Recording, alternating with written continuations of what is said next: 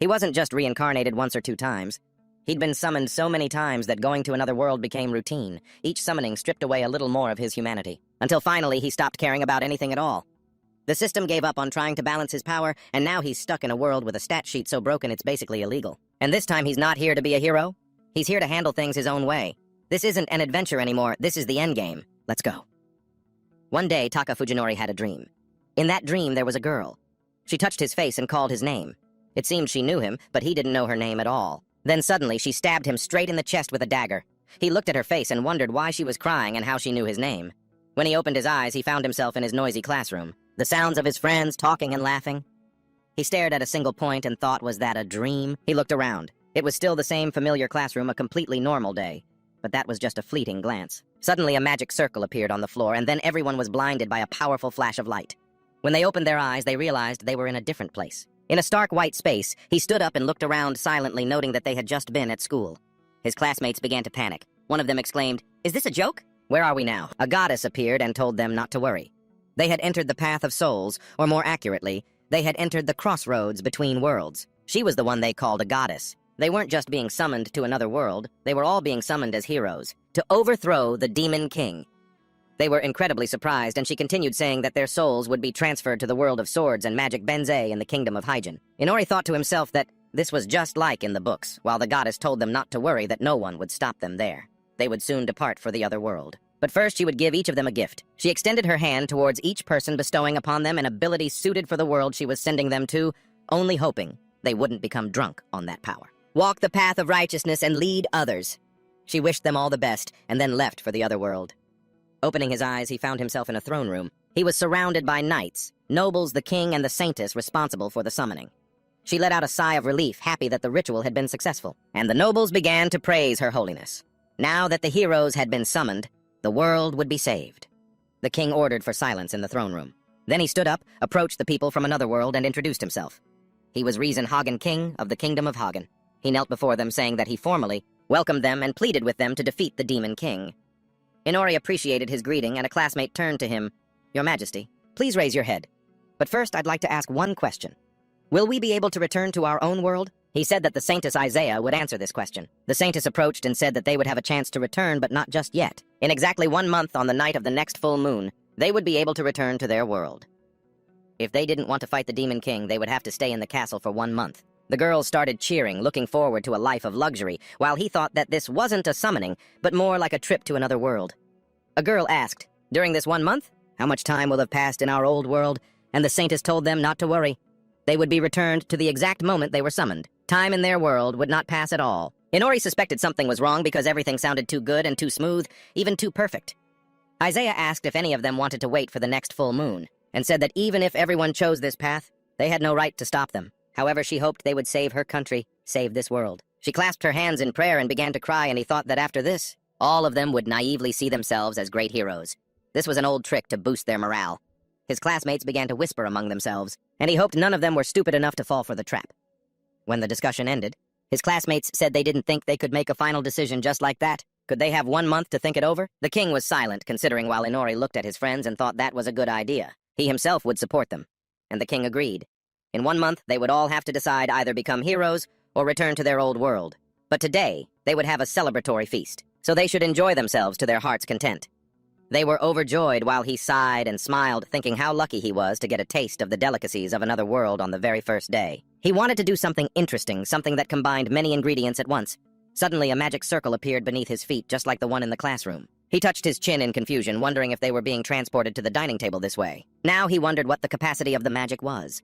Could he use it to collect all the delicious food? He wanted to try some fantasy world food.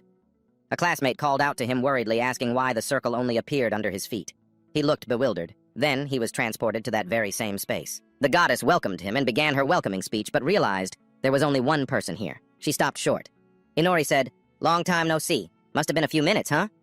She pointed at him in confusion and realized he had been here before. This confused her, as it shouldn't be happening, while he asked if she had summoned him again. She said that might be the case, then held her hand out to him and said that regardless, the rules were the rules. Since he was summoned, he had to receive a gift. A magic circle appeared under his feet again, and she remarked that this was truly a mysterious case. She said her goodbyes and wished him luck, but he said, "It seems you don't really understand what you're doing." He was transported to another world, to some kind of laboratory. He noticed that the last summoning circle was purple, but this one was yellow.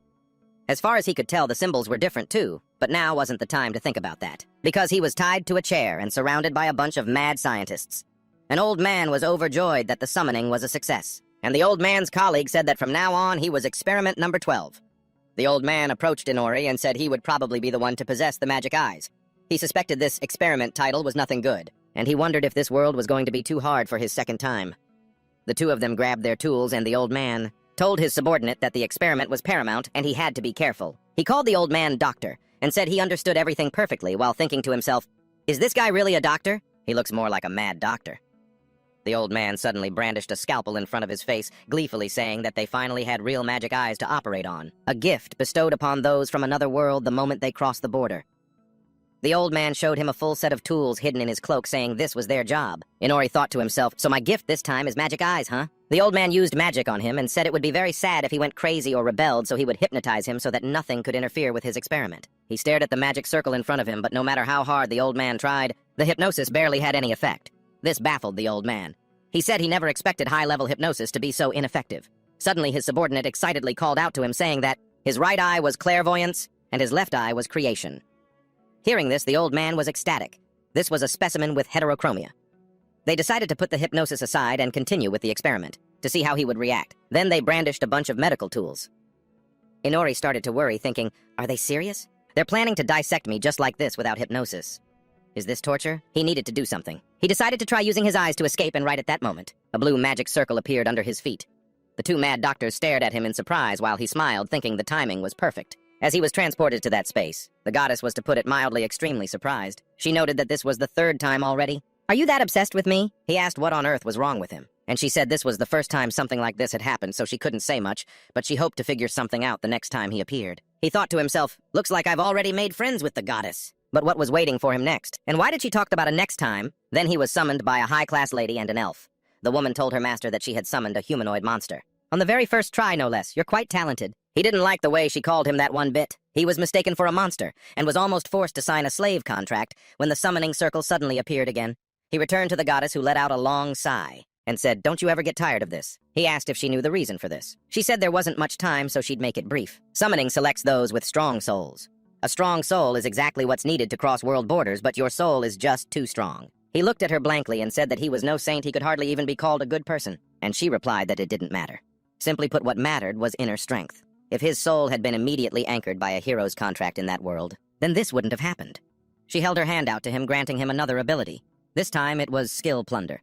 This time he was summoned by a beautiful girl, and as a result he received 4 gifts. He also tried to form a contract before being sent back to the goddess, but the magic circle appeared even faster. On the 5th summoning, a girl used dark magic to summon him. It seems your gift has something to do with this. For the 6th time, you somehow managed to become the Demon Lord, revived by your loyal followers. But you quickly returned to the goddess, and she noticed you'd collected quite a few. Quite a few of her gifts, that is. You agreed with her, and then she declared that the next time would be the last. So as a farewell gift, she would combine all of your skills together for when you're summoned. You should take a look at your system right away. You'll understand what she's talking about. This time, he found himself once again in a world of sword and sorcery. Hearing the king's voice welcoming the heroes, he quietly rejoiced that things would be fine this time. But he was confused when he saw 3 unfamiliar high school students standing beside Shinzaki Ryuto. He looked around, not understanding why they were in the castle, while Karasawa Tamaki, seeing a familiar face, immediately approached them. A girl named Isobe Aoi was also there with them. Looking at the 4 of them, the king was confused because there were supposed to be only 3 heroes. Hearing this, Inori thought to himself, there are 4 of us and the other 3 know each other. He frowned and muttered, don't tell me I was just thrown into this group to make up the numbers. Everyone immediately turned around when they heard him speak. Then the king pointed at him and asked, what is the meaning of this? 3 heroes and 1 commoner. He replied that that was exactly it, and the king, looking puzzled, asked what he meant by saying he was thrown in with the others. And then his daughter Amanda stepped forward. She turned to the heroes and asked if they were from another world. She, the first princess, had personally summoned them, so they should be grateful to her. He thought to himself, another old cliché, an arrogant princess. She raised her hand and grandly declared that she had summoned them to this glorious kingdom of the rising sun. Besides humans in this world, they would encounter demi-humans and demons, and they must know that the demons are the enemy. Under the leadership of the Demon Lord, they have established their own country and are invading human territory. And so the central power of the Maka Empire has ordered all nations within the empire to summon heroes, but only girls of royal blood. Tuts can summon heroes. That would be her. Each nation trains its own heroes to build an army and fight back against the Demon Lord. She smiled and asked them what they thought of the plan. She just knew it was a brilliant idea. Inori looked at her skeptically and thought, so they're banking on quantity, not quality? They're hoping that at least one of the heroes will succeed. That's their plan. The princess continued saying that they, the representatives of the Kingdom of the Rising Sun, must stand proud and become stronger to overthrow the Demon Lord. He pursed his lips and silently begged her to stop. He could barely stop himself from laughing every time he heard the name of this country. Ryuto turned to Her Highness and asked for permission to ask a question. Could they return to their own world? She told him that she'd be brief. There is no way back. This threw the three of them into a panic while Amanda asked with confusion why they would even need to return. They should be grateful. They should. They had everything they needed to become the respected heroes of the kingdom. Inori felt uneasy and wondered what she meant. No way back. They should really take a page from the Haegun Kingdom's book. The king apologized for rushing things and asked them to touch a stone tablet. It would identify the blessing he had bestowed upon them. The royal mage brought the tablet towards them, and he began to observe. Ryuto's was revealed to be the limit break blessing. Aoi's was barrier creation, and Tamaki's was magic compatibility. When he touched the tablet, it revealed that his blessing was dowsing. The king was confused, and so was he. He had received an interesting blessing. It didn't fit in at all with the other three. It was as if he were a thief, not a hero. Afterwards, they were taken to have their physical strength and magical power measured. Ryuto showed superhuman physical results, while Aoi and Tamaki revealed inhuman magical abilities. His extraordinary magical power, however, ended up at a completely normal level, making him feel that his body before the summoning was much stronger. He even lost to the girls in the sports tests. How humiliating. Though this was to be expected. There was a reason they were heroes. Afterwards, everyone decided to gather in Ryuto's room to discuss their next steps. As soon as Inori entered, he looked around and noticed this room was much larger than his own. Tamaki's voice cut through his thoughts. She asked Ryuto, "What is he doing here? He's no hero. He doesn't have any power at all.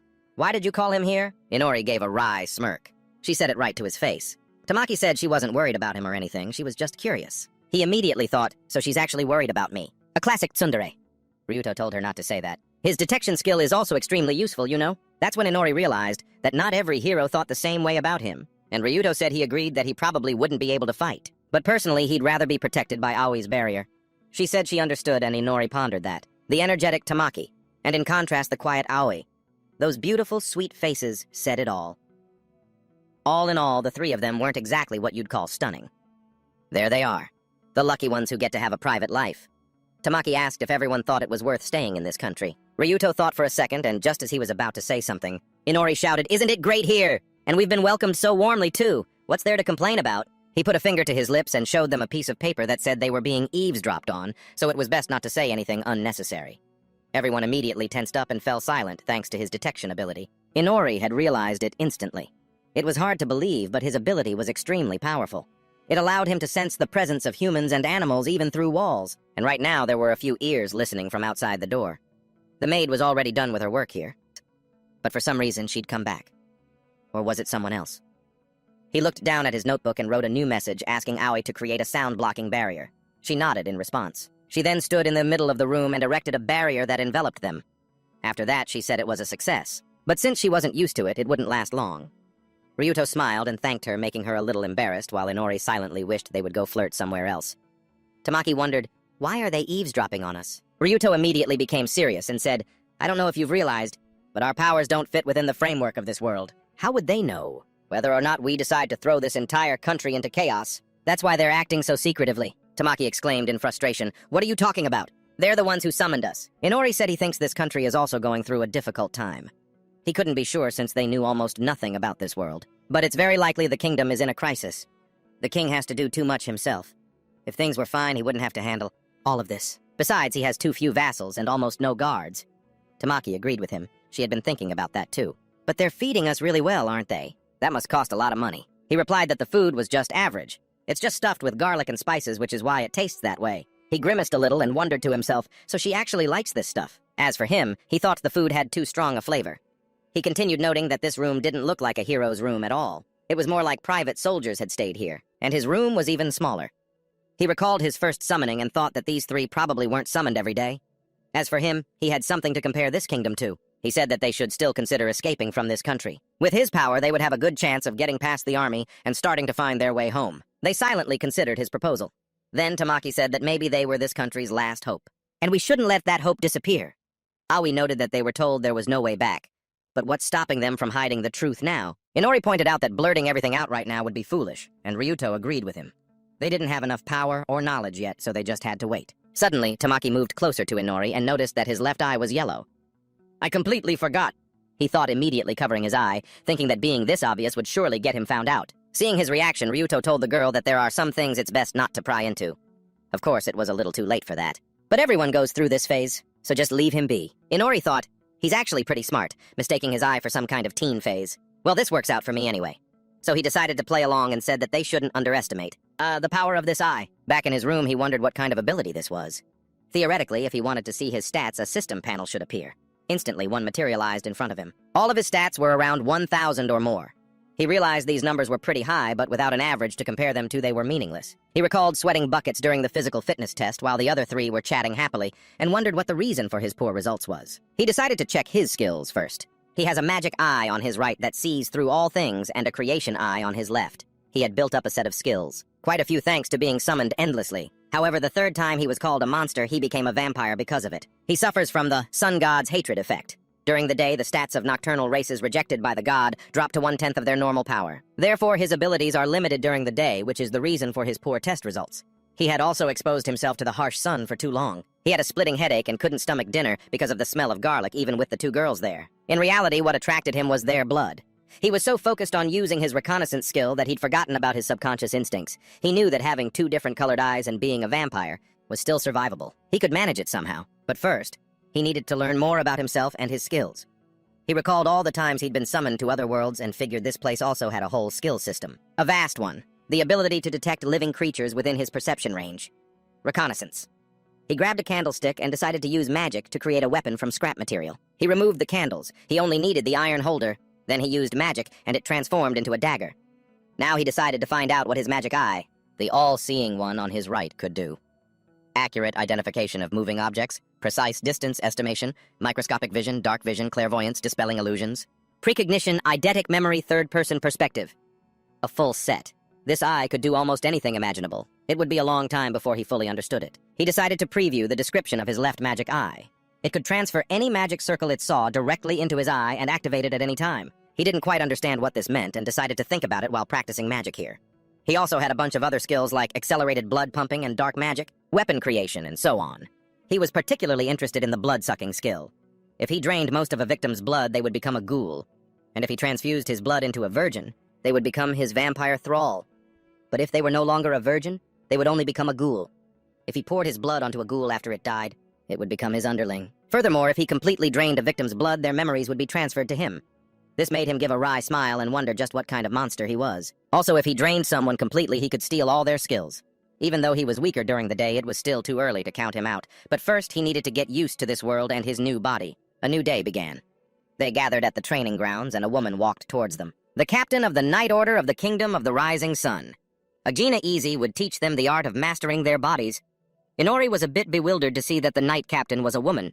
He thought a fantasy world is a fantasy world, I guess. But is this the result of an economic crisis or an effort to change public opinion? Asuna said she understood the girls were inclined towards magic, but they still couldn't neglect the basics of body control.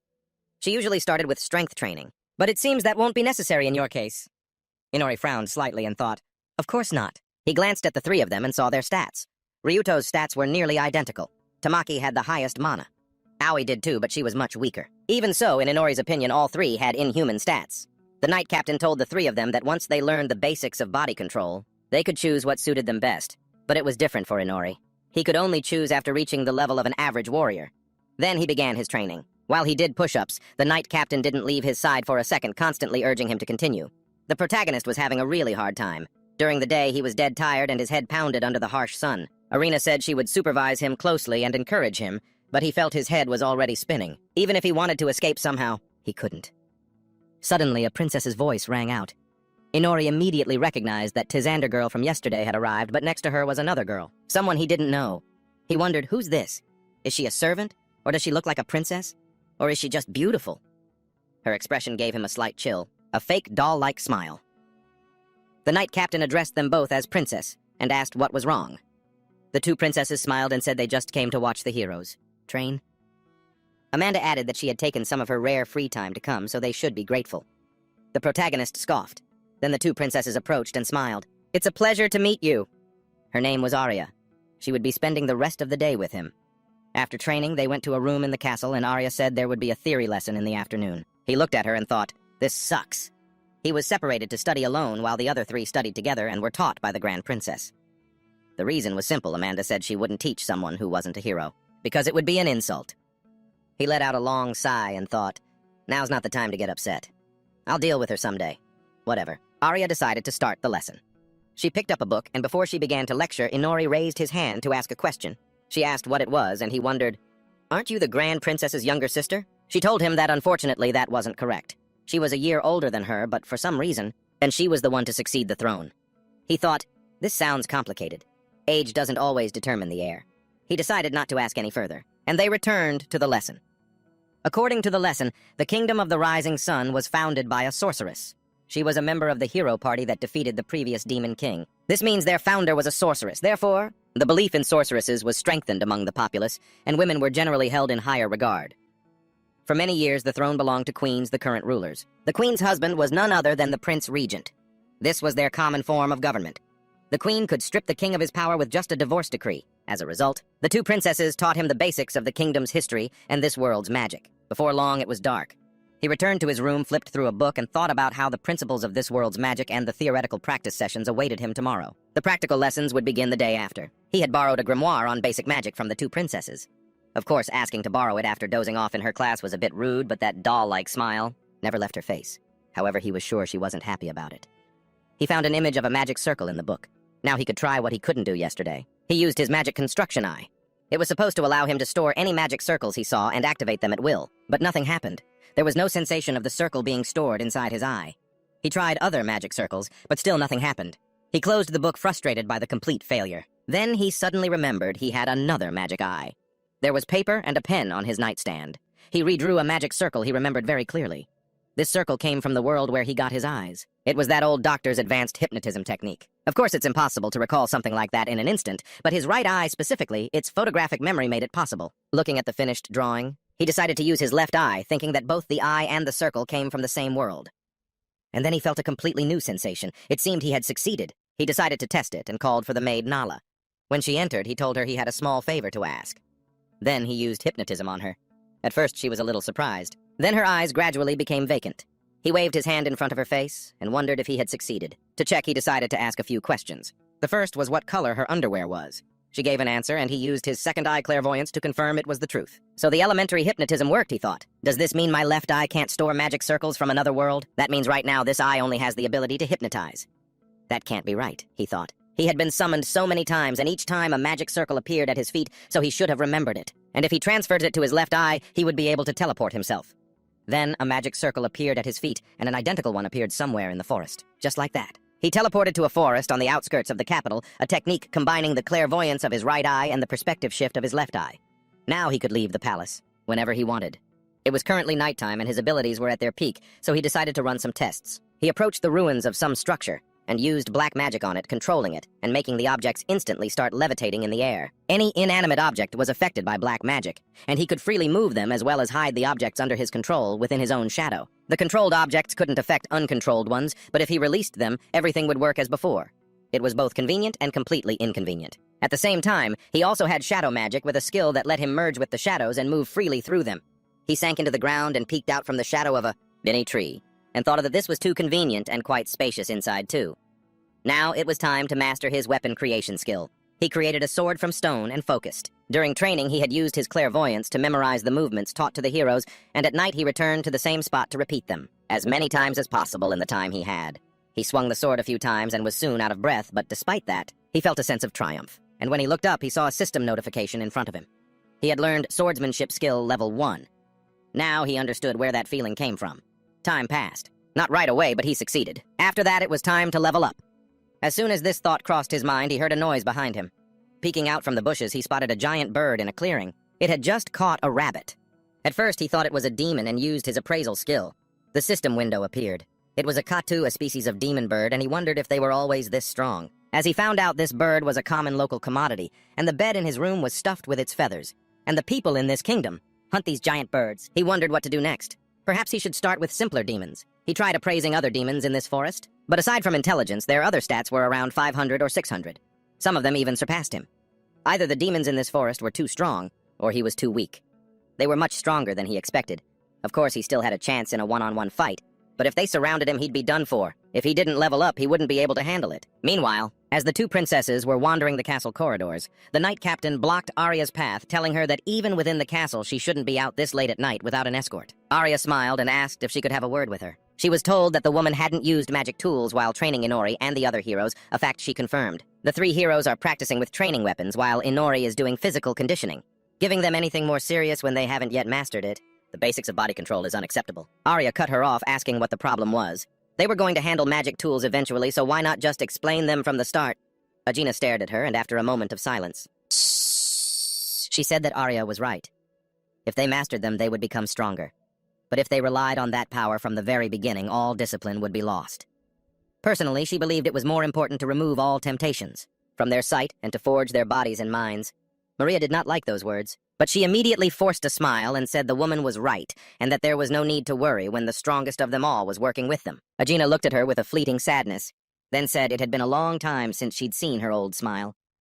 The princess fell silent, then turned away and said her smile hadn't changed one bit. Agena cautiously asked what she thought of the future queen, and she glanced at Amanda's portrait, saying that of course she was talented and had her own principles and beliefs. The people love her, and she is worthy of the throne. She asked if she truly thought so. The princess retorted, asking what she was talking about. One never knows where they might fall someday. The kingdom will one day consider your words an insult. She replied that she understood. Then the princess left, and she silently told her not to worry about that. 2 weeks had passed since they were summoned to this world, and all three of them were training at a rapid pace. Ryuto had bonded with his sword and was now being taught only swordsmanship. Tamaki chose a magic staff which, in theory, should help her focus her incantations, but in her case, the staff was no different from a regular club.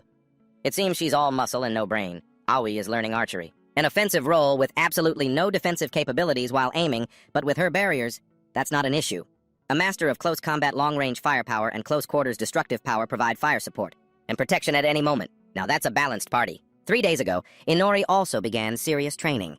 Not in swordsmanship, but in techniques for daggers and thrown weapons, stealth training, and occasionally disarming traps. As he understood it, they wanted to make him a scout, which made sense, since that role, combined with his detection ability, was a perfect combo. As for his other abilities, he didn't need a babysitter to develop them.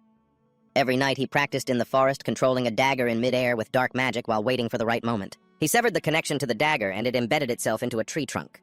Watching this, he thought that his daytime lessons were almost impossible to apply in practice, and they barely stuck in his head.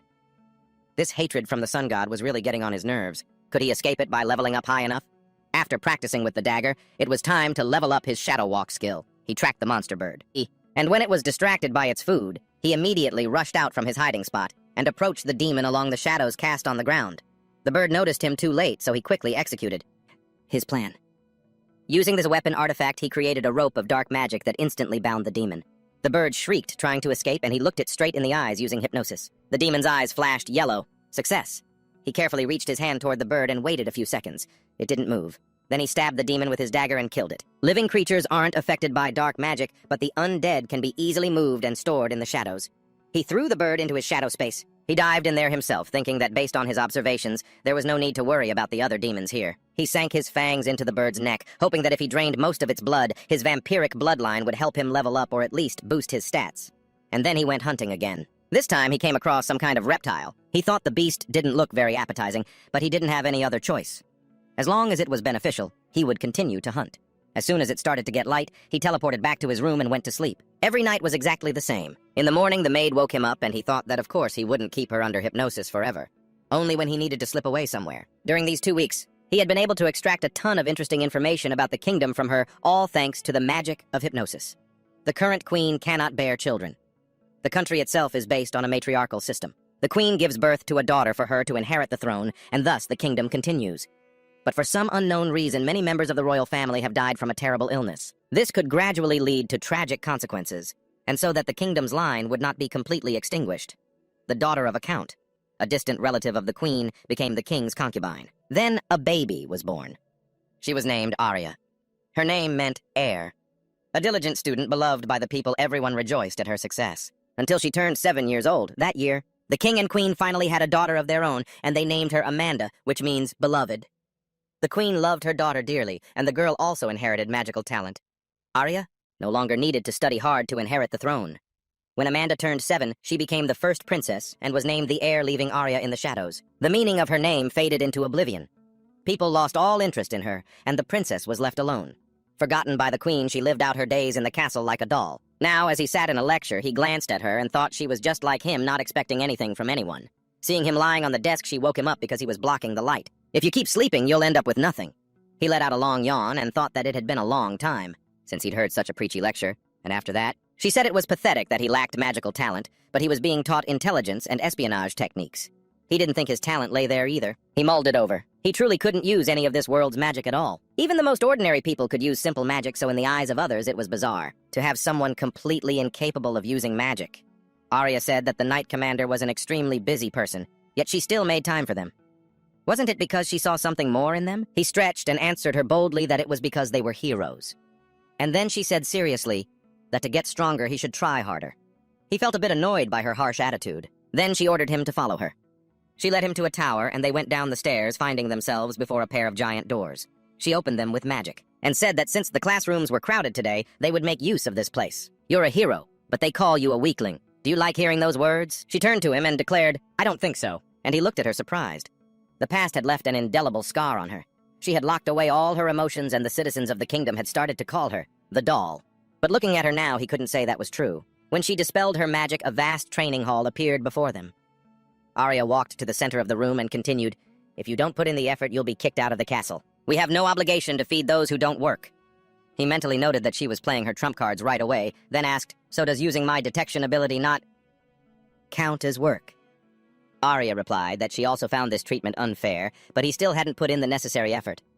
Is it really that hard for you to straighten yourself out a little? This blessing isn't something everyone gets. He recalled dozing off in her class and training at night, then replied, I'm doing my best, you know. She clenched her fists anxiously as he added that he was a far cry from the other 3 heroes. And I'm not exactly a great student either. Everyone has their limits.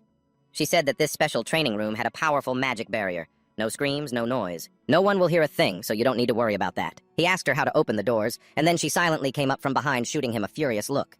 Then she kicked him hard in the back, slamming him against the doors. He turned to look at her bewildered as she exclaimed that he hadn't even smelled the smoke of battle yet. If he got kicked out because of his own failings, his life would be over the moment he met his first monster. Even if you're not as cool as them, live with what you've got and don't give up. He looked at her and thought that she wasn't a doll, but a truly noble girl. She cried out, You have a chance to change, don't give up. This made him smirk, then laugh out loud as he said, You're a good person. Her face immediately flushed red at his words, and he said that he'd underestimated her. He never expected her to be so passionate. She suggested they stop getting on each other's nerves, and he told her not to worry. He loves life more than anyone, just like her. She looked at him in surprise, and after a moment of silence said that perhaps she had underestimated him too. For some reason, she felt he was unbelievably strong. He said that him being kicked out was true, but he would figure out what to do about it. He wasn't planning on leaving just yet, because his information gathering still wasn't complete. When it was time for the next training session, he decided he would find a way to prove the importance of his detection ability. But the problem was, actual combat practice in real dungeons hadn't been scheduled yet. The session ended, and as he caught his breath, he thought that maybe he should ask the Knight Commander to persuade the Queen. Maybe then his voice would be heard. Adriana led him to her office to talk, and when he told her his request, she said it would be difficult. He asked if she thought his abilities weren't enough for this. He admitted that he didn't have much motivation for daily training, but she cut him off before he could finish saying he was mistaken. She didn't underestimate him at all. Did he want to join the Knight Order? He was very surprised by the offer, and she said that his abilities would be indispensable on the battlefield. They would help him in the position of a knight, whether exploring dungeons or fighting the Demon Lord. He would grow stronger with each experience. The difficulty wasn't that she didn't want to help, but that she had no way to influence his situation. But if he quit being a hero and became a soldier, he would start to forge his own destiny. That way he could avoid being banished. He understood that if he agreed, he'd have to shoulder a mountain of responsibilities, and that didn't suit him at all. He replied that he really appreciated her offer, but needed more time to think. She agreed and told him to come find her when he had nowhere else to turn. He had made his position clear before he left. Agina walked to the window and confirmed this. A few days passed. Inori was sitting through another class, half asleep, when someone asked if the heroes from the neighboring country were coming. What would they be doing here? The princess said that tomorrow there would be a meeting she would also be attending, so there would be no classes or training. He was surprised by the news. She smiled and told him that he wouldn't be there either. He wondered why. He immediately understood what was happening. He was redundant. The next day, the guests from the neighboring country were welcomed with great ceremony while Inori watched the celebration from a window. He thought resentfully, so much for their financial crisis. Was there really no room to invite him? But honestly, who would want to explain to the guests why another hero had suddenly appeared alongside the other 3? There would be an investigation, and he didn't need any more trouble. Sighing heavily, he got out of bed thinking that he didn't like sitting on the sidelines watching others have fun at all. He used his all-seeing magic eye to see what was happening in the palace's grand hall. He saw the princess in her usual attire looking bored. He noticed his favorite instructor was also dressed up. He then immediately recognized the forced smile on her face. He surveyed the lavish appetizers on the table, which made him feel disheartened. Thanks to hypnosis, he had learned from Nala that this welcoming ceremony was one of the main causes of the economic crisis. The queen loved to show off in front of other nations and absolutely refused to listen to the king's concerns about it. And then he noticed a few strangers standing next to Ryuto and the girls. Those must be the visitors. One guy stood out from the trio. He had long bangs that reached his nose, looking really gloomy. They might get along. Then there was the blonde guy. He's Japanese, isn't he? To find out, he used his appraisal skill and saw his name was Dead Masayoshi, meaning justice. Isn't that name a bit too flashy for this guy? Seeing him start to yell at Ryuto, he wondered what he didn't like about him. He couldn't hear anything. Maybe he should try reading his lips. An angry Masayoshi ordered them to bring Inori here immediately to challenge him to a match when the party was over. He was summoned to meet the heroes. As soon as Masayoshi saw him, he immediately challenged him to a duel, surprising everyone present. His own comrades felt a little embarrassed. Inori asked for the reason, and he replied that he wanted to prove to the goddess that he was unworthy. Inori asked him which goddess he was talking about, and he told him not to play dumb. You were there too, weren't you? In the white void where you met her. He asked what that had to do with the match, and he proudly replied that he had proposed to her. Then he grabbed Inori's shirt and shouted in his face that she said she'd consider it if he defeated him. He let out a long sigh and thought that he was starting to understand what was going on. Then he said, simply put, that goddess has dumped all her problems on me. He swore that the next time they met he would get his revenge on her. And then a confused Ryuto asked, what white void? Masayoshi's comrades didn't know anything about a goddess either, and Inori found this strange. Were they summoned differently? He decided to put an end to this, and told the other guy that he didn't really understand what was going on, but he accepted the challenge. He was overjoyed and said that changed everything. Then he asked if he had decided on the type of match. Based on his reaction, he hadn't thought about that at all. And Inori said that his blessing was completely unsuitable for conventional battles, and unlike the other heroes, he possessed the body of a very ordinary person. A simple one-on-one duel was clearly not suitable for them. However, if he was the type of hero who enjoyed tormenting the weak, then that was a different story entirely. Masayoshi shouted that he would accept any condition, and all the heroes were surprised to see him agree so quickly. This only benefited Inori. He said there must be a dungeon near the capital where the knights train. The winner would be the one to defeat the first-floor boss first. Masayoshi smiled confidently and agreed. Meanwhile, Ryuto whispered to Inori, "Are you sure about this? This isn't just reconnaissance. How do you plan to beat the boss with your abilities?" He replied that everything would be fine. He already had an idea. In the end, he agreed to a duel the next day. But after the match, the queen summoned him because he had suffered a humiliating defeat. She began to scold him. "You voluntarily changed the venue for the duel, yet you lost so disgracefully." The queen was right. This guy was too strong. His swordsmanship, which allowed him to cut down anything in his path, was on par with the knight commander's own skills. Even the boss of the first floor could barely do a thing. Masayoshi dealt with it instantly. Inori, on the other hand, had snuck past all the monsters thanks to his detection ability. The traps and even the boss monster. From the outside, it looked like a pathetic failure. The very people she trusted had vouched for him and spoke of his untapped potential. But now, having damaged the nation's reputation, that time is over. She wouldn't be giving him any more chances. A suffocating silence filled the throne room for a few seconds. Then the queen loudly declared his banishment from the kingdom, but he just smiled in response. Everyone around them kept a stone-cold expression. They had anticipated this. The queen asked him if he had any objections, and he replied that he did have one. Damaging the country's reputation. What was that about? She reminded him that he did in fact lose the match, and he agreed with her. But the only thing at stake was dignity. She didn't understand what he was saying, and he explained that he was talking about the dignity of being the goddess's man. There was an agreement that this match would be kept secret from everyone but them. First of all, he was no hero. He was someone who hadn't even been publicly introduced to the people of the country, and clearly he wasn't the one who shamed the kingdom or her majesty. This match was basically just a simple farce. However, this didn't mean he was just going to sit back and take it. After he spoke, guards entered the throne room. They placed 2 sacks overflowing with gold coins and precious gems at his feet, and he said that he'd brought back a little souvenir from the dungeon, seeing such a huge amount of gold. The queen and the princess's jaws dropped in amazement, while Inori said that this was treasure from the first floor. He couldn't compare to the hero, but he couldn't leave empty-handed either. Pleased with the spoils, the queen began to inspect the gold. He smiled, saying that thanks to his blessing, it was a piece of cake, and all of this was done to show them its value. The 2 princesses were extremely surprised. She thought he was going to be kicked out for sure. And so the troublesome guest, satisfied with his victory, returned to his home country. And since there were no more obstacles, meaning the threat of exile no longer loomed over Inori and him, he could start hunting in earnest. That very night he set out into the forest. It had already eaten someone. He emerged from the shadows thinking that he was starting to get tired of these birds, when he noticed something strange. He looked around and thought, is something wrong again? What surprise does this forest have in store for me this time? There were only trees around, so he couldn't tell right away. But his detection skill was pinging non-stop. He stroked his chin thoughtfully and realized this was no longer about his detection skill. Something else would help him here. He used his all-seeing demon eye to dispel any illusions and saw a magical dome in front of him. Now he understood the source of that piercing sensation. Was his detection skill working so poorly because he got it from this world? No, and no kind of protection works against the all-seeing demon eye anyway. He wondered what was inside. Probably demons stronger than those birds. He decided he'd go in for a quick look right now. After all, he could escape at any time, at that very moment. A pack of wolves was prowling nearby. They sensed his intrusion. As he stepped inside the barrier, he immediately heard the rustling of leaves. A few gray wolves burst from the bushes towards him. He instantly merged into the shadows, thinking excitedly that he'd never faced a whole pack before. He created black threads from his shadow, quickly dispatching the wolves. When it was over, he touched a wound on his face and winced in pain, thinking that even a single one was very strong. There was a whole pack here, but he still managed to handle them all. After hiding the wolves' bodies in his shadow space, he began to sink into it himself. He thought that if things went well, he wouldn't need the birds anymore, but just in case he needed to bring one back to check. And with that, he went deeper until he reached a lake. In the middle of it was an island with a giant tree. He glanced over, hesitant to go further, feeling like a final boss was about to appear. He decided to pretend he didn't notice anything and took a step forward. Instantly, a giant wolf leaped out of the forest and attacked him.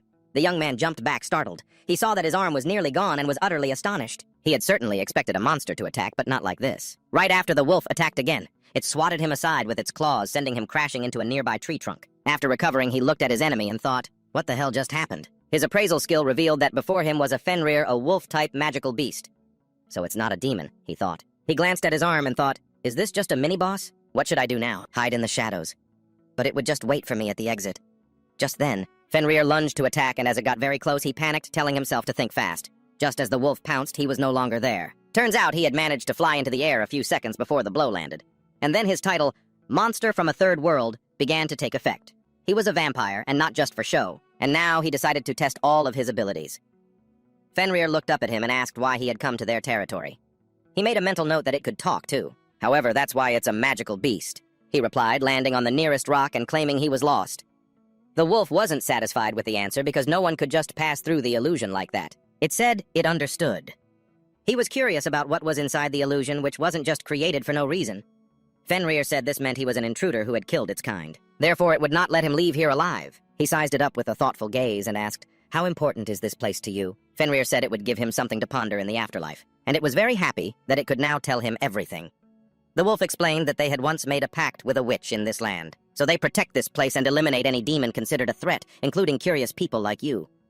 Don't resist. Death will come gently. Otherwise, you'll end up like your arm. But when it saw what had happened to his arm, it immediately fell silent, confused. While it was rambling on, Inori had managed to heal all his wounds without it even noticing. He immediately realized it was thanks to his vampire abilities and said, I didn't expect my recovery to be this powerful. Fenrir gritted its teeth, wary, realizing he was clearly not human. Then it lunged at him, screaming that he wouldn't escape from here anyway. He hadn't expected the attack to be so sharp. He instantly dodged to the side just a moment before the wolf's powerful jaws could snap shut. It was all thanks to his right eye, which could see its attack. But at this rate, it was going to be tough. He flew higher, thinking that even with flight, it would be hard to get past the cliff. Trying to glide down to the edge of the forest, he suddenly dropped in altitude, and Fenrir turned back to watch him from the top of the cliff. Then Inori saw something shiny flying toward him at high speed. He quickly threw his arm over his face to defend himself as these sharp projectiles shredded the trees around him. It turned out Fenrir had launched clusters of razor-sharp fur at him. He cried out in pain as a few clusters still lodged themselves in his body. Before he could even catch his breath, Fenrir appeared right in front of him with a deafening roar. Dodging the blow, Inori thought that hypnosis wouldn't work on it either. It was too aggressive. What was he supposed to do? Seeing the waterfall ahead, he realized he'd run into a dead end. This made him extremely worried. Meanwhile, the wolf was right above him. It whipped its tail, launching sharp clusters of fur at him. They punched large holes through his wings, making it grin as it lunged forward to take his life. He waited for it to get closer, then pulled giant wooden stakes from the shadows. Fenrir was taken by surprise. It barely managed to dodge, and Inori said it was a good thing he'd prepared all these things for self-defense. However, victory was still a long way off. His wounds began to heal again. The wolf bared its fangs threateningly. He wanted to teleport right now using a magic circle, but his left eye was currently set to hypnosis mode. And to change the effect, he needed to look at the teleportation circle with his left eye. Therefore, he needed to find a way to buy time. He pulled out the knives he had prepared from his shadow space, and thought, I just have to stab it. He then swung his arm, throwing the knives at Fenrir, who was slowly walking toward him, saying it was starting to get curious about what he would do next. The knives simply bounced off its fur. Inori grew anxious, and as the wolf pounced, he dodged to the side, pulled out more knives, and ran for his life. The knives bounced off its body again. "That stuff can't kill me," it said, then whipped its tail, launching sharp needles at him. He immediately threw his hands up in front of him, and when a needle struck his abdomen, he realized trying to protect his whole body was useless. His heart and legs were all that mattered. The wolf, enraged, cursed him for being so stubborn. Then Inori waved his hand, casting a net of black thread over it and the entire area. The trees shook and cracked under the tension of the threads, and the wolf couldn't move. It roared fiercely while he silently celebrated having managed to hold it down. But just then, another cracking sound echoed. The threads broke the trees, then snapped, freeing Fenrir. The wolf roared that it was all useless and lunged, leaving him to wonder how it broke the black threads. Now he had only one option left. He created more threads and began tying them around the surrounding trees, making sure the wolf couldn't catch up to him. He hoped it would work. Then he climbed a tall tree while Fenrir shouted that hiding in the sky was foolish because he had just become an easy target. Meanwhile, Inori activated his left eye. The threads glowed yellow, radiating with magical power. When a magic circle appeared beneath the wolf's feet, he smiled and said, "The rewriting of the circle is complete." He used the movement magic of his left eye, and as a magic circle appeared behind him, he began to vanish into thin air. The wolf watched him in surprise and exclaimed, "Trying to run away." He appeared right above it and replied, "I thought about it, but I decided against it." With those words, he plunged the knives into its eyes, robbing the beast of its sight. Feeling the searing pain, Fenrir shrieked in agony. Inori smirked and said, "I don't like being on the losing side." The wolf furiously destroyed everything around it, roaring, "How dare you!" He dodged its tail and thought, "It doesn't like this, huh?" He climbed a nearby tree to observe it, but when the wolf glared in his direction, he was confused. Could it actually see him somehow? Fenrir seemed to read his mind and said, "You're wrong. I can smell you." He gave a wry laugh, feeling its intense killing intent. Then the wolf's mouth appeared right in front of him.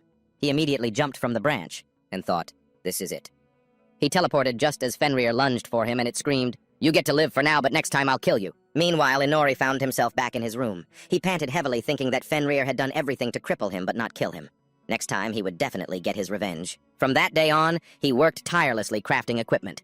Sneaking into Armory number 5, he got some metal and a few other materials. He also took the opportunity to grab some of Fenrir's fur, just in case. Even though it would be extremely difficult, he placed the clump of fur on the table and used appraisal. Under the influence of magic, the object was granted extraordinary properties. Crystallize, harden, shrink. He channeled mana into the clump of fur, and it turned into several needles. Now he understood why he couldn't pierce him. He was completely covered by this fur. He decided to craft a weapon from it, and black threads appeared before his eyes. But with a unique effect, Gleipnir would crystallize on contact with any magic not strong enough to break the threads. He looked closely at the weapon, thinking that, according to legend, this was the very thing used to bind Fenrir. Could he really get his revenge with this? An idea popped into his head. He'd make gloves from these threads. They would activate their special properties on contact with magic dark enhancement, crystallize, harden, and constrict. He experimented a bit, and now some parts glowed when they crystallized. Forming a beautiful magic circle, he got the idea to make a few more items from these threads. And just like that, he had a full Gleipnir suit. Now he was ready for revenge. Shortly after, he headed into the forest, and Fenrir turned around when he heard the sound of his teleportation. He greeted him, saying it had been a while. Fenrir asked if last time wasn't enough for him. He never thought he'd see him back here. Fenrir lunged at him, but he just smiled and remarked, "Your eyes are really beautiful now." Fenrir answered the taunt with a strike, roaring for him to shut up. He dodged the blow, surprised that even while blind his attacks were so precise. Fenrir said this was the second time he had trespassed on their territory, but this time he wouldn't let him leave alive. He thought to himself, so my trespassing angered him more than being blinded. He's so resolute. His principles are so wonderful that now he's dead set on killing me. The wolf charged to attack while Inori summoned a pack of wolves from the shadows. When they attacked Fenrir and began to tear at his flesh, he was stunned, not understanding what was happening. He smirked and asked, "You can feel that, can't you? Even without eyes, it's clear how warmly your own kind is welcoming you." Fenrir roared in fury, "What did you do to them?" He replied that he'd done many good things for them. "Now they're my useful little servants." Fenrir unexpectedly kicked the pack of wolves off of him. It was something Inori hadn't expected, forcing him to jump aside to dodge the blow. This time, the damage was reduced. The suit didn't completely block the hit, but it did its job. Enraged, Fenrir charged at him. He blocked the attack, and then a pack of shadow wolves ran out from the bushes as Fenrir lunged at Inari. As he was catching his breath, Fenrir shouted that this was revenge for his brethren. He immediately teleported, and Fenrir bit a log to pieces, instead roaring in frustration that he'd escaped again. Sensing a magical fluctuation from above, he put all his strength into his legs and leaped up. But he said, "I'm not running away, you're mistaken." Fenrir suspected something was wrong, and then a net of threads crashed down on him, forcing him to the ground. Inori had already managed to spread his threads throughout the area, and the shadow wolves had kindly lent him a hand. That's why Fenrir couldn't sense anything, not even his own kind, and began to panic. He asked him what this was and received the answer that it was thread woven from his own fur. Now the wolf could no longer escape. He waved his hand, ordering Gleipnir to constrict. The threads began to tighten, slowly wrapping around the wolf's body. In the end, he couldn't resist the power of Gleipnir and was pinned to the ground. He growled, trying to struggle, but it was useless. He landed near him and said tauntingly, "It must be hard to smell something made from your own fur, huh?" He had intentionally angered him, constantly taking hits, all just to completely distract him from the trap. And then at the last moment, he teleported out of it. Leaving him in his own net, he wished him luck. He tightened the threads and the shadow wolves stepped forward to send off their comrade. Fenrir said that he had tried so hard to live, but now the oath was broken. Time passed. Inori drank all of his blood. His level increased by 5, and he also received a few skills from the battle. Now his skill list had a new unique skill, Vessel of the King. Suddenly a voice spoke from below. It was one of the shadow wolves. He was surprised to see they could talk, and the wolf apologized for calling out to him so suddenly. He thought, so this is because of Vessel of the King. Are they my subordinates now? He wondered what it wanted, and it asked if he had the ability to turn their former master into a subordinate, just like them. Inori looked at Fenrir, and the wolf said that his master had protected this land until his death, fighting to protect them. They also wanted him to serve alongside them. He promised the wolf that he would try to do so, and the wolf thanked him. He then let out a long sigh, thinking, there probably won't be any consequences from this. He felt extremely tired. Afterwards, he returned home and ate with the other heroes. During the meal, they started talking about the princesses. Ryuto said that he had been thinking about it, but it seems the princesses don't get along very well. Tamaki said it's more like the two princesses are too hard to approach, and Aoi gave a strained laugh agreeing with them.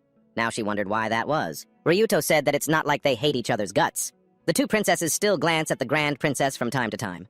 Inori was poking at his food with his fork, his mind preoccupied with the pile of garlic on his plate. Suddenly, Ryuto said that it was time for their Inori to step up. He immediately shot his head up from his plate and asked indignantly, "What does this have to do with me? You've got 2 girls right in front of you. You should go ask them." Ryuto pointed out that they weren't as close to her as he was. "You're being tutored by her, so you should talk to the Grand Princess and bring them together. Bring them together." He exclaimed that arrogant princess would never agree to talk to him, and Ryuto told him not to worry, he would ask her to listen to him. You doubtfully asked him how he was going to do it, and he laughed, saying it'd be a piece of cake because the Grand Princess is crazy about Shinra Kiryu, but the girls didn't like what he said, and watching their reactions, Inori felt that Ryuto was really losing his appeal. That guy said that of course there was a reason for everything. How about a 7-day vacation? He would personally ask the Grand Princess about it. Inori agreed in a flash, and soon it was time to meet the princess. He knocked on the door thinking he had agreed too easily. But what now? The arrogant princess told him to hurry and come in, saying Ryuto had already told her about him. He stepped into the room thinking that once he closed this door, there would be no turning back. Amanda said she was giving him a chance to speak with her, so he should be grateful. He glanced around this room and thought that unlike others, this room looked luxurious, but lacked any sort of stylistic unity. Noticing his pensive look, she smirked and asked if he was struck dumb. Of course, after all, the room was filled with things he had never even dreamed of. He pointed to a very noticeable vase and asked if she liked it. She confirmed this, boasting that it was a gift from the Queen Mother, and that royals from all over the world didn't need to buy anything for themselves. Remember that. He decided to get straight to the point to get out of here, as soon as possible, and asked if she was worried about her current relationship with the 2 princesses. She looked away, saying with some embarrassment that she wasn't worried at all about what was happening with them. So what did he want to talk about? Right then he realized that this wasn't going to be easy to resolve. Amanda said she heard he came to reconcile them, but it wasn't like she wanted to make peace with them. He asked irritably what she meant, that she didn't want this at all. Embarrassed, she started fidgeting with her hair, and said it was none of his business. He wearily covered his face with his hands, thinking this wasn't going to work. He needed to play his trump card. He said it was all Ryuto's fault. He'd arranged everything so he could help her, but if she didn't want it, then so be it. Of course, when Ryuto finds out about this, he'll be sad that all his efforts went down the drain because of her words. Amanda grew anxious and told him to wait, that she was just about to start explaining things to him, but he was too impatient. He finally got her to open up.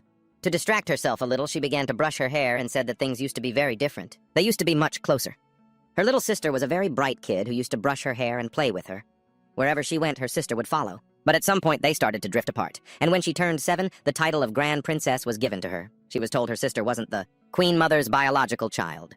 From then on, everything began. To become queen, she had to study hard every day, and at some point she realized how wonderful and kind her younger sister, the 2nd princess, was. She dreamed of spending time with her sister like before, but the adults around them wouldn't allow it, and so a deep chasm formed between them. She looked down sadly, then turned her face away from Inori, and said that she was done talking. Now he understood what kind of person the Grand Princess really was. Her arrogance and behavior were a result of her upbringing. The lack of stylistic unity in the room was just one example of this. You couldn't sense her own personal taste anywhere. Everything had been forced upon her, including her very personality. She could only cling to her status as a princess so as not to completely lose herself. She became embarrassed and told him to say something. Who else could she tell all this to? She would even consider listening to his advice. He immediately took back his thought, figuring that her arrogance was likely her innate pride. So he asked, "Then why don't you go to her and say, 'Let me call you my sister'?" She shyly replied that she would never say that. Then what about her entourage and the servants? What would they think of her? He smirked and asked, "In this country, are the servants more important than the princess herself? Aren't you the one who decides? You're the grand princess after all." She worried that such decisions could cause trouble for her. But he said that her sister was stronger than she thought. Amanda seemed to think about this very sincerely. She then embarrassedly said that she could handle everything herself and didn't need his advice. He should be grateful she even listened to him. After that, he left her room and went back to his own. He told Nala everything, and she honestly admitted that she wasn't too thrilled about the idea. But she would discuss it with the princess. He silently noted that this wasn't exactly the most agreeable answer. Well, I guess that's to be expected from a maid serving two princesses. The next day, Nala came to his room in the morning to deliver a message from the two princesses. He seemed to have just woken up and greeted her, asking what message she was talking about. She smiled and said that things were different this time, that today's lesson would be very special. This gave him a bad feeling. In the end, the two of them dragged him out of the palace. He then asked what kind of lesson awaited him in the middle of the street like this. Arya said that studying the flow of commerce and the mood of the people was also an important part of his training, no less important than the others. As a representative of the upper class, he would accompany her and carry her things. He watched her warily, unsure what she meant by shopping, and how this had anything to do with his hero training. First, she decided to look at jewelry, and he thought to himself, didn't she say she never buys anything? So what's this all about? Arya furrowed her brow, concentrating on choosing a piece of jewelry. But she was having a hard time picking something she liked, so she asked Inori for help. He told her that anything she picked would suit her. She shyly corrected him, saying it wasn't for herself. He looked at her confused while Nala whispered in his ear that she was picking out a birthday present for the Grand Princess. When Arya told the two princesses what they had discussed the previous night, she declared they would go buy a gift for her sister immediately. He said that he understood everything. But why do I have to be the one to choose a gift? Arya paused, choosing her words carefully, then asked, "Didn't you just meet her yesterday?" That's why she thought he might be able to pick something out. He replied that, unfortunately, even after yesterday, he didn't understand her any better, but he did notice that she seemed far too used to receiving gifts. A present probably wouldn't have much of an effect. She looked a little sad and asked, "So you're saying giving a gift is a bad idea?" He replied that the person giving it is what's most important, so he thought her choice would be the best one. Nala smiled, thinking how sweet he was while he was just trying to figure out how to get back to the palace. Arya smiled at his words and then chose a gift. While she was speaking with the shopkeeper, Nala said that if she hadn't spoken to him, then she never would have thought to convince her to give the Grand Princess a birthday gift. Arya smiled, looking at the box in her hands, and Nala felt overjoyed. She could finally see her genuine smile. Just then, Arya walked over and asked what they were talking about. This made Nala very nervous, so she quickly changed the subject by suggesting they get a snack. 5 days later, Inori received an invitation to the Grand Princess's birthday party. He got dressed up and headed to the banquet hall. He stood in a corner surveying the hall and thought, this party is as extravagant as ever, and it's full of show-off idiots. A round of applause echoed through the hall. Everyone was welcoming the guest of honor. Amanda entered the hall, basking in the attention. Her parents watched her with smiles on their faces. Ryuto gave the princess a slight bow, and she was very happy to see him. He wished her a happy birthday, and said that she was even more beautiful today than she was yesterday. Yesterday, she beamed, delighted by the compliment. As they chatted, Inori thought, they have no shame acting like that in front of a crowd. He then noticed Asina talking to a man. He wondered who that guy was since he didn't look like the other nobles. His appraisal skill revealed him to be the prime minister of the BTR kingdom. He figured they were probably discussing national security, but now wasn't the time for that. He looked around the hall for Arya. She was hiding behind a pillar, watching her sister, too afraid to get any closer. He found it pathetic. Was it really that hard to just call out to her? Or maybe it was just too difficult to get between them. He decided to give her a little push, all for the sake of his weekend off. When he got closer, she asked for advice on how to approach her sister. He told her, I'm about to do something, but don't hold it against me. Okay. You remember how effective my kick was, don't you? Am I wrong, and where has all your energy gone? Before either of them could say anything else, he pushed her straight into the middle of the hall. Her feet automatically moved toward her sister. She stopped just in time, realizing she was standing right in front of Amanda. She grew anxious. Everyone present froze in anticipation while Inori looked away as if he had nothing to do with it. Amanda looked at her older sister in surprise. She was shyly looking away, hiding the gift box behind her back. The guests began to whisper. Inori figured the noise was just because the two sisters had run into each other. He glared at Arya silently, telling her to make her move. They hadn't prepared her for this just to make a scene. Arya swallowed nervously, handed the box to her sister, and wished her a happy birthday.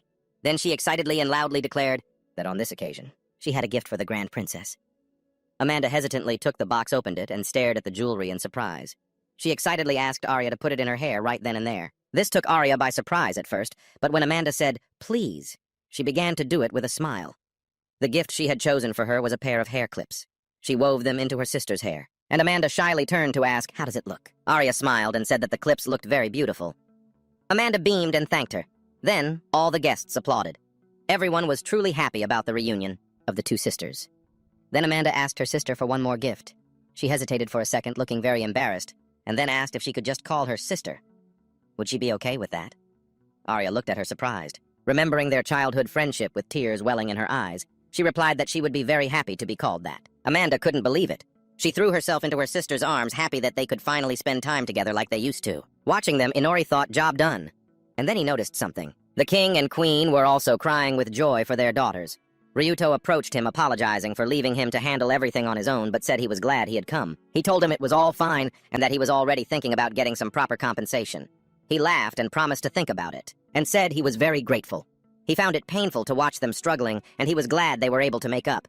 He watched them with a smile and quietly repeated that he was very happy. Then he wondered if he was being too kind. He was about to say something about his heroic deed, but Inori had already walked away. Saying he needed some air, he stepped out onto the balcony as he was watching the sunset.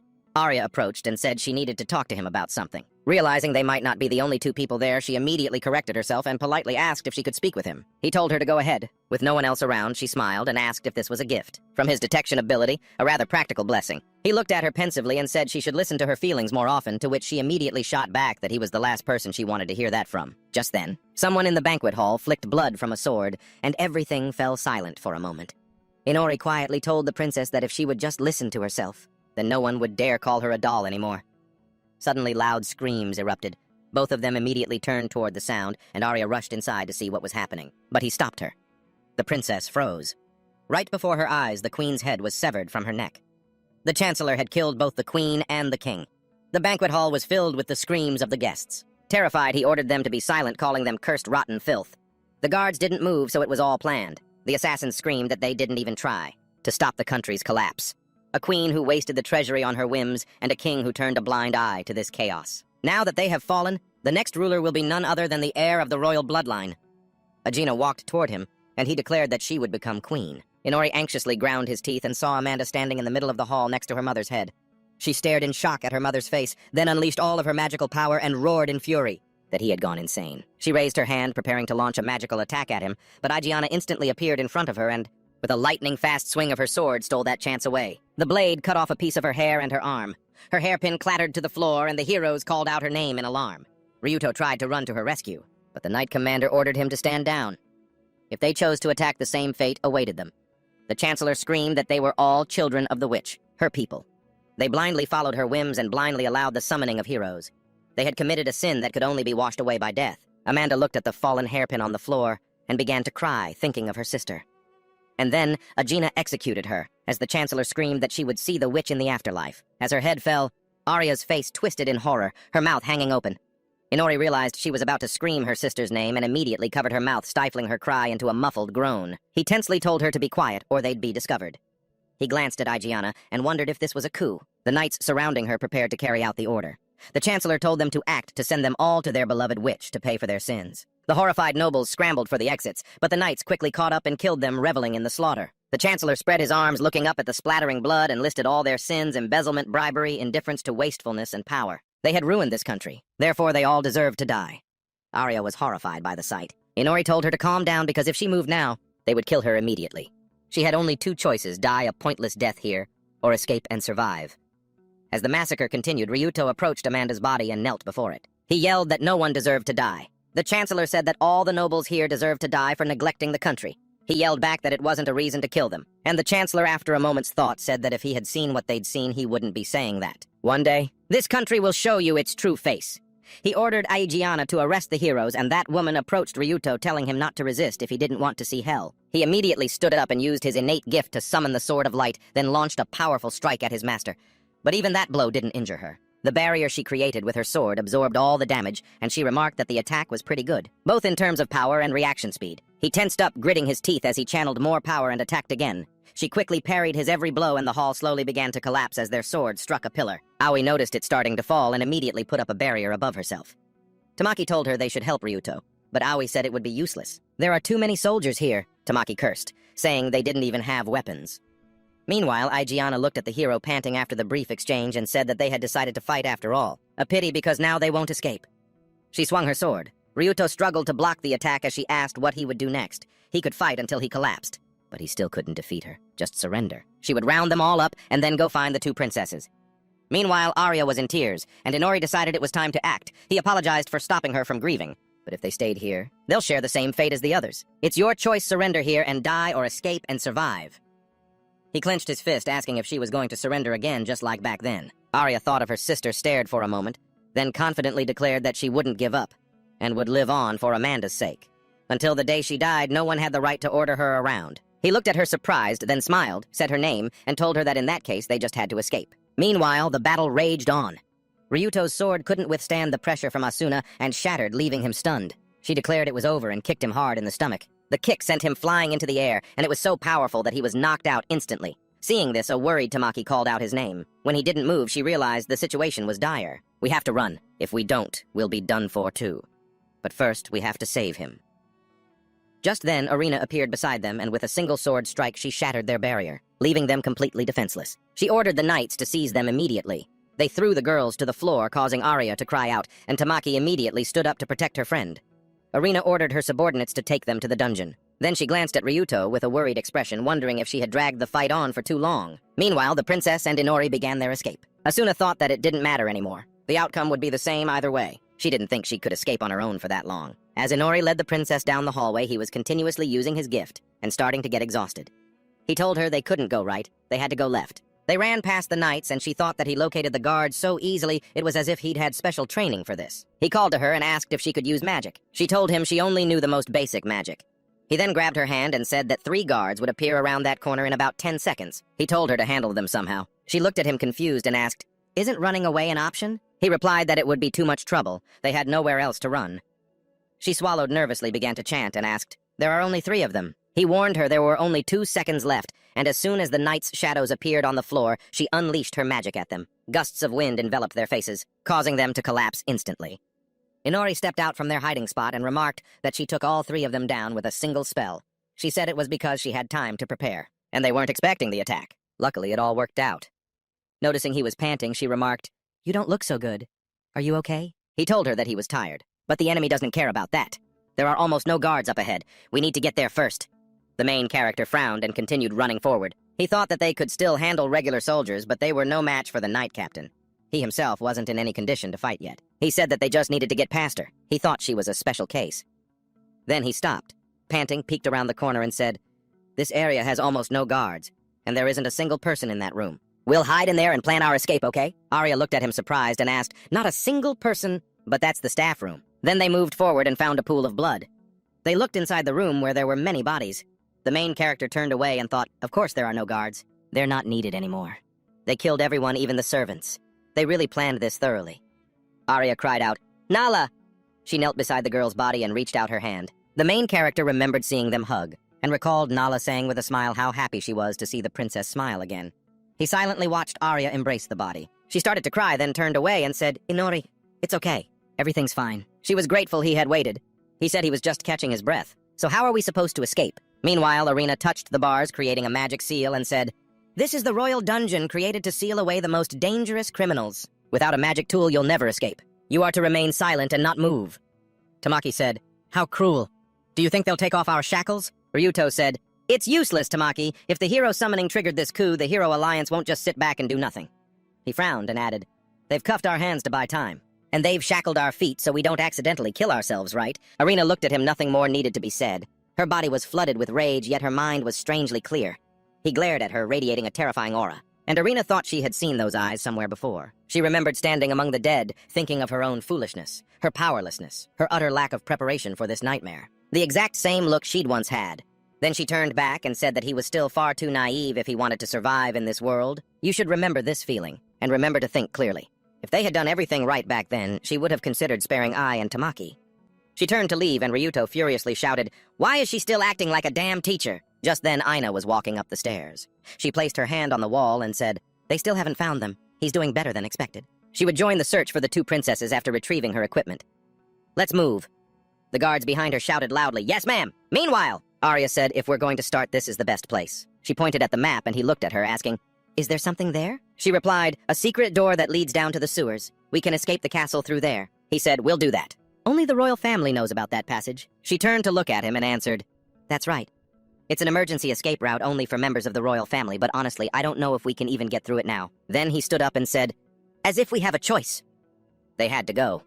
She frowned, looking back at Nala, silently apologizing for not being able to help and thanking her for everything. After that, they left the room. He ran ahead, looked around, and thought, "This is bad.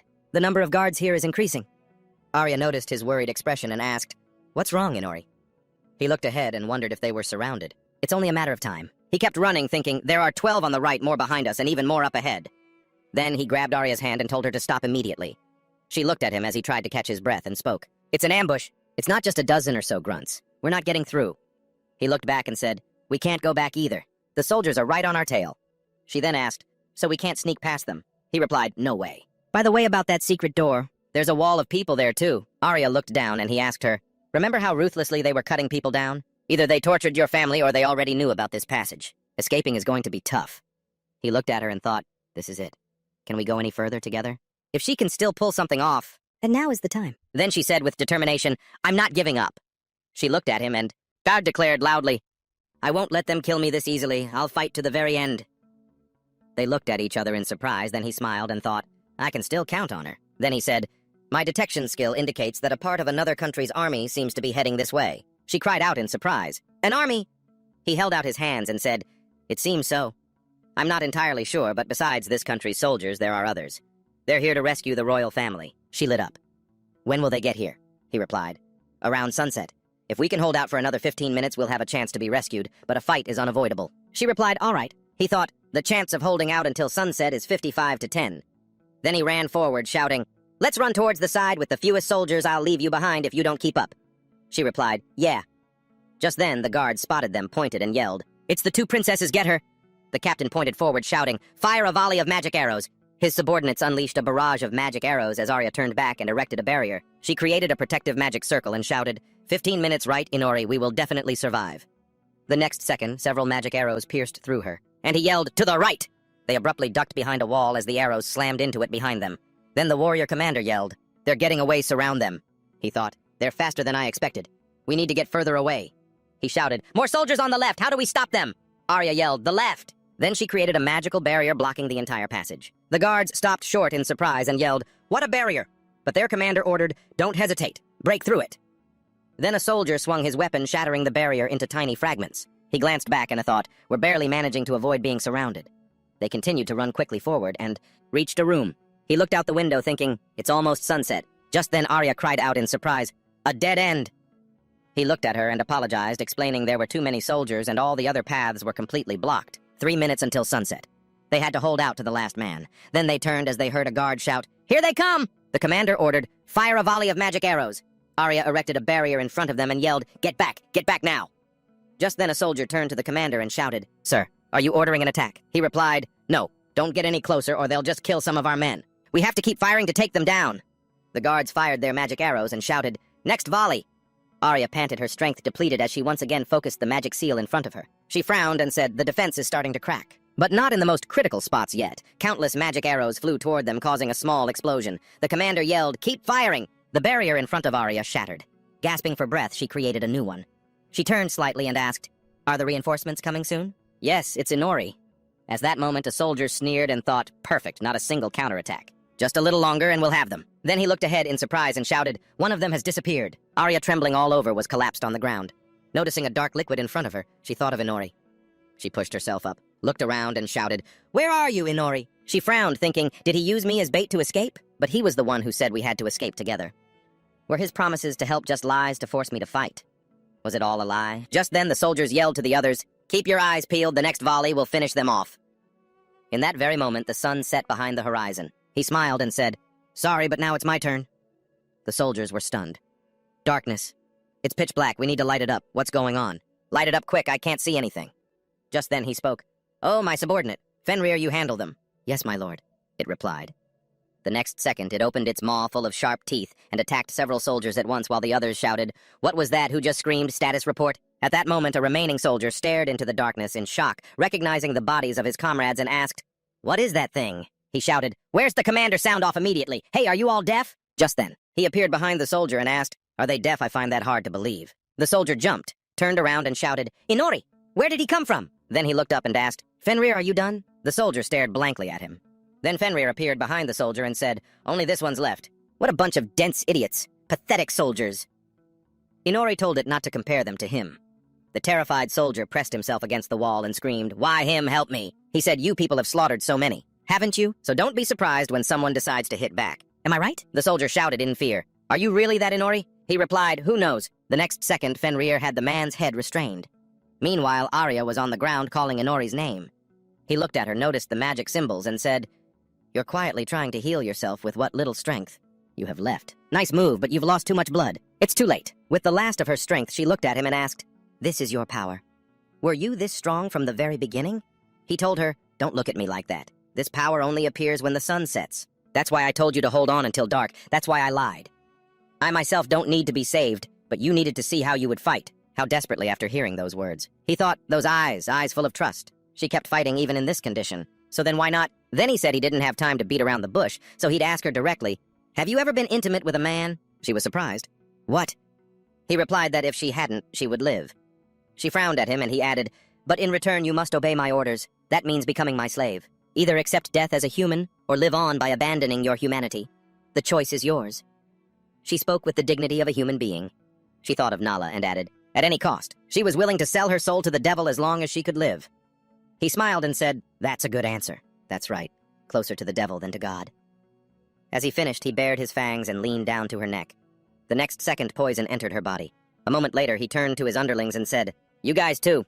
After you're done with the bodies, take care of the rest of the soldiers, and protect her until she wakes up. At that moment, Arya was leaning against the wall with her eyes shut tight. He looked out the window and said that he was going to have a little more fun. A moment later, the guards were kneeling before the king, and one of them shouted, Long live King Beecher! Another knight added that he was reporting the two princesses had been cornered. The ruler declared, I see. The beginning of the Renaissance is near. Don't let them escape. They replied, Yes, your majesty. The king said, Poverty like a plague has swept over the country. Orphaned children are abandoned. He was the same way, and he was also at fault. There was nothing he could do. He looked up and added, There is a long road ahead, but together we will make this country a place worth living. Just then he, in his shadow form, snuck up behind the king and aimed his weapon at him. The guards shouted in confusion. Arena, who was standing in the hallway, heard the screams and frowned, wondering what this uneasy feeling was. Just then, Beecher's head flew from his neck. The main character held up the head, and those present screamed, Lord Beecher, what? He looked up and said that their plan was ruined. They no longer had any reason to fight. So what were they going to do now? They shouted, You fool, kill him for King Beecher! The main character focused energy around himself and created several daggers, then said, Wonderful, if you've decided to kill someone, you must be prepared to bear the consequences. As he finished, he aimed countless weapons at the knights and said that he would be incredibly happy if they were willing to fight to the end. Screams of pain echoed everywhere. At that moment, Miranda looked to her side and yelled, Did you hear that? Alice looked at her and shouted, Yes, someone just screamed! They all rushed forward and she added, It's coming from the Grand Hall, let's go! Then Maria stopped short in surprise. She saw the main character standing in the center releasing dark energy. He turned to look at her and said, And you ladies, if I'm not mistaken, you're the combat squad under the direct command of the captain. Asina, correct? Maria frowned and yelled, Inori, was this all you're doing? He asked, If I answer your question, will you all fight me seriously? Just then, Elf, gritting her teeth in anger, looked at him, grabbed her weapon, and charged forward. Seeing this, Maria shouted. The next second, she plunged her weapon into the main character. Tears streamed down her cheeks, surprising him with such intense emotion. Did he accidentally kill her lover or something? At that moment, in Elf's eyes, the man standing before her wasn't the main character, but a different guy. He said, Well, this is rather rude. As he finished, he plunged several blades into the girl's body. Maria screamed in shock. What? Did you think that was a draw? No. And then she yelled, Miranda, get ready! He's dangerous, take him down. All of them focused energy into their bodies while Maria looked at the main character thinking that Elf had stabbed him and he didn't even blink. She didn't know what was controlling him. But he can't live without a head. At that moment, the main character used appraisal to look at Maria's weapon and thought, A magic tool, huh? It doesn't look like the type issued to regular soldiers at all. Then he looked down at his feet, which were being covered by ice. Miranda fired her energy at him and yelled, Take this! Alice focused energy into her hand and shouted, He's mine! She unleashed a powerful blast of energy, but he managed to wave his hand thinking, This is also a magic tool. Its speed and power are on another level. The next second, the attack hit his face, injuring him.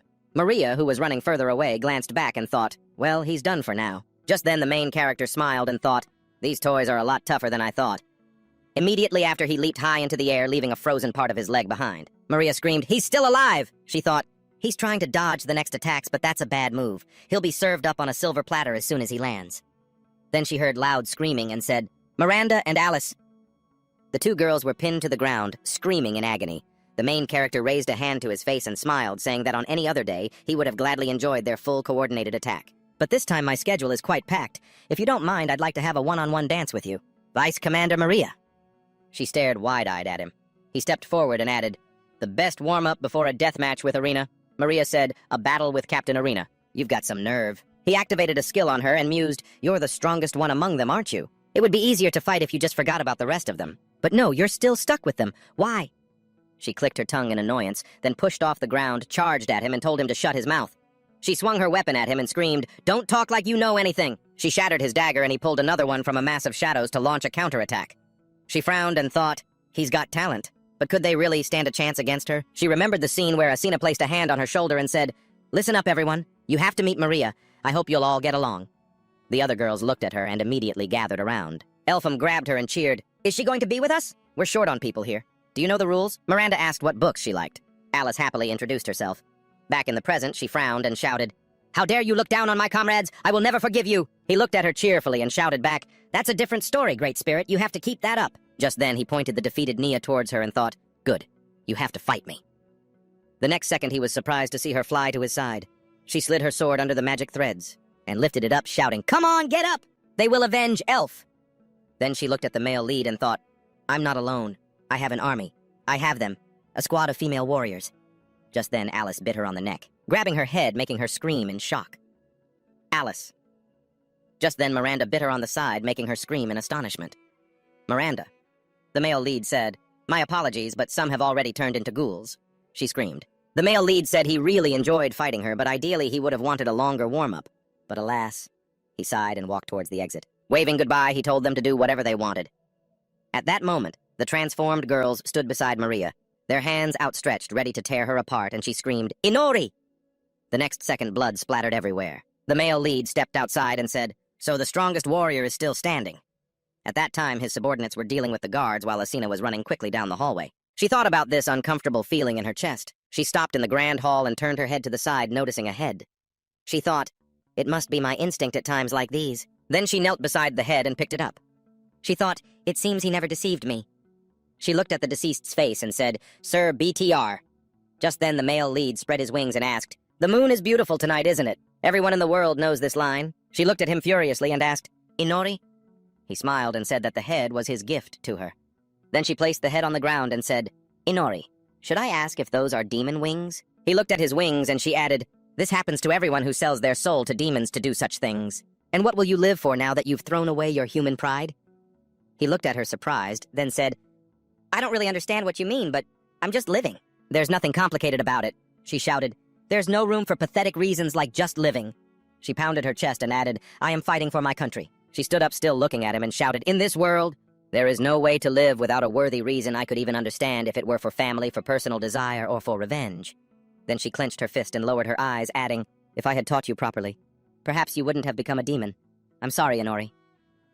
He put a hand to his face and landed opposite her, saying that he appreciated her lectures, of course. But she still treats a demon as if he were her student, despite the fact that he's the one who killed their leader. But their coup is over. And if the country no longer exists, what's the point of fighting? She replied, "Even without His Majesty, we are still here." He interrupted her and said, "Adriana, you seem to be missing something." She looked at him in surprise, and just then several creatures burst from the walls, their mouths chomping on the guards' bodies. The male lead said, "There is no we anymore. The ones who pursued them and slaughtered everyone in the castle. The female warrior squad has nothing left. You're the only one. Oh, but the ones whose limbs are bound can still be saved, if you sacrifice yourself." Finishing his sentence, he sat down on Miranda's corpse and looked ahead, thinking that he finally had a battle with a worthy opponent. But in the end, it all turned into a fight between student and teacher. And what if she actually gives up? I have to apply mental pressure and force her to fight at all costs. Then he stroked the creature and thought, "This is all a bit boring." The next second he sighed and said, "All right, fine. We'll forget about saving them and go back to that moment with BTR and how you were left all alone. As for the remaining soldiers, that's fine." Then he was surprised to see Arena draw her weapon, and he asked what she was doing. She plunged her sword into the ground before her and silently prayed for the warriors who had been annihilated. As well as for those who were about to be killed. Then she opened her eyes and focused the energy in her body. She shouted that their sacrifice would not be in vain. The male lead held out a hand and asked, "So in the end, you've decided to sacrifice the whole group?" She asked, "Sacrifice? Sacrifice the people I've trained my entire life. I have the right to sacrifice all of them," he said in surprise. "With such success, the country will no longer have nobles or an army, and it won't be a nation anymore." Then she stepped forward and added, "But the people will still remain, even if the nobility is corrupt. The army is in chaos and the royal line is severed. It doesn't matter. As long as the people exist, I will fight for my country. That is my reason for living." And an aura enveloped her entire body while the male lead laughed maniacally. She asked why he was so happy. He covered his smile with his hand and said he was sorry, Captain. He had underestimated her. "And I apologize for my ignorance. In any case, it's not good to lie and deceive, I'll be honest." Just then, the dark shackles fell from the hands of the transformed guards. The male lead said, "All of them are far from what they used to be. These bodies can't become vampires and they can't be saved. All her comrades have been dead for a long time." At that moment, the ghouls advanced and he pointed at her, saying that to them she was just fresh meat. Adriana lowered her gaze and said, "Inora, you can't be saved either." She drew her weapon, light radiating from it in all directions. She added, "My enemy." The protagonist spread his wings and flew back, gritting his teeth. Adriana began to swing her sword, knocking away everyone around her. He frowned and thought, "Oh, this is more serious than I thought. So that's Adriana's trump card." In her hand, she was holding an ancient artifact.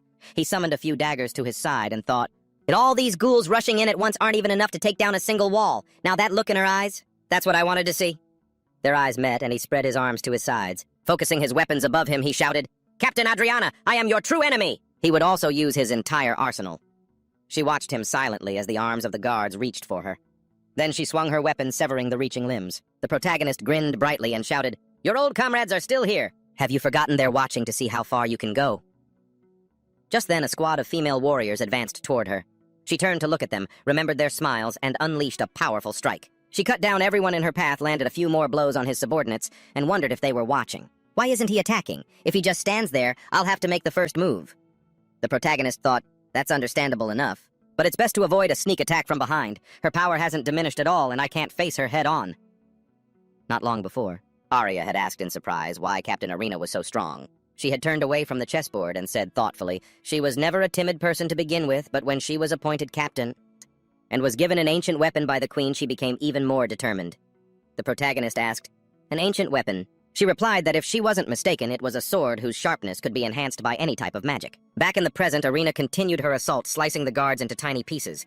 The protagonist aimed his weapons at her, but she easily shattered his daggers. The protagonist frowned and yelled, "Even daggers imbued with black magic are turned to dust. Does this sword's sharpness have no limit?" In that moment, he looked at the sword in her hand and thought, it really can cut through anything. Then Arena looked ahead and thought, magic circle compressed. Air hammer. A powerful blow struck the wall. He thought in surprise, "What?" The attack hit his wing and he thought, a sudden switch to magic. Arena looked at him and said, "He won't be flying anymore. Now what's next?" He began to slide down, trying to slow his descent, and plunged a dagger into the wall. He thought, at this rate, she'll close in on me in no time. He aimed his weapons at her, but she just kept swinging her sword. She parried every attack. He thought, stop her now, and suddenly swiped upwards. At that moment, he leaped high into the air, dodging her attack and circling above her. He thought he had her, but then surprised he jumped to the side. And yet she still managed to slice off his arm. He dropped to one knee, looked up at her, and said, "I really thought that one would work too. Guess I really can't get close."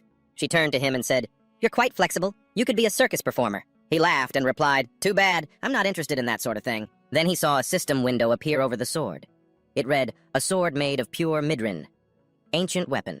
7th generation technology."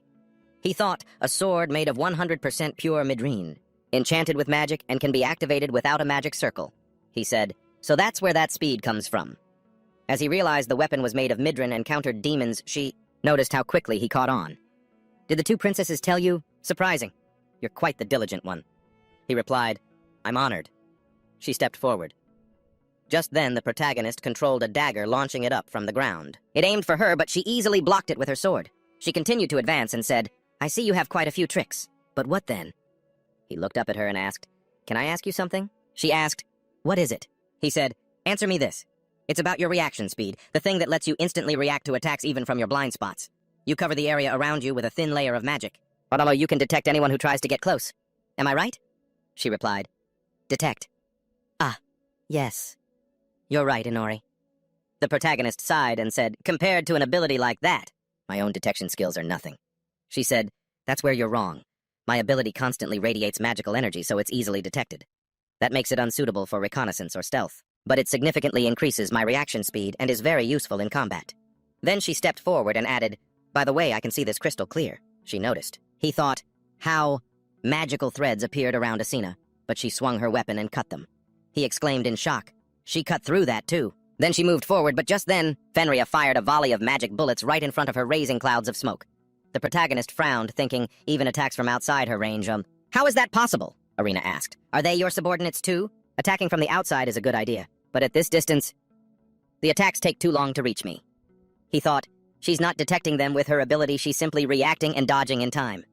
The next second, Asuna used air hammer again, aiming straight for the ceiling. Fenrir managed to jump aside. The protagonist turned back and shouted, "Don't get too close, but keep attacking. Don't let her rest for a single second." The next second, he lunged forward, pointing several knives at Arena as he shouted, "You're good, but how much longer can you last?" She shattered several of his weapons with a single swing of her sword. He turned slightly, wondering if he should just drag this out until she ran out of mana. No, she's been fighting for so long, and she hasn't slowed down for a single second. It's unbelievable. He'd run out of knives and ghouls soon enough. I have to think. There must be a way, he muttered. An energy field that lets her detect every attack, limitless stamina to deal with countless enemies, an ancient weapon that can even slice through Grobnia, and reflexes so fast that ranged attacks are useless. He slid to a stop, wondering how to get close enough to land a short-range attack. But it had to be outside of her reach. What wouldn't he risk for her? There's no turning back now.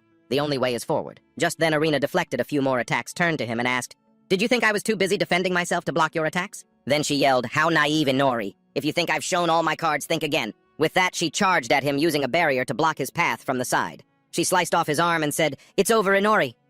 She thought all that was left was to cut off his head with her sword, pure mithril so he couldn't regenerate. But just then, the protagonist smiled and shouted, "No, it's not over yet, Arena." At that very moment, Fenrir's toothy maw emerged from Arena's shadow and clamped down on her leg. Arena stared, grinding her teeth. The protagonist added, "The only thing that could get close to you without being detected was your own shadow." She was still furious, thinking, "So what, I'll just take his head first." Inori can't defend himself with one arm. It's time to end this. Then she looked at the protagonist and thought in surprise, "What?" She realized his arm had grown back. He yelled that she had celebrated too soon. She frowned and thought with frustration, "Wrong sword.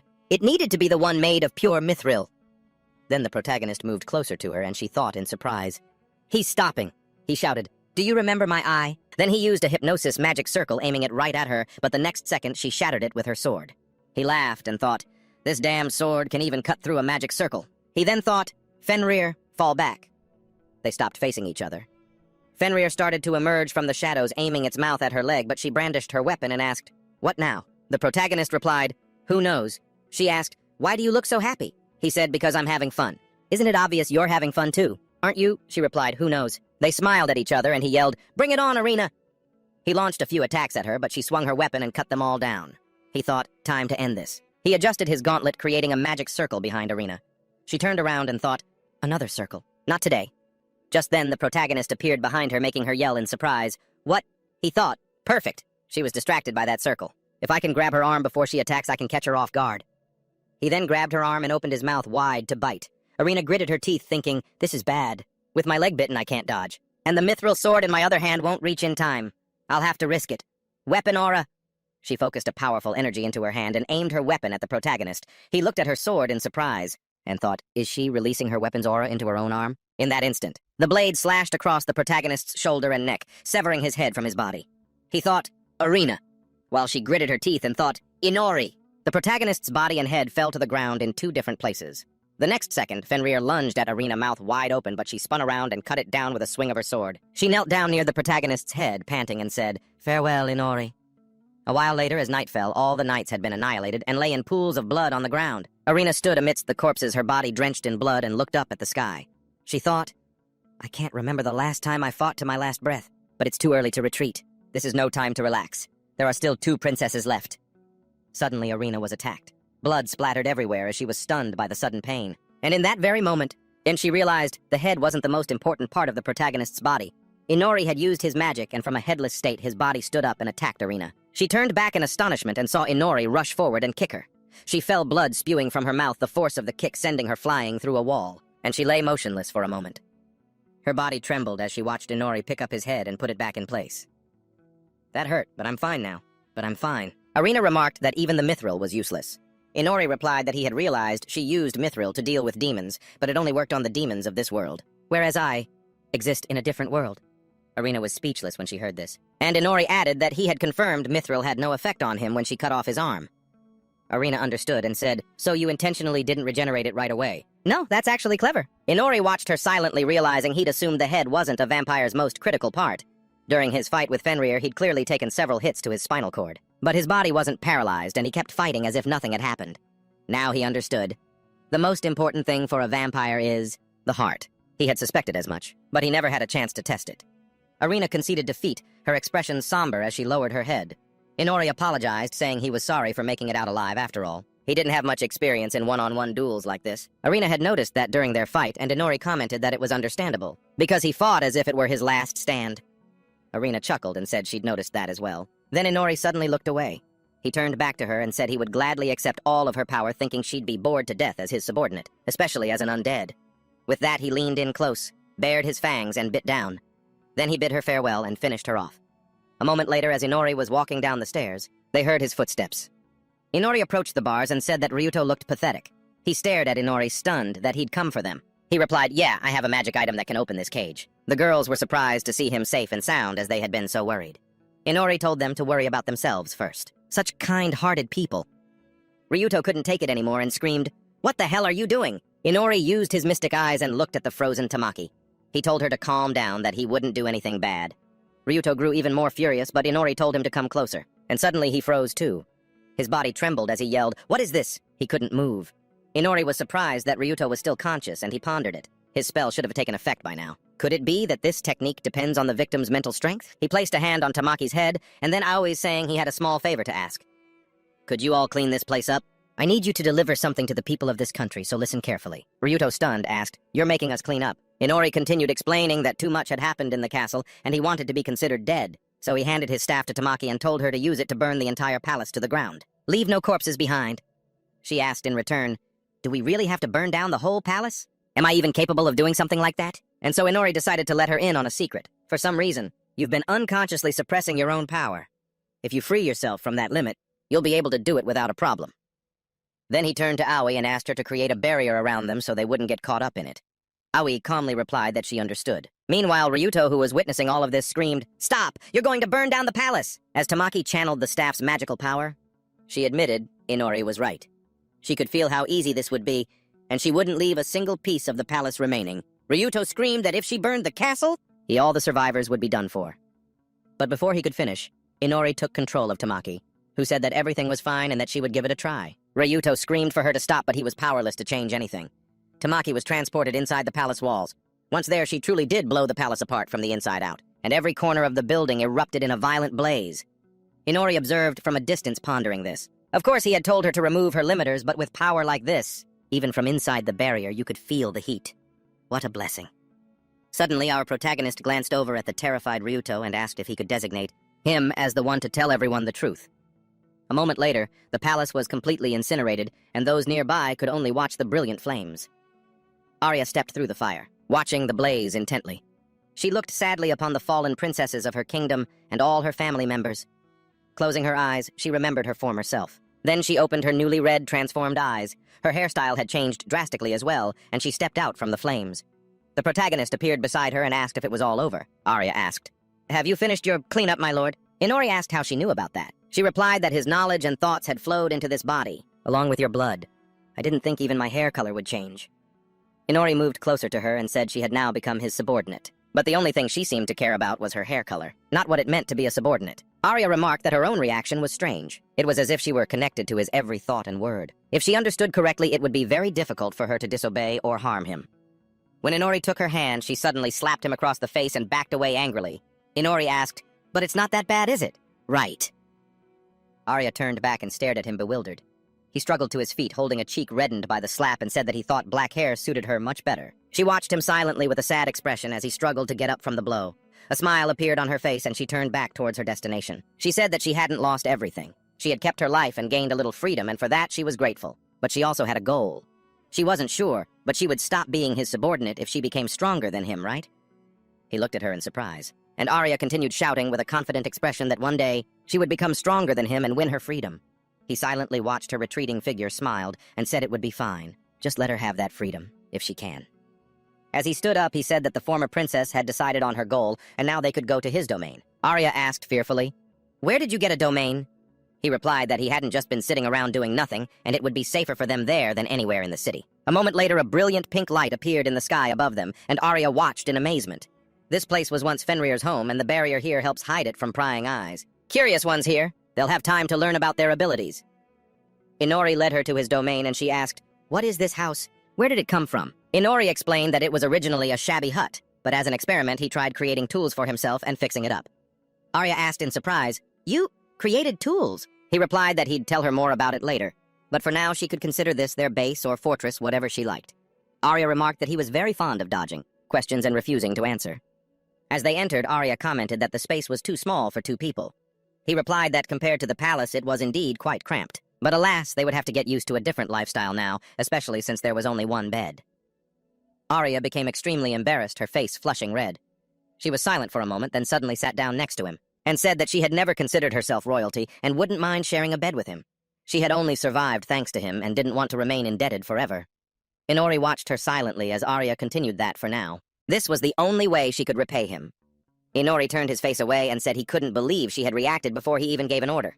Arya said she was ready, and Inori ordered her to undress. She turned beet red and lowered her head, then immediately took off her clothes in front of him and cried out, "Are you satisfied now, my lord?" Inori pondered his all-seeing eye combined with his weapon creation and magic skills. He crafted something special for her, then told her to catch. As Arya held it in her hands, she asked him what's going on. He replied that she shouldn't be seen in such tattered clothes, not in front of him, nor for her own sake, and that she should get dressed right away. When he said she would obey his orders, he didn't mean that. He had the whole world in his sights and could choose any partner he wanted. He didn't need her to repay him with anything. She was overestimating herself. Arya grew even more ashamed. Then she suddenly became extremely upset and shouted at him with extreme anger, spun around, thanked him for the new clothes, and said she would go change immediately. She ran into another room, and Inori smirked, wondering if people had once called her an emotionless doll. A while later, Arya ran outside and sat there naked despite the bad weather. This situation seemed like a complete failure to her. How had she ended up in this position? She simply wanted to say that she was ready for anything.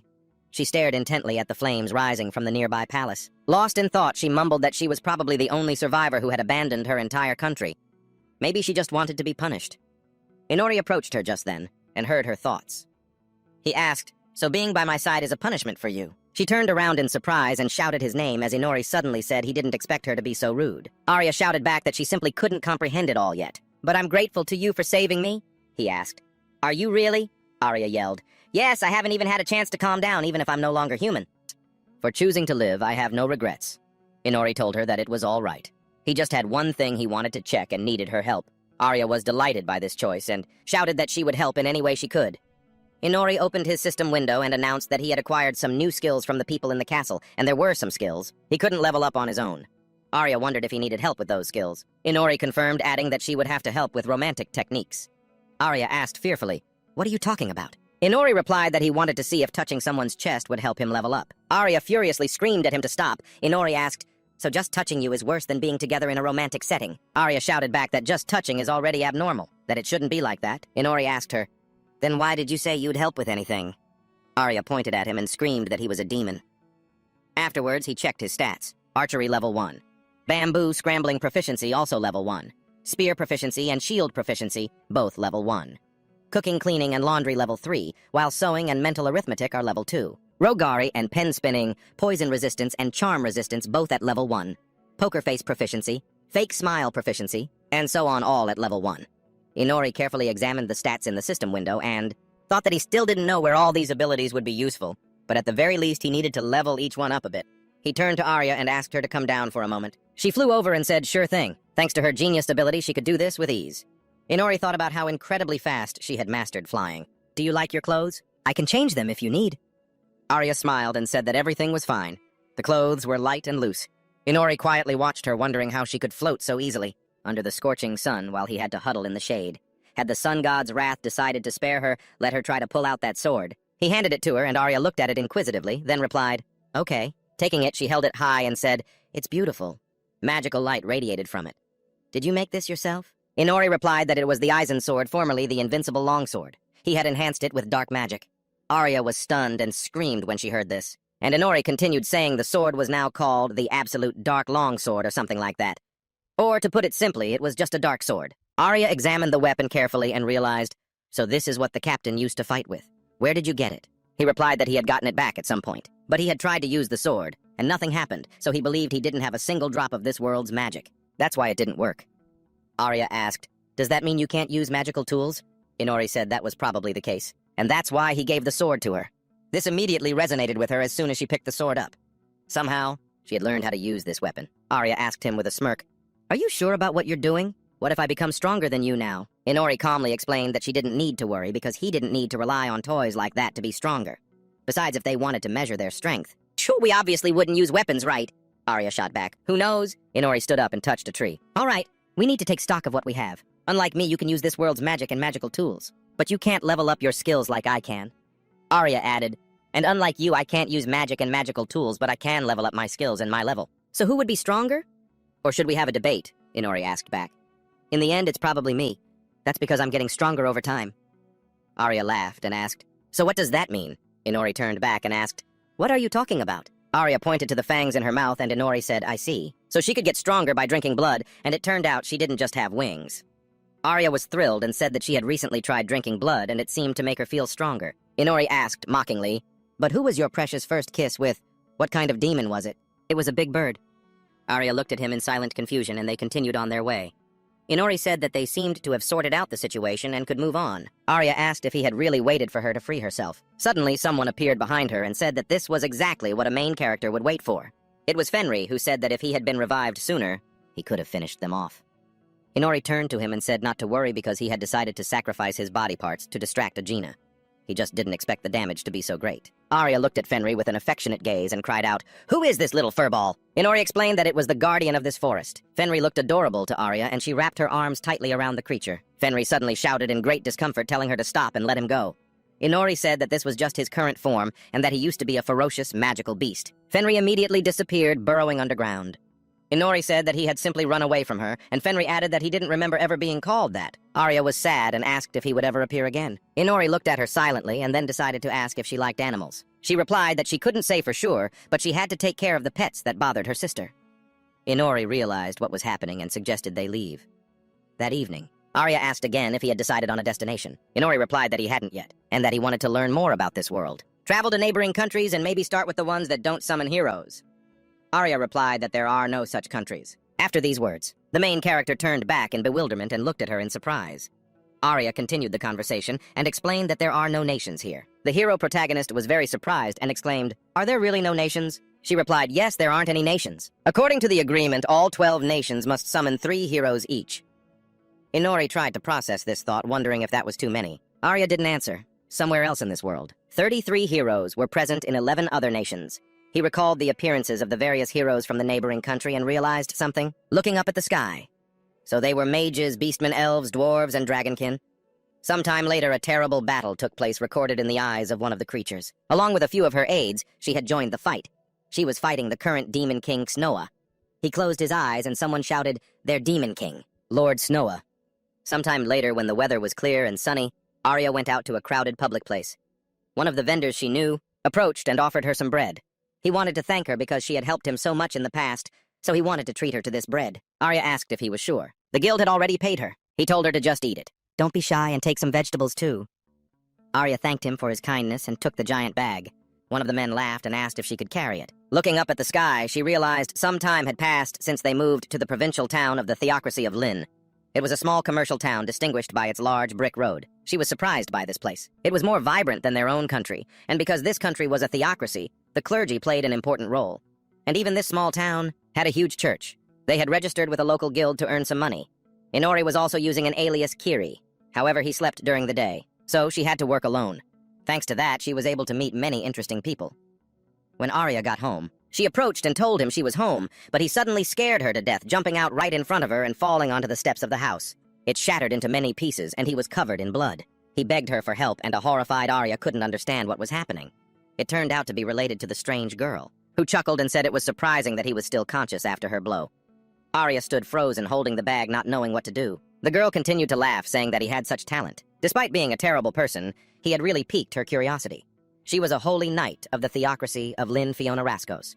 She should take him as a disciple to lead him back to the right path. Fiona grabbed his tie and pulled him towards her, making a confused Inori ask what was happening now. Arya watched the scene bewildered. This was her first city, her first job, her first encounters. Her life outside her kingdom began like this after the main character joined the guild under the name Kiri. He was drinking in a bar and everyone around turned to look at him. He started to drink diligently. The waitress approached and asked when he was going to pay his bill. He replied that she should just put it on Arya's tab as usual. Unlike him, Arya diligently completed guild quests and gradually rose through the ranks, earning the nickname Black Rose Arya. People called her that because of her black hair, black attire, and the excellent skills she used to defeat monsters. It seemed she had become quite famous with some people. He was deeply entangled in his hatred for the gods and the sun. All he could do was sit and drink. One of the men at the next table wondered why the Black Rose decided to be with him. Another wondered if he was blackmailing her. At that moment, Ixnoa was also sitting at the table and asked him if he should go do some work. The girl worked all day while he drank all day. Inori told him to leave him alone. This old man was his only drinking buddy from the guild. They drank together. At first he drank alone, but now he sat with him. Apparently he also had a lot of free time. If anyone asked why he drank all day, he would answer that he was upgrading his skills and poison resistance while gathering information from local adventurers. But over time, people became suspicious about how much he drank, and only this old man remained. He couldn't get any more news, but at least his endurance was improving, so that suited him. Suddenly a bell rang in the room, and someone entered. It was the holy knight Fiona who was smiling. Inori turned around and asked in confusion what a holy knight was doing in a place like this. Waving at her, he shouted, asking if she wanted to join them for a drink. Ixnoa told him to calm down and not say things like that. Fiona called them brothers and said that drinking so much was very harmful to the soul and body, and everything should be in moderation. Inori noticed the mark on her forehead and wondered, because he couldn't see it clearly from here. Model, could I maybe get a closer look at that? When he reached his hand toward her, Fiona abruptly moved away, saying it was a symbol of her faith in the Lord, and he wasn't allowed to touch it without a reason. Surprised, Inori turned towards her and started shouting. Meanwhile, Arya approached the tavern with a bag full of food. Everyone around them fell silent to watch, and Inori wondered if he had said something wrong. Fauna started hitting him, slamming his head into the ground. He lay there bewildered, looking up at the sky. As Arya drew closer, she stared in astonishment as Fauna grabbed his face in her hands and leaned in. The men around them cheered at Inori's pain, shouting that this was the right way to treat this drunk since he shouldn't be sitting around drinking all day. Let her teach him a lesson. Fauna smiled and said, "Of course. I could never abandon anyone. It's all done in the name of the Lord." After Fauna finished speaking, she turned around and saw Arya looking surprised. She asked her what was wrong. Arya tried to speak, but ended up asking what she was going to do with him. Fauna picked Inori up and threw him over her shoulder while he dangled with his head hanging down. She asked again what she would do with him. He's just an insolent brat who tried to join the guild, but she shouldn't worry. There's still a bit of manliness in him, and she and the Lord would teach him a lesson. After saying that, Fauna walked off in an unknown direction carrying Inori. A surprised Arya looked away, not knowing what to do as the men around them began to cheer. They shouted to her that she was free and congratulated her. If she didn't mind, why don't they spend some time together? Arya ignored the strangers. She snatched her bag from the ground and shouted in disgust. After those words, she ran after Inori. The bewildered men watched her go, wondering why she was still chasing him. It seemed he really was blackmailing her. A while later, Saint Fauna dragged Inori to the palace and set him on a bench outside. Just then he came to and wondered what was happening. Fauna held her hand out to him and said she would heal him right away. Waves of vibrant magic appeared on Inori's face, and suddenly they changed from blue to green. Surprised and curious, Inori examined his body. Fauna asked again if it really worked. "You shouldn't get that drunk again." Inori apologized and asked who she was. She replied that she was a holy knight. He asked again, "Really?" Fauna replied that he could call her master or by her name, whichever was more convenient, but that would have to wait. She grabbed his hand and led him away, because first, they needed to pray. Arya, who had been watching them from around a corner, wondered if they were already holding hands. It reminded her of something. She frowned and angrily wondered if this was normal. "That girl looks very dangerous." Arya called out to Fenrir, who informed her that he didn't know if his master had noticed, but he could feel her divine blessing. Arya asked again what he was talking about. Fenrir explained that she had felt it as well, and decided to follow her master. Arya replied confidently that it was just as she thought. Meanwhile, Fauna was still leading Inori by the hand, saying that this was the largest church in the entire region. "You're very lucky today. Extremely lucky." She smiled quietly, looked at him, and asked his name. He said his name was Kiri. Then he noticed a giant statue standing in the middle of the church. His mouth hung open in amazement, and he asked what it was. She replied that it was a statue of the Lord. If he didn't know how to pray properly, he could just copy her. "You need to bring 5 fingers together, 1 for God and 4 for the 4 goddesses. Then close your eyes and pray." Inori did everything as instructed, thinking that he couldn't believe things had turned out this way, but it was best not to argue with the saintess. Come to think of it, he had never believed in anything or prayed to anyone before. Suddenly he felt strange, and as he continued to pray in silence, someone suddenly took notice of him. Inori immediately sensed it and became alert. He didn't understand what these feelings were. He felt as if someone was watching him. Maybe they had a connection. Was it her doing? No, he didn't think so. Then who was it? His detection skill couldn't pick up anything. It wasn't magic from this world, or even a physical phenomenon. He felt as if someone was seeing right through to his soul. He gritted his teeth in anger, and silently wondered what kind of bastard dared to touch him without permission. Whoever it was, they had to leave him alone. Suddenly, a brilliant flash of light appeared in the room right above Inori, who was still silently pretending to pray. Fauna looked at him in surprise and said that she didn't expect him to pray with such wholehearted devotion. You have to agree with me that there's nothing more wonderful than praying. She was glad his mind was now clear and invited him to continue on. Inori silently looked up at the statue one more time, paying closer attention. He no longer felt that connection. But now he was interested in this mysterious power. One day he would return here. Meanwhile, on the other side of the world, a girl asked, he cut off the path. Another goddess, the one who had established the link with Inori, replied that she herself hadn't expected a human to be capable of such a thing. These sparks shot out from the planet into the universe. A while later, Inori reappeared in the tavern, and everyone's attention turned to him. He looked towards his table where Noah was sitting alone and asked, "Are you still sitting by yourself?" Noah recognized him and said that he had a new look. Inori looked pathetic, his face covered in scratches, bruises, and blood. He said he was just a little unlucky. Fauna had decided to use magic and swung her fist at him, punching him straight in the face. She yelled at him to stop and continued to beat him. Inori realized it wasn't for nothing, that she was called a fanatic holy knight.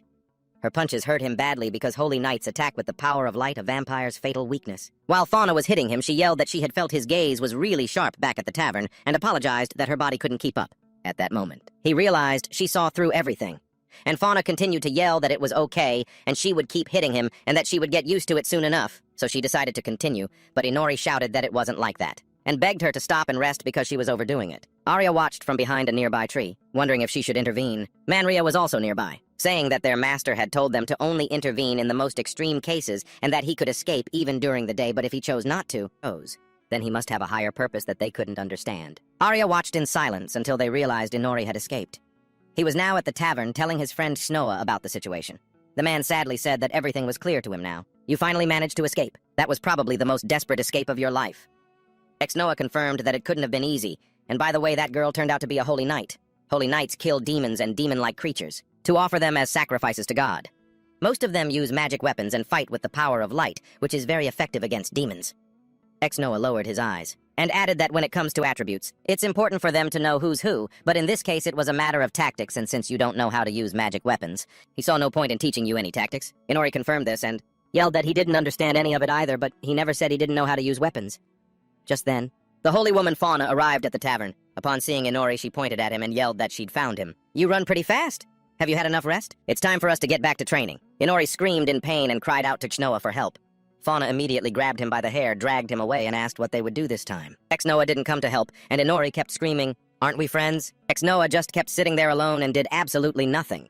A moment later, Fauna dragged Inori into the forest and threw him to the ground. They just kept hitting him like that in their so-called training session. He was frustrated that he couldn't fight back against her during the day, but if he didn't come up with something, he'd be beaten to a pulp. For now, he suggested they go to the church again. Fauna was overjoyed and kept saying she never expected him to ask to go to the church on his own. Her training had clearly borne fruit. Inori also pretended to be happy and agreed with his master. He thought about how he had managed to escape training, and would now visit the church again, killing 2 birds with 1 stone. Thanks to this, his fake smile skill had improved and reached level 2. He liked being in the church because it was quiet, but he wasn't particularly fond of religion. Right now, he no longer felt like he was being watched, but could the other believers be connected to someone else? Considering his detection skill wasn't working, maybe the powers of this world couldn't comprehend the phenomenon. What if he tried using an ability from another world? He would appraise every object in this room. The believers here, their clothes, everything was unusual.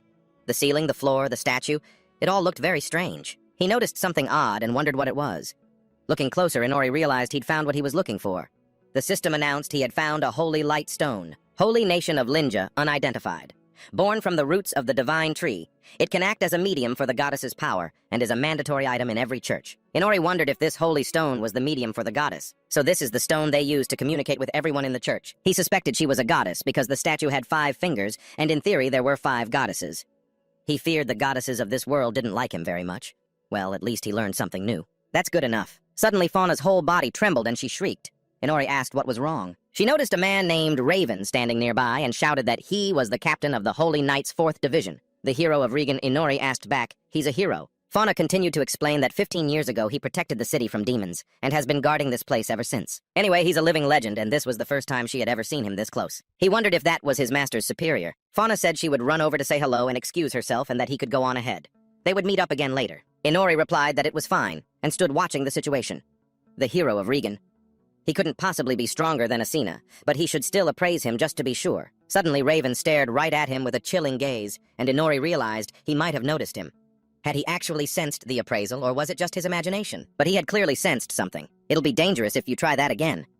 While Raven was trying to figure out what happened, the Saintess approached and called his name. Raven ignored it, and he noticed the scent of his own bloodline lingering in the room. As Inori left the room, Raven's eyes followed her. Suddenly, a loud explosion rang out from outside. It sent dirt and rocks flying everywhere. Arya sat on the roof watching everything. She wondered if Inori had been training non-stop since that day. She felt bored since they had barely spoken to each other. Inori was training with the Saintess Fauna. She remarked that he had gotten much more skilled at dodging and moving against magical weapons. Inori thanked her, thinking that thanks to Asuna, he had realized early on just how much trouble they could be. Fauna continued pointing out that he was still too focused on defense and asked if he knew how to use any kind of weapon. Surprised, Inori asked her what she meant. He possessed dark magic, but he couldn't tell her that. Fauna replied that she understood, then shouted, "Then it's decided?" She suddenly struck a boulder and made a suggestion. Inori should go buy himself a weapon of his choice. She'd never heard of a traveler going around empty-handed. Inori replied that he would do that. Fauna continued saying she would also be away for a while as she'd been granted permission to meet with Lord Raven. Therefore, she declared training was over for the day. The important thing was that he shouldn't just pick any old weapon. Got it. Inori agreed with her, wondering if this was really a day off. Fauna headed home at dusk, telling him she'd check on everything the day after tomorrow. Meanwhile, Arya was still sitting on the roof when Inori suddenly approached and asked if she enjoyed watching him train that much.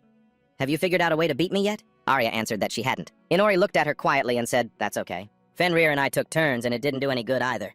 He sat down next to her on the roof, and after a month of awkward silence, Arya asked if he needed anything else from her. He asked if she was free tomorrow. "My master told me to find a weapon, so I was hoping you'd come with me."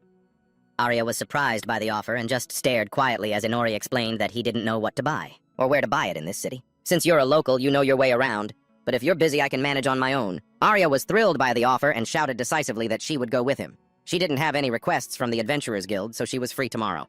Inori was happy about this, and Arya said that without her he wouldn't be able to do anything, and would have probably gotten lost a long time ago. "Now we need to head back right away and get ready for tomorrow," Inori asked.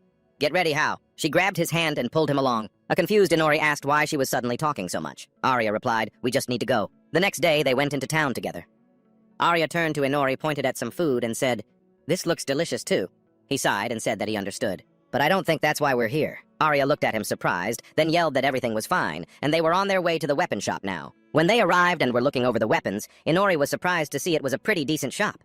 Arya replied that some travelers had recommended the place to her. There was a great sword there, priced at 6,000 coins. Inori looked around but couldn't find what he needed since it was practically a magic tool.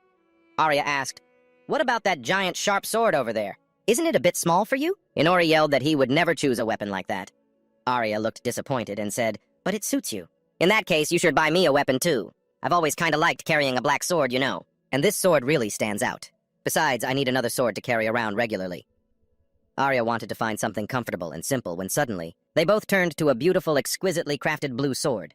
She stared at it silently, and Inori asked what it was. He immediately picked the sword up, making Arya yell at him to stop. He asked again, "Is this a Midrin dagger?" "This weapon is made from high-quality Midrin, and this dagger looks like a perfect supplement to a main weapon. It really suits you.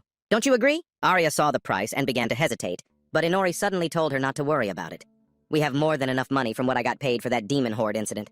Besides, you can't just sit in the tavern all day. So I wanted to give you something at least." Arya was flustered by his offer. Then the shopkeeper handed them the sword and thanked them for their purchase. Inori sighed in disappointment because they still hadn't found anything for him. Arya asked if he understood the meaning of this dagger. Inori asked back, "A meaning?" Arya smiled shyly, blushing, and said, "Maybe." They walked a bit further and saw another weapon shop. "Is it really crammed into a tight space like this?" They decided to step inside, but Arya suddenly panicked when she saw the spider webs. Inori turned back and said, "Looks like the owner isn't a fan of exercise. Come on, don't be scared." When Inori looked ahead, he saw a neatly dressed shopkeeper standing opposite them. He greeted them and announced that they work on a made-to-order basis, and that he would craft a one-of-a-kind item just for them. Inori listened quietly to the shopkeeper, then asked if they could also create non-magical weapons. The shopkeeper replied that it wouldn't be a problem. They would do everything they could to meet the customer's expectations. Inori used his magic eye and asked if he could place an order right away. This seemed a bit too fast for Arya, but the shopkeeper nodded and said, of course. He then invited them to follow him to a more comfortable spot, as he needed to learn about Inori's habits and physical abilities. Inori asked if Arya could come with them. The shopkeeper agreed. Then Inori asked, by the way, don't you think a cleaner entrance would attract more customers? There are a lot of spiders out there. The man acknowledged that he knew. The owner replied, just as a spider hides in its web, old men like us seek a quiet place. Inori thought the man was strange, and apologized for the inconvenience. Arya said that she was right to stay away from that spot. I'm sure the spiders would be thrilled to hear that. A little later, they were outside sitting at a cafe for lunch. Inori carefully said, I thought we would have been done sooner. Arya replied, well, at least we don't have to check any more weapon shops. It all worked out right. Just then, Arya noticed the tea. It's delicious. Inori replied, I think it's the same kind of tea as the one we had in the palace. Arya replied, even if that's true, everything else here is nothing like the palace. The atmosphere and the mood are completely different. And every time I come here, I just want to sit down and quietly sip my tea. And Inori asked again, you have your own wishes, you have money, so why do you need me? Arya got angry and shouted, because I need someone to talk to. Because it's important. They had a hearty lunch, and Arya asked why he chose that shop so suddenly. He answered that he'd assessed both the shop and its owner.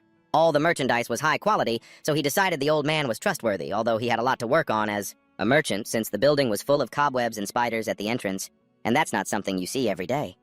Just then, Fona appeared and exclaimed in surprise, you actually bought a weapon. She approached, having overheard their conversation, because she was looking for him. Inori asked, what about your meeting? Fona replied that the meeting had just ended. And I was on my way home when I noticed you. Hitting on girls again, are we? Arya blushed and shouted, we're teammates. Fona vaulted over the fence and asked, do you really think so? One of the guards standing with her pleaded, please don't jump over the fence. The ladder is there for a reason. Fona laughed and apologized. He said that as followers of God, they should set an example for everyone. He presumed this was Sir Kiri. He was ordered to keep an eye on Fona and said to call him Matt.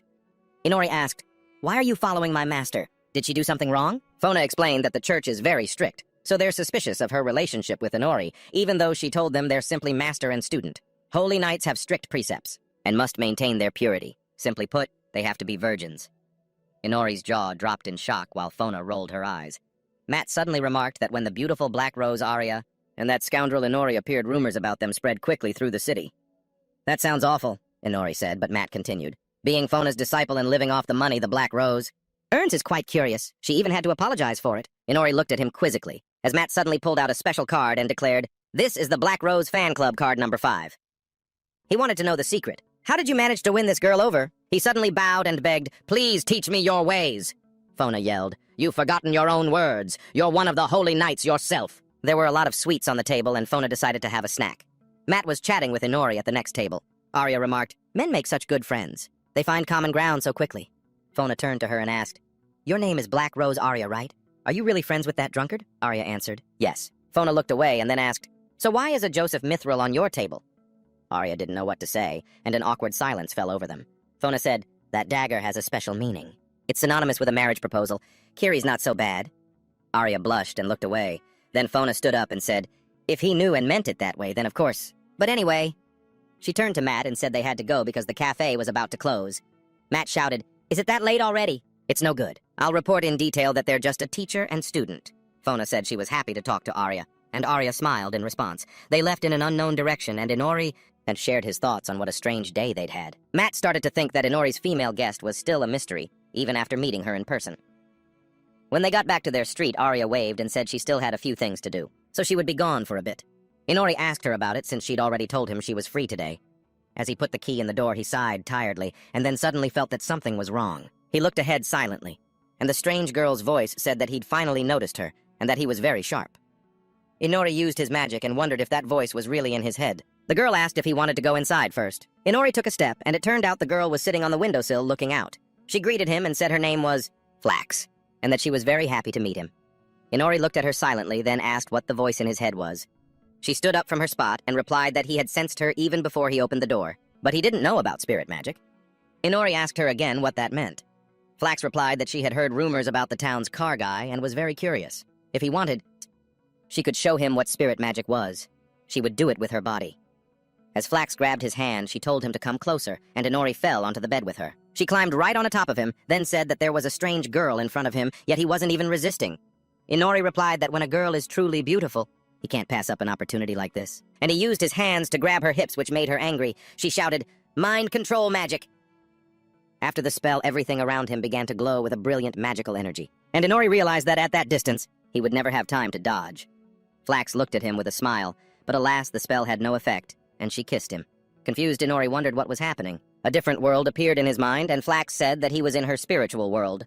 This is a unique dimension that exists inside each of us. Inori was surprised, and Flax continued saying, "This is my world where everything is under my control, absolutely everything. Do you understand what I'm saying? For example, I can easily take off your clothes." A few moments later, Inori found himself naked. He was speechless, and Flax said, "I can also make you go insane. From pleasure. Would you like that? I can make your body and soul want to depend on me." Inori gritted his teeth in frustration, and Flax asked again, "What's wrong? You're a man and a girl is in your arms. Why aren't you holding her? Are you really that afraid of getting involved with someone?" Inori got angry and ordered her to be quiet, but Flax refused, saying he wasn't afraid. Suddenly, a strange magical field formed behind him, and she grew tense. The magical forces let out loud sounds and enveloped everything in darkness. The darkness covered Flax's face. She became frightened, and Inori again ordered her to be silent. And Flax wondered what was happening to her world. Why was it crumbling right before her eyes? How could a single soul do such a thing? Inori reminded her, "You once said you controlled everything in this world." "Didn't you? What a coincidence. I'm also very good at controlling things." At that moment, Arya approached the house and noticed the door was unlocked. As she opened it, she yawned and announced, "I'm home." She thought to herself that leaving the door wide open wasn't a good idea. But before she could finish the thought, she saw a girl sitting on top of Inori. They were kissing when he suddenly realized Arya was home. She became wary and remembered the knife's curse. If she was betrayed, she could stab him to death. A moment later, Flax shot up and fell to the floor. Inori had used his magic to throw her off him. This caused a spirit to fly out of her mouth. She fell to the floor soaking wet and said that the goddess had given her the mission to seduce him.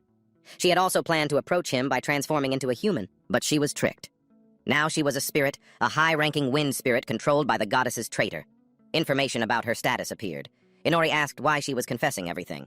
"Is it normal for you to do this?" The spirit screamed that he was the one who told her to say everything and was forcing her to do it. Arya thought she was very cute.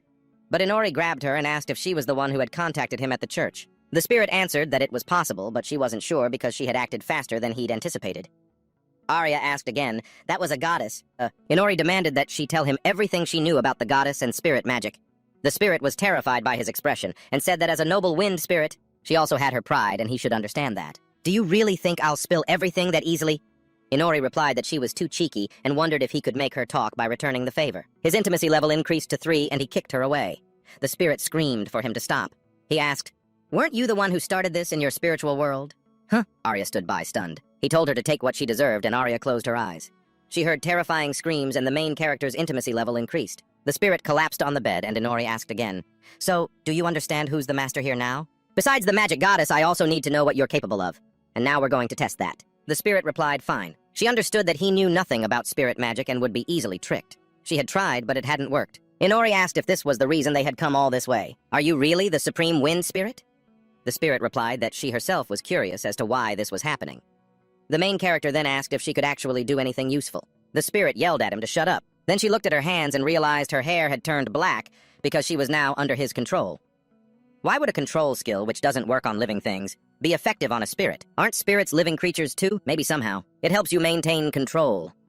"By the way, where else can we find spirits?" she asked back. "Where?" "They're everywhere. They're all around you. Can't you feel them?" It was thanks to these spirits that they were able to find you so quickly. They can use spirit magic to observe you without being detected. Not understanding what could be worse, Inori asked, "You mean we can't see them?" The spirit replied that she didn't know if they could be seen that easily, but she said to give it a try. A moment later, the forest lit up with magical power, leaving Arya completely stunned. She gaped in amazement, and they wondered, "So these are spirits?" She answered that yes, they were spirits. Arya seemed shocked by what was happening. The spirit replied that it was obvious. "Even though I can't use magic right now as a high-ranking spirit with a little persistence, other spirit magic won't be able to detect me." Inori looked at her in surprise, then fell silent, realizing they would need that ability. The spirit asked back, "Don't I deserve any respect at all?" How had she only just now realized she'd learned something new? Suddenly, power manifested around Arya, and the spirit announced that she didn't know if it was a replacement, or on par with wind magic, but she could freely release something, like darkness. It was a black wind or smoke, like a shadow in midair. Inori observed these shadows closely. Then he smiled, and said he definitely needed it. A flash of light struck the demon, and the main character said, "Excellent." He said it would prove its worth in his hands. He looked at the black orb in his hand and said, "This is good stuff. This black wind." Just then, Sophie asked, "Even so, father?" Then she added thoughtfully, If it were a normal demon, its body would have disappeared long ago. Does that mean it's from the demon world? The main character asked. The demon world. What's that? She said it was a legendary species of insect that only lives in the demon world. Where did it crawl out from? He asked in surprise. What do you mean? Is it some kind of rare creature? She replied that a creature like that couldn't just appear in this region naturally. He asked thoughtfully, like a fish on land, right? I've never seen one myself. Arya looked at Shinji and asked if she had ever been to the demon world. She zipped past Arya, waving her hand and saying, of course not. Isn't it obvious? The spirits in the forest seemed to be going wild, and the light spirits were particularly displeased. Inori said he couldn't see the spirits, but he could understand them. Arya said, this entire territory is protected by holy knights. Demons have a hard time fighting them. It's strange that a demon would decide to come up here all alone. Then the main character asked how this thing could have gotten here. Meanwhile, ex-Loa was watching them from a high cliff. A little while later, the blacksmith announced that his order was ready. The main character looked at the sword in his hand and said, whoa, this sword. It was a long sword crafted by Sebastian A-rank quality, with stats favoring strength.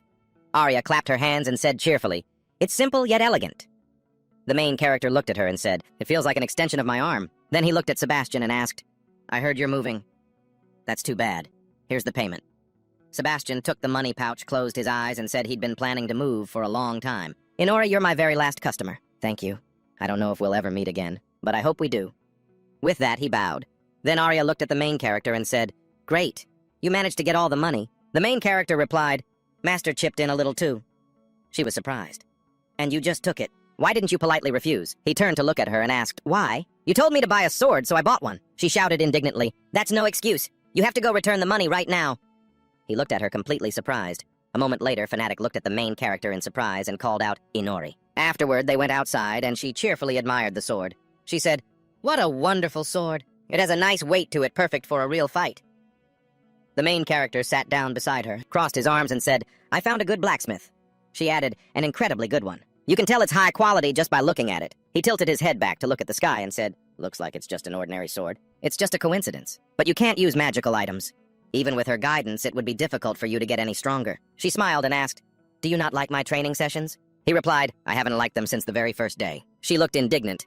He said, what's the point of doing something that's so obviously useless? It's just a waste of your time. Don't you think so? She burst out laughing and acknowledged that he was right about that. With your attitude, a lifetime of training would be pointless. He replied, I'm not kidding. Is that so? She added. If that's the case, then I'll train you forever, until you finally get stronger. If there's one thing I'm most confident in, it's my faith. Then she looked at him. He closed his eyes and said, so stubborn. Fine then. It's time to put in a little more useless effort. Really wonderful, she asked. A moment later, the main character looked at the girl who was blushing from the alcohol and asked, what about this one? Raven replied, passion hidden deep within cold eyes. Lovely lips that have never known the taste of a man. That is pure innocence. Then the main character looked at another girl and asked, what about that one? He replied, a firm body like an impenetrable wall to men. Without a doubt, that's innocence. Then the main character laughed loudly and shouted, you can see right through them. Excellent. Raven adjusted his mask and replied, of course. A man of the church must know how to judge a person's purity. Then the main character thought, a mask. Lately, he started spending time with me at the bar occasionally. If he drinks too much, he might let something unnecessary slip. I hope they haven't had too much to drink. However, as long as he's paying, I don't want to worry about it too much. Then he pointed forward and asked, what about her? Raven looked at Arya and replied, elegant yet powerful. I can sense a beauty intertwined with true pain, and deep inside there's not just purity. There's something wicked in there. Is she innocent? Or not? What a difficult choice. She looked at them with a strained smile. A moment later, bumps appeared on the two guys' heads, and Arya said, I heard someone was talking.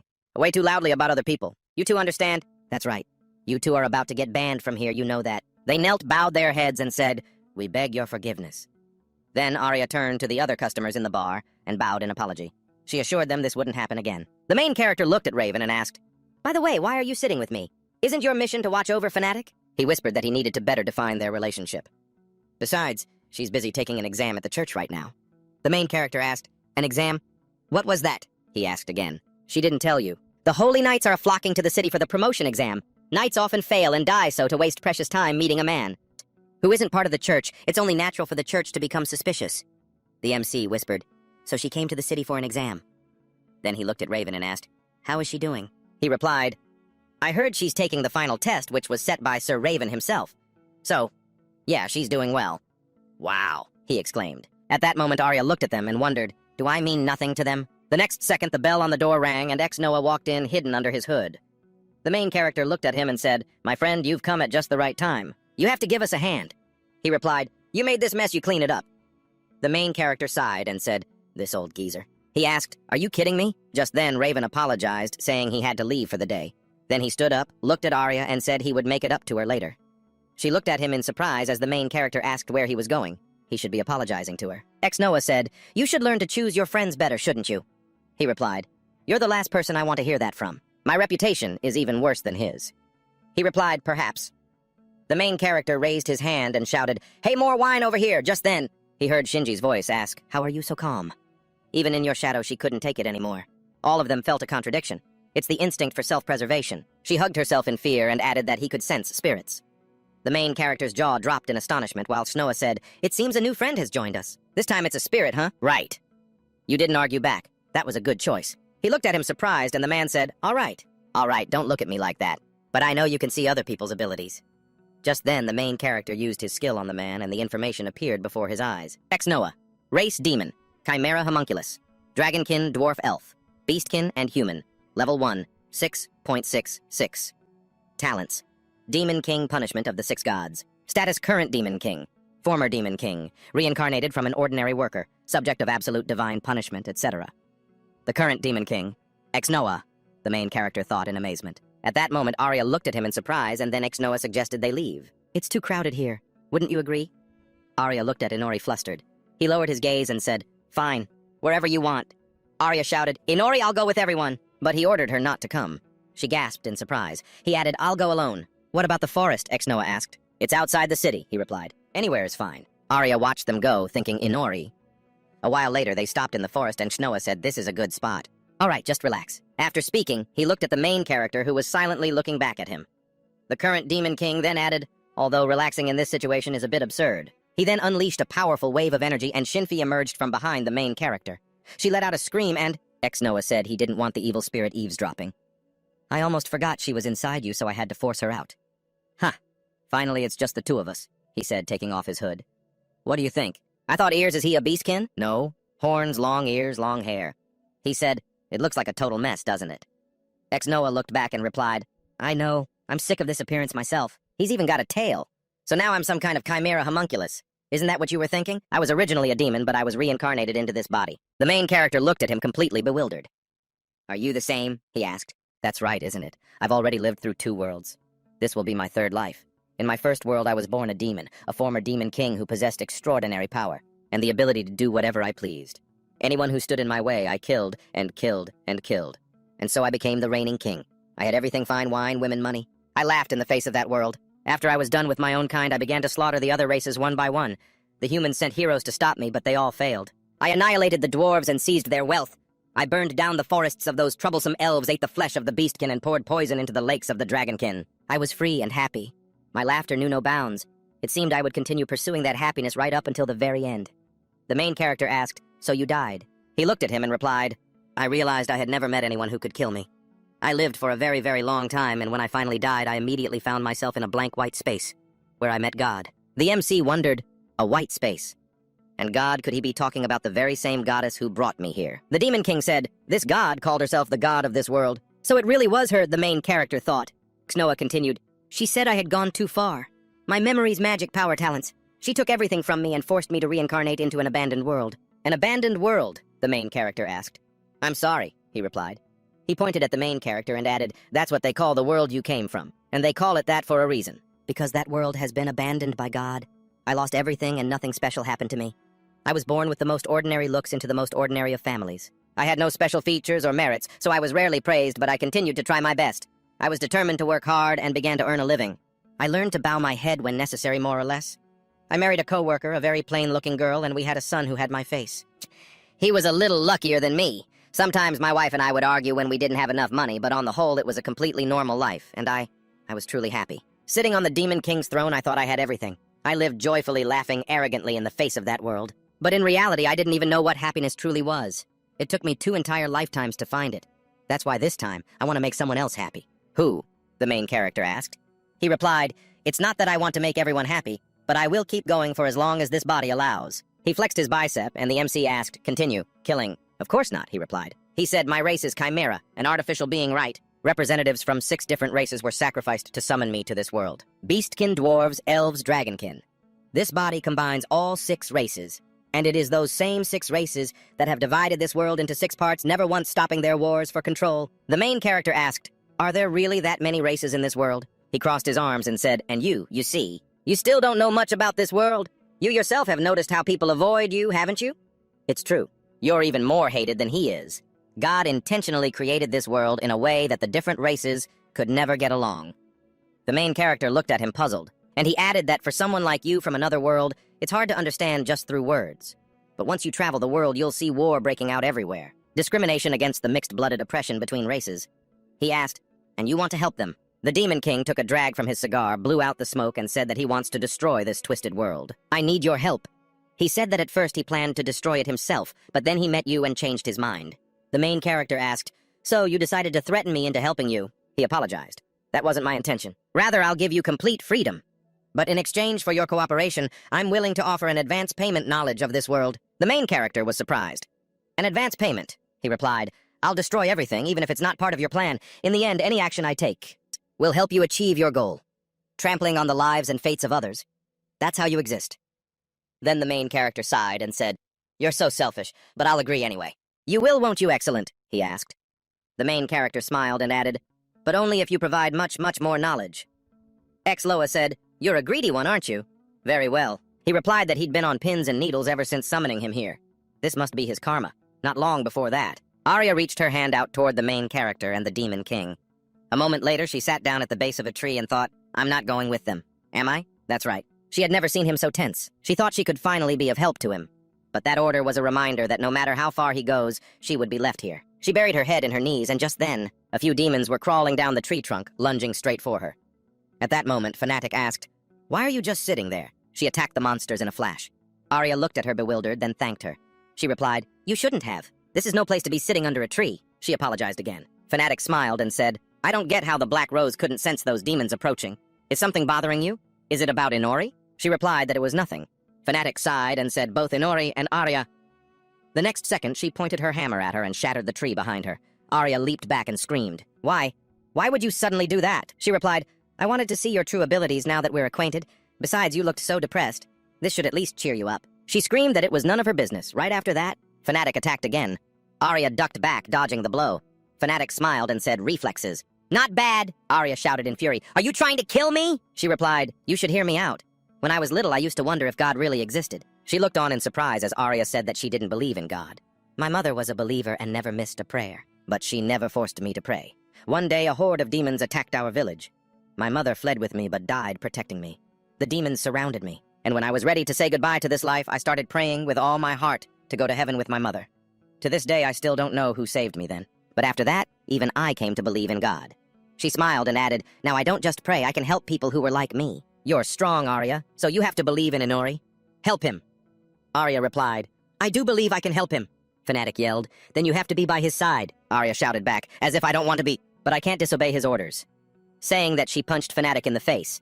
Then frightened, she pulled her hand back and asked, "Are you okay?" A single drop of blood trickled down Fanatic's face, and she said, "That was a pretty good punch. But now I know how you really feel." She let out a long sigh and started to fall to the ground. A moment later, Fanatic said, "There's still time for training with Inori." "Why is she such an idiot?" she thought. She replied, "I don't know. The written exams are a breeze for me," she said. "All right, then. You really are stubborn." Then Fanatic added, "This might be a bit presumptuous, but you don't understand Inori as well as I do." Arya smiled, looking at the girl lying in her lap, and said, "I was right to think a clumsy girl like you would only solve things with brute force. But I'm grateful to you, Fanatic." She replied, "I feel like there's a thorn in the Black Rose's words." "Oh, really?" she asked back. Then they both burst out laughing. A while later, Arya sat on her bed watching the rising moon. Just then, the male lead appeared from the shadows behind her, making her scream in fear. She told him not to scare her like that. He stepped closer to her and said they had been so engrossed in their conversation that he lost track of time. "The fastest way to return is through the shadows. But I've learned so much. When the time comes, I'll tell you everything." She looked at him silently, then sighed and asked, "Did they talk too much?" "He didn't attack you, no. Are you worried?" She answered, "Well, yeah, if you happen to die somewhere. Then your escape story would become a tragedy, not a comedy. Besides, you don't even know if I would free you in that case." "I see," he said thoughtfully. Then he turned to look at her, and she asked why he was suddenly so quiet. He closed his eyes and replied, "It's nothing." He smiled at her and said, I can see you're forcing yourself to be cheerful. Next time you're coming with me for a little experiment. I want to see what you're capable of. Surprised, she asked, I don't mind, but what's with that smile? He replied, you'll understand soon enough. She said she didn't like that at all. A while later, several girls were sitting near a wall while Raven looked toward a slightly ajar door and asked, is he here yet? He apologized for calling them on such short notice. Raven stepped forward and asked, what do you require, sir? The other man replied, nothing in particular. How is the search for the runaway heretic coming along? According to the plan, she should be working by now. He bowed his head and said, apologies, we need a little more time. Then Raven pushed a church servant forward and told him to hurry up and find her. We need more knights for the upcoming trials. Don't you need your authority to gather the devout followers? He replied, in the name of the Lord. A moment later, he sat at a table, took off his mask, and said in frustration, Chris, you wench! Don't you dare think you've escaped me! At that moment, Chris stood with a horde of demons behind her. She looked toward the city and said, it's not enough. We need more bigger ones. First, they must devour this entire forest. As she finished speaking, she unleashed a blast of dark energy and countless demons charged toward the forest. She then added, after that, all of Rick. A while later, Shinji asked, is he planning to sleep like this? Arya, carrying a bag of food beside her, replied, he can't do much during the day anyway. Just let him sleep. That's horrible, Shinji replied. Then she thought, so if I want to escape, I have to do it during the day. Then Arya announced they had arrived. A moment later, Shinji looked at a piece of cake in surprise and asked, what is this? Arya smiled and said, it's a sweet cake. I really love the sweets here, Shinji said. I know what it is, but what do I need it for? Surprised Arya asked, what do you mean? Why, you don't like sweets, but you're a girl? Shinji sighed and replied, I'm a spirit. I don't need food. Don't compare me to humans. Arya then asked, so you don't have a favorite food either? Of course not, she replied. Arya sighed. Well, that's a first. I didn't mean any harm. On the contrary, I just wanted to make you happy, Shinji. Shinji looked at her and said, all right, I'll give it a try. Then she placed a hand on the cake and said, just because I don't need to eat doesn't mean I'm completely unable to. She took a small bite and said, spirits are closer to plants than animals. Then she swallowed and exclaimed in amazement, what in the world is this? How is it this delicious? Arya smiled and said, told you so. Then she pointed to the next pastry and said, this one is cheesecake. I highly recommend it. You absolutely must try it. Shinji looked surprised. Cheesecake? How can it have such a perfect harmony of sweet and sour flavors right now? Exactly, she replied. A while later, Shinji was sprawled on the table with a full belly as Arya smiled and said, I've lost count. So this is the forbidden flavor, Shinji said. Turns out humans are good for something after all. Arya gestured and told her, don't tell Inori that we left him behind to go eat out, okay? Next time we'll all go together. Shinji looked at her and said, you're not like him. Perhaps you're kinder. She replied, well, yeah. Inori isn't exactly the kind type. Shinji added, all he thinks about is how to mess with people. Then why are you with him? Arya clenched her fist and replied, so that one day I can defeat him. Shinji sat up and looked at her in surprise. Then Arya punched the air and added, yeah, that's right. Inori isn't a good person, but he saved my life. Now I'm just like you. We're both his subordinates. I'm grateful to him, but that's a different story. In short, I'll stay by his side until I can surpass him.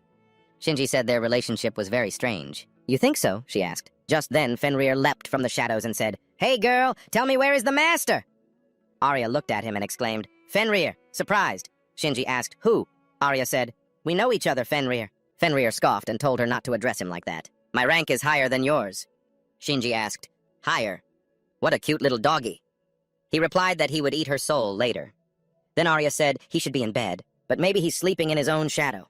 If he wasn't found in the room, then that must be it. He said, all right then, I will go with you to the forest. She was surprised. To the forest? He replied, more like to the place that used to be a forest. A moment later, they arrived at a barren wasteland, and Arya exclaimed in shock, it's gone, even the trees! Frenia said that this wasn't an isolated incident. The question is who is behind this. Shinji placed a hand on his chest and said, there's not a single trace of the low-level spirits left. Humans couldn't do something like this. The next second, Arya spread her wings, flew into the air, and said, all right, it's time to find out what happened here. Shinji flew up beside her and shouted, what they didn't leave. And what do you mean you can fly? She replied, the more you know, the more you can do. Fenrir ran after them, shouting, that's right. Then he looked at Arya and yelled, well, girl, you've realized what this is, haven't you? She shouted, this just happened not long ago. She thought they knew where to go, but what could have caused something like this? Shinji yelled, the spirits up ahead are screaming like crazy. It's not too late to turn back now. Then Arya looked forward and shouted, the plains on the other side of the mountain. There's something there. The next second, countless demons were advancing. Arya watched them from above and thought, the demons I met in the forest, why are there so many of them? Oh, Shinji flew closer to her and yelled, they'll spot you if you stay up here. You should lower your altitude and enter the forest from the left. She replied, got it. Shinji flew behind her and asked, are all of them demons? So many escaped from the demon world at once. Arya thought. Escaped. She'd heard that sometimes a group of demons would break through and attack settlements. so they were moving to the side. Just then she glanced away and remembered Regine. She gritted her teeth in frustration, thinking that Regine had been calmly dealing with demons for years. But now neither the church nor the guild was ready. They attacked at the most inconvenient time. Shinji asked, "Shouldn't we wake him up first? The situation doesn't look good." Arya asked if they could go back now and find Inori. Fenrir yelled that he could, but what was she planning to do? She gritted her teeth and thought, "I doubt Inori will help Regine. He isn't ready to show his hand yet." If she reported this in time, would the guild even help? If she contacted Fanatic, would the church intervene? "I won't make it in time." She turned back and shouted, "I'll handle this myself." She wants to fight. Then Fenrir added, "I can sense how strong they are. These aren't ordinary demons. You can't defeat them." But she charged forward, reaching for her weapon. She thought, "I'm not the same person I was before. I will fight."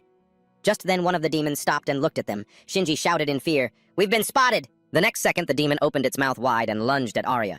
She furrowed her brow, thinking, "I'm tired of just standing by and watching." Immediately after, a blast of energy tore the demon's head apart. Fenrir said, "She revealed her magic before even drawing her sword. She's completely lost the initiative." Then he tore the demon in two and added, "Her technique is far from perfect, but fighting to protect something. That's what I like. I'm weak and can't maintain this form for long. But I will help you. I too once had a land and comrades to protect." Arya looked at him and said, "Fenrir, you've gotten bigger." He replied, "This is my original form." Then he charged towards the next demon and said, "Over there!" Arya drew her sword the very next second and launched an attack slashing through the demon. Fenrir said, "Not bad, you can actually do something." She smiled at him and shouted that she'd gladly accept his help. "You have to fight by my side, Fenrir." Then the head of the next monster went flying, and Fenrir continued to advance, tearing through the monsters in his path. He said they would thin their numbers. "Don't stop fighting and don't let them surround you." Arya frowned at him and shouted, "Right, you got it." The next second, Fenrir bit the head off the next demon and Arya slashed it with her sword. Just then, Shinji shouted in amazement, "Arya, a dog! Where are they getting all this power?" Fenrir said, "We have to finish them off. Just cutting them in half is useless." "It won't stop them from attacking." Arya replied, "Yes." Then swung her sword again, cutting the demon in front of her in two. She focused energy into her hand and frowned, thinking, "I know this sword. It consumes a huge amount of magical power, but I didn't expect it to be this much. I have to keep up the pace." She launched a ball of energy forward, but it bounced off the demon. Surprising her, she thought, "Did I miss? Fenrir warned me not to waste my magic right away, and he was right. Their armor is magic resistant. I guess I got a little carried away. I have to trust in the sword and fight. After all, it is her sword. It's hard to think about that fierce woman. But the way she wields this sword is unlike anyone I've ever seen. She controls her magic with perfect precision, releasing it only at the moment of impact, wasting nothing. She's so different from its current user." Arya looked at the sword in her hand and thought, "So this sword belongs to Agena Fenrir. She knew how to use it. Then she raised her sword high, thinking just like Fenrir always stays in his small form to conserve energy, the sword shouldn't be activated during the swing. It should only activate at the very moment of impact. Then she swung her sword and thought, "Right now." She panted after unleashing a powerful strike, wondering how many more times she could swing her sword. 3210. Or even fewer, they knew that full well, but there were just too many of them. She continued to slash at the demons until, gritting her teeth, she thought, "My strength is running out." Fenrir asked, "Is that all you've got?" The next second, Arya let out a loud cry, causing the others to stare in surprise. She leaped onto a demon and bit off a small piece. "What the hell?" she thought. Shinji screamed in confusion. "Is she eating it?" Right after, Fenrir laughed loudly and said, "Vampires recover their strength with blood just like their master." Then the battle continued with Arya attacking with her sword, while Fenrir added blows with his own energy. At that moment, Chris stretched her hands forward and then clasped them. The demons advanced with renewed vigor, while Arya's body was bound by small centipedes. "Smaller centipedes have appeared and surrounded me," she thought. Fenrir told her to keep fighting. A panicked Shinji yelled, "Arya, you have to fly up." Right after, a demon rushed past Arya, grabbing her arm. It sent both her arm and sword flying. Fenrir screamed in horror, "Girl!" At that moment, Arya stared in surprise at her injured arm. Then another demon attacked and sent them flying. Arya flew backward and Shinji pointed his hand forward, thinking, "What was it called again, Dark Wind?" Just then, a dark space appears in front of the demon, followed by several powerful energy beams piercing its body. Fenrir gave it a final hateful bite. Arya fell to the ground, and he asked, "How are you still alive?" "His strength has weakened. We have to retreat." Shinji thought he had saved her instinctively. Then he yelled, "Arya!" At that moment, Arya looked forward and saw Amanda leaning over her. She heard her say, "Little sister." That's what she asked. "How does it feel to go through the same thing I did?" "So pathetic. Back then, you decided to abandon me to save yourself, didn't you? You left me and I lost my head forever." At that, Arya smiled. Amanda wondered what was so funny. Arya stood up and said, "The real Amanda would never say something like that. You're just an illusion created by my own weakness, but I'm still happy to see a familiar face." With that, she raised her sword and added, "Back then, I was too weak to save you.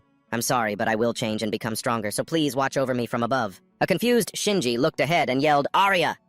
Fenrir told her to jump on his back. They had to retreat before they were surrounded. But just then, Arya charged forward, slashing the enemy in front of her to pieces. She panted heavily and shouted, "You go on ahead!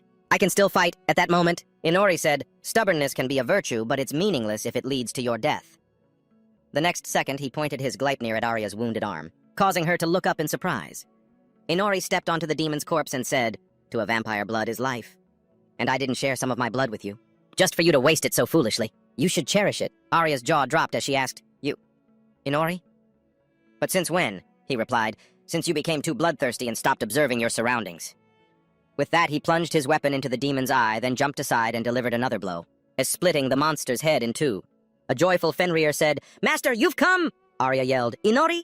Inori landed beside her and said, "Unlike their shells, their insides, so like their eyes and joints aren't protected by magic. If you had realized this sooner, you wouldn't have wasted so much energy, and especially not your arm." Saying that, he grabbed her arm and her entire body. Then he reattached the severed part and said, "It won't heal as fast as mine would, so sit down and focus on recovering. You've made many mistakes, but your biggest one was deciding to stay instead of abandoning this city. Have you grown that attached to it?" She gave a small smile and apologized, saying she'd been too hasty. Inori added, "You missed something. No matter how many of these bugs we kill, we can't save the city. We have to check one thing."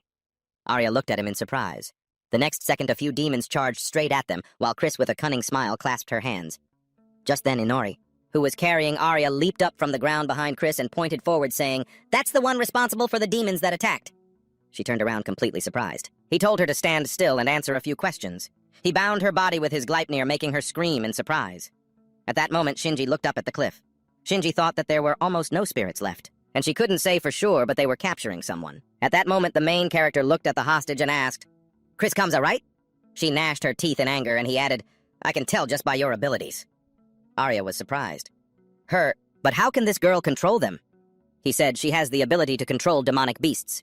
Regine is often attacked by escaped demons, and every time the Holy Knights, led by Raven, those who led the charge and pushed them back, were hailed as heroes of the church, and Regine became so famous, it turned into a sacred ground for Holy Knights like your master to test their mettle. Such a fortunate coincidence for the church. Or is this girl simply in cahoots with them?" Chris smiled and remarked, "You know quite a lot, don't you?" "That's right, but that's not all." He leaned in and said that he had people he could ask, but for anything he couldn't find out, he'd dig it out of her himself. Then he used his left eye to hypnotize her.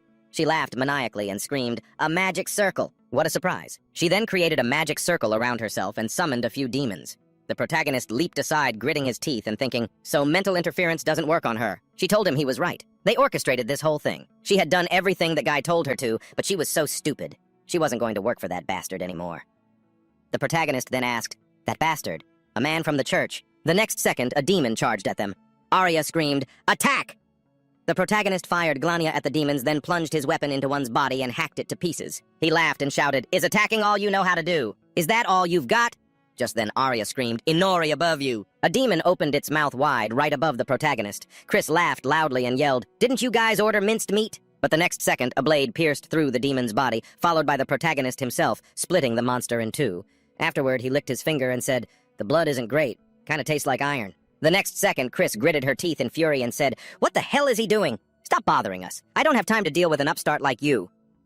He wiped his mouth and said, "She'd rather cripple her own arm to break that thread." Just then, Shinji looked ahead in surprise and thought, "All the demons at once!" Arya shouted, "The demons are heading for the city."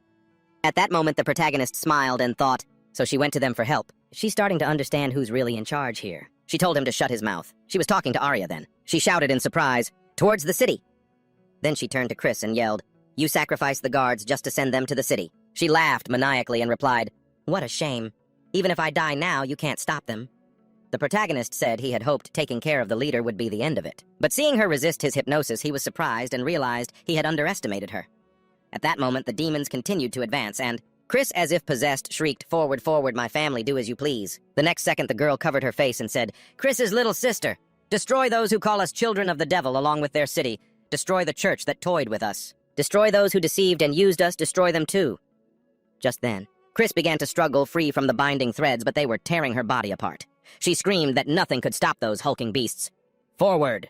Devour everything in your path." She started laughing loudly while Arya gritted her teeth and said, "This is bad." The protagonist said, "Wait, Arya. Personally, I don't give a damn what happens to that city, but I'll take responsibility for underestimating her." Arya looked ahead, bewildered. The next second, rays of light began to break through the rainy sky. The protagonist said, "Hey, Arya, do you know why the raindrops falling from the sky don't tear our skin apart?" It's thanks to the atmosphere and its air resistance. He pointed forward and added, the dense layer of air reduces all the energy the raindrops absorb, but the objects under my control don't interact with the atmosphere. And of course, they aren't affected by its drag. The atmosphere can't hinder this. And unlike a raindrop, it can accelerate to unimaginable speeds. Then at some point I realized, the black wind leads to the same space as my shadow, but it has the ability to float in midair. Now imagine this, the objects I control fly out from my shadow and fall into the black wind. They fly out of the shadow again and fall into the wind again, over and over. Those small stones have been flying back and forth in the sky for exactly 7 minutes and 28 seconds. At that moment, Arya looked up completely baffled. The protagonist added, from here, it's much simpler. I just need to cut off the black wind at the right moment and... boom. The next second, several flaming boulders shot straight towards the demons. A terrifying explosion erupted. Arya shielded herself with her hands, screaming while the protagonist smiled and said, something like that. The next second, Chris gaped in astonishment as they stared at the giant craters. On the ground before her, she uttered, huh, you've got to be kidding me. The protagonist smiled and said, simply put, I was just throwing rocks at you. However, their power was so immense it was perfect for annihilating an entire army. Just then, Arya gasped as Fenrir appeared from her shadow. She turned in surprise and shouted, Fenrir, are you okay? At that moment, Shinfi, who was perched on Fenrir's head, asked, aren't you going to worry about me? Fenrir added, if it weren't for Master's shadow, things would have been much worse. So his new power is that terrifying. But to cover such a wide area like that, then the male lead grabbed Chris's face and used hypnosis to make her speak. And this time it was successful, no matter what she was subdued. Arya wondered if she had willingly let him interfere with her mind. But why? She looked at her severed arm, then turned to the male lead and yelled, Inori, aren't you going to ask why she attacked? He looked at her, closed his eyes, and said, I'm going to find out the most important things, not the trivial details you asked about. I want to know what happened to her. He sighed and said, you were almost killed, but you... Oh, all right. However, I have a few questions of my own. She has some very interesting abilities. Then he looked at Chris and asked her to tell him about herself. She said, all right. She had a younger sister who was gentle and unbelievably naive. She dreamed of living a peaceful and happy life with her sister, but that dream never came true, all because of her dark magic, which was proof of an impure soul. And so everyone turned their backs on them. However, despite that, the church welcomed them warmly, letting them once again taste the long-forgotten flavor of hot food, letting her see her sister's happy smile as she was finally full. She wished that day would never end. But about a month after they arrived at the shelter, he appeared. He toyed with and continuously tormented her. She didn't understand why, but she didn't really care. After all, they had nowhere else to go. In the end, there was nothing she could do for her sister. As time went on, nothing changed. If anything, it only got worse. At one point, Raven grabbed her by the neck and asked if she wanted to continue living here. In the present, she lowered her head and said, his words and actions got worse and worse, and the time I could spend with my sister grew shorter and shorter. But for now, she's still safe. She closed her eyes. The main character squatted down beside her and asked, him who is he? The one who became the hero of Regan. Raven version. At that, Arya looked at her in surprise. And the main character thought to himself, Hero Raven is that the guide's boss I saw in the church. Then Chris added, from then on, she did everything she was told and practiced dark magic. She didn't have much strength, but every day until she collapsed from exhaustion, she created demonic creatures to devour the demons that Raven brought back. She worked with the summoned creatures for a whole year, and at one point they were set up to surround the city and framed as runaway demons. An entire army of demons was defeated by Raven and his team in front of the whole city. All the creatures were destroyed and many people died. Then she suddenly realized the real reason she was doing this. Raven received the title of hero. She was locked up to create demons so she couldn't see her sister, but that was for the best. She had been involved in the deaths of so many people, and she was afraid to imagine how her sister would react to the changes inside her. She was only allowed to contact her sister through letters. When reading her sister's letters, she saw that she thought the church had recognized her older sister's talent for magic, and wrote that she was so proud of her. At that moment, tears started streaming down her face. And when Arya asked where her sister was now, she replied, she's dead. Not only was she dead, but it was that very man who told her about her sister's death.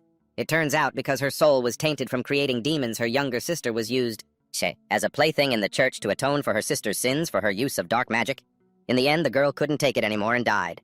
But then she was threatened that if she stopped following orders, and she would meet a similar fate. The question is, how did things ever get to this point? Was it simply because she could use dark magic since she was a child, because no one in the city would accept them, or because they decided to stay in this church? At some point, something inside her just shattered. A demon approached, leaned down, and told her she was a one-in-a-million summoner, just like him, a perfect fit. A demon named Neon was locked in the same cage with her. He then asked, do you want power, Tonopiesi? She decided to escape her confinement and made a pact with him, becoming a demon to get her revenge on that man. But they stopped her and her army, and now she doesn't know what to do next. He then asked, who exactly is this man? She answered, a demon. That's all she knew. The main character looked away and thought, this doesn't seem like the Demon King's style. But after thinking for a moment, he spoke. One last question for you. The revenge you threw away your humanity for has failed, because we accidentally got in your way. Your life is a miserable failure.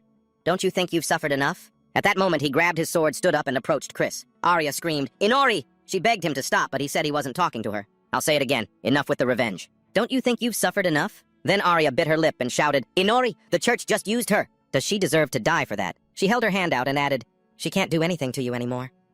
He closed his eyes and replied, no. It's no use.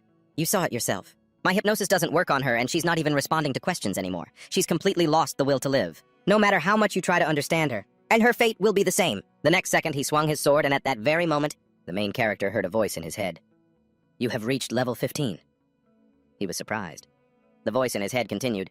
Your demon title has been promoted from Baron to Viscount. The next second, he started losing consciousness and thought, oh no. My head is spinning! He started to fall, and Arya screamed in panic, Inori! She rushed towards him. A moment later, a goddess looked down at the main character and asked with a smile, you're awake. It had been a long time since they'd last seen each other. He looked at her confused, then sat up and asked, what? It's you. He had been afraid that the goddess of that world had caught him. She asked, the goddess of that world? The next second, he punched her hard in the stomach. She winced in pain and yelled, hitting a girl and a goddess no less. He replied, oh well, but I support equality in all things. And I still haven't forgotten that idiot you sent to follow me. He was a real thorn in my side.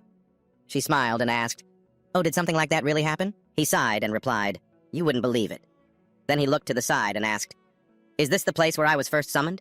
She replied, yes, that's right. And you're the only one who's come here so many times. He asked, why now? She asked, what do you mean? Why haven't I heard anything? I was promoted to Viscount. He asked, Viscount, are you talking about that voice in my head? She said that his powers are drawn from many worlds, but in his current world, he can't change the vampire title himself, so she has to manually enhance it for him. He should be grateful for reaching a certain level. He crossed his arms and said, geez, don't you have anything better to do, goddess? She yelled, not at all. And then she channeled energy from her hand into his head. He immediately asked, anyway, why did they summon me here? She asked, haven't you noticed your level has suddenly increased? If you don't manually adjust the increase, it'll only get more difficult later on. What did you do? He closed his eyes and thought, I wiped out an entire army with a meteor. Maybe that's why. Then she said cheerfully, everything is ready. I don't know if you've managed to obtain anything new, so good luck figuring it out on your own. He thanked her in reply, and she added, finally, I'll give you a piece of advice. The goddess of that world is a bit special. He looked at her completely surprised. A while later, Arya was resting the hero's head on her lap. Placing a hand on his head, she said, you scared me. What's wrong with him? Fenrio approached and said, Master is unconscious, but he's fine. We're very lucky that Master's compulsion hasn't worn off on this girl yet. He doubted if they could even fight her. It's dangerous to let her live. Arya looked at the girl thoughtfully, then lowered her eyes, thinking that she had let her emotions get the better of her, demanding something she wasn't ready for. But what do we do now? Just then she heard Shnoa's voice say that it was useless trying to reason with her. She spun around and said, it was you. At that moment he suddenly sat up, grabbing his weapon and asking, old man, but why? Arya exclaimed in surprise. Inori, the protagonist, said he woke up because of the surging magical power from his appearance. Xnoa said, my apologies. What could I do? He asked, but hey, why are you here? Xnoa looked away and told him to look at what he had caused. The sound and the tremors have already reached the city. I wouldn't be surprised if people come here at dawn to find out what happened. He replied, all right. I got a little carried away. After that, Xnoa said that he could put everything back the way it was. Would you like that? He looked at him and asked, what do you mean? The old man looked back and said that he could literally return everything to its original state. Everything? He asked again. The old man replied, you look so young, is your hearing already failing you? I will restore this area to its original state so the townspeople don't go crazy when they see this. He asked, how are you going to do that? And how much will I owe you? That sounds serious. The old man closed his eyes and told him not to worry. Then he approached Arya, pointed at her, and said that he just wanted to have a private word with her. A moment later, he looked at the craters in the ground and said that he didn't even know if he could do it. He sat on the ground and added, it's been a long time. I haven't had a chance to do something serious, and in front of a young lady, no less. This is a rare occasion. Arya looked at him, remembering how Inori had told her to be wary of this old man. It probably wouldn't help much, but she still had to stay on guard. Then he said he would take the other girl home first. If the old man couldn't restore everything, he would pin all the blame on her and hand her over to the church. As for who this old man really was, her father told her it would be faster to ask him herself. She wondered who he really was. Then Xnoa said, all right, we'll talk later. The next second he used magic to spin the rocks in a current of air. Arya stared forward in amazement, her hair blowing in the wind. She screamed, what is this? He said, my apologies if I'm messing up your hair. The rocks spun in an even stronger vortex, and large boulders filled the deep craters. Then he stood up and thanked Arya for waiting. But first, I want to change the scenery a bit. Standing in the middle of a barren field like this, feels strange. I've returned everything except for the demons and the things they caused. I hope you'll be satisfied." Arya looked at the result and said, Inori, this can't be real." She looked at Genoa and said, "This power is extraordinary. Who are you really?" A moment later, they stopped in the forest and Arya asked, "The former demon lord Inori," he said, "Well, you could also say I'm the current demon lord. But everyone still thinks the king is dead, so what of it? If you don't believe me, I can prove it, you know. Do you want me to—" As he spoke, he turned to look at her. She said, "No, the power I just saw is probably enough." Then he pointed at a log and said, "I see. Good. I'm sorry I have nothing to offer you but a log, but please sit and talk." She bowed and asked for his permission. He replied, "Of course. There's no need to be so tense. Though considering his past, I can't say I blame you. He's the one at fault. Not even 600 years could wipe his slate clean." She sat down beside him, placed her hands on her knees, and said, "It has become a children's fairy tale. About a wicked demon king?" She fearfully asked for his forgiveness, and he replied, "It's nothing. Everything you said is true. But forgive me for asking, where are you from? Holding the hem of your skirt with both hands is a custom among the northwestern nobility. Are you on a journey? But why?" She didn't tell him her origin, only that she was traveling with him. She bowed her head, thinking, "I must have let something slip. I can't let my guard down." Then she began to speak, but he cut her off, saying, "No, I'm the one who should apologize. I shouldn't have pried into your affairs. It's a bad habit of mine. It's just, I couldn't believe that he would voluntarily travel with anyone. So I found myself wondering who you were, that's all." Their eyes met, and she said, "I can assure you of one thing. I am Lord Inori's subordinate." He asked, "Subordinate?" She replied, "Lord Inori offered me a deal when I was on the verge of death. Either accept death or choose to live no matter what." Ex-Noah moved closer to her and exclaimed in surprise, "He offered you something like that?" Startled, she cried out, "Really?" Then she elaborated on what happened next. "It's hard to put into words. He became my savior, my freedom. But he also became my chains. One moment he can seem so weak, and the next he'll reveal his strength. I don't even know how to describe this feeling. Perhaps I am his." Before she could finish her sentence, he said, "That's enough. There's no need to try and force it into words. There can be many answers. Don't be so quick to draw a conclusion. I apologize for asking such a question." She was surprised. "It's all right." She blushed with embarrassment, and he closed his eyes, saying, "I understand. That is how you feel?" She asked how I feel. He opened his eyes and said, "You and he are very different in that respect. You don't consider what's going on inside his head.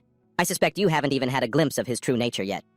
She asked, "His true nature?" He looked at her and said, "He will threaten to destroy this world, and he will want to fight against anything that stands in his way.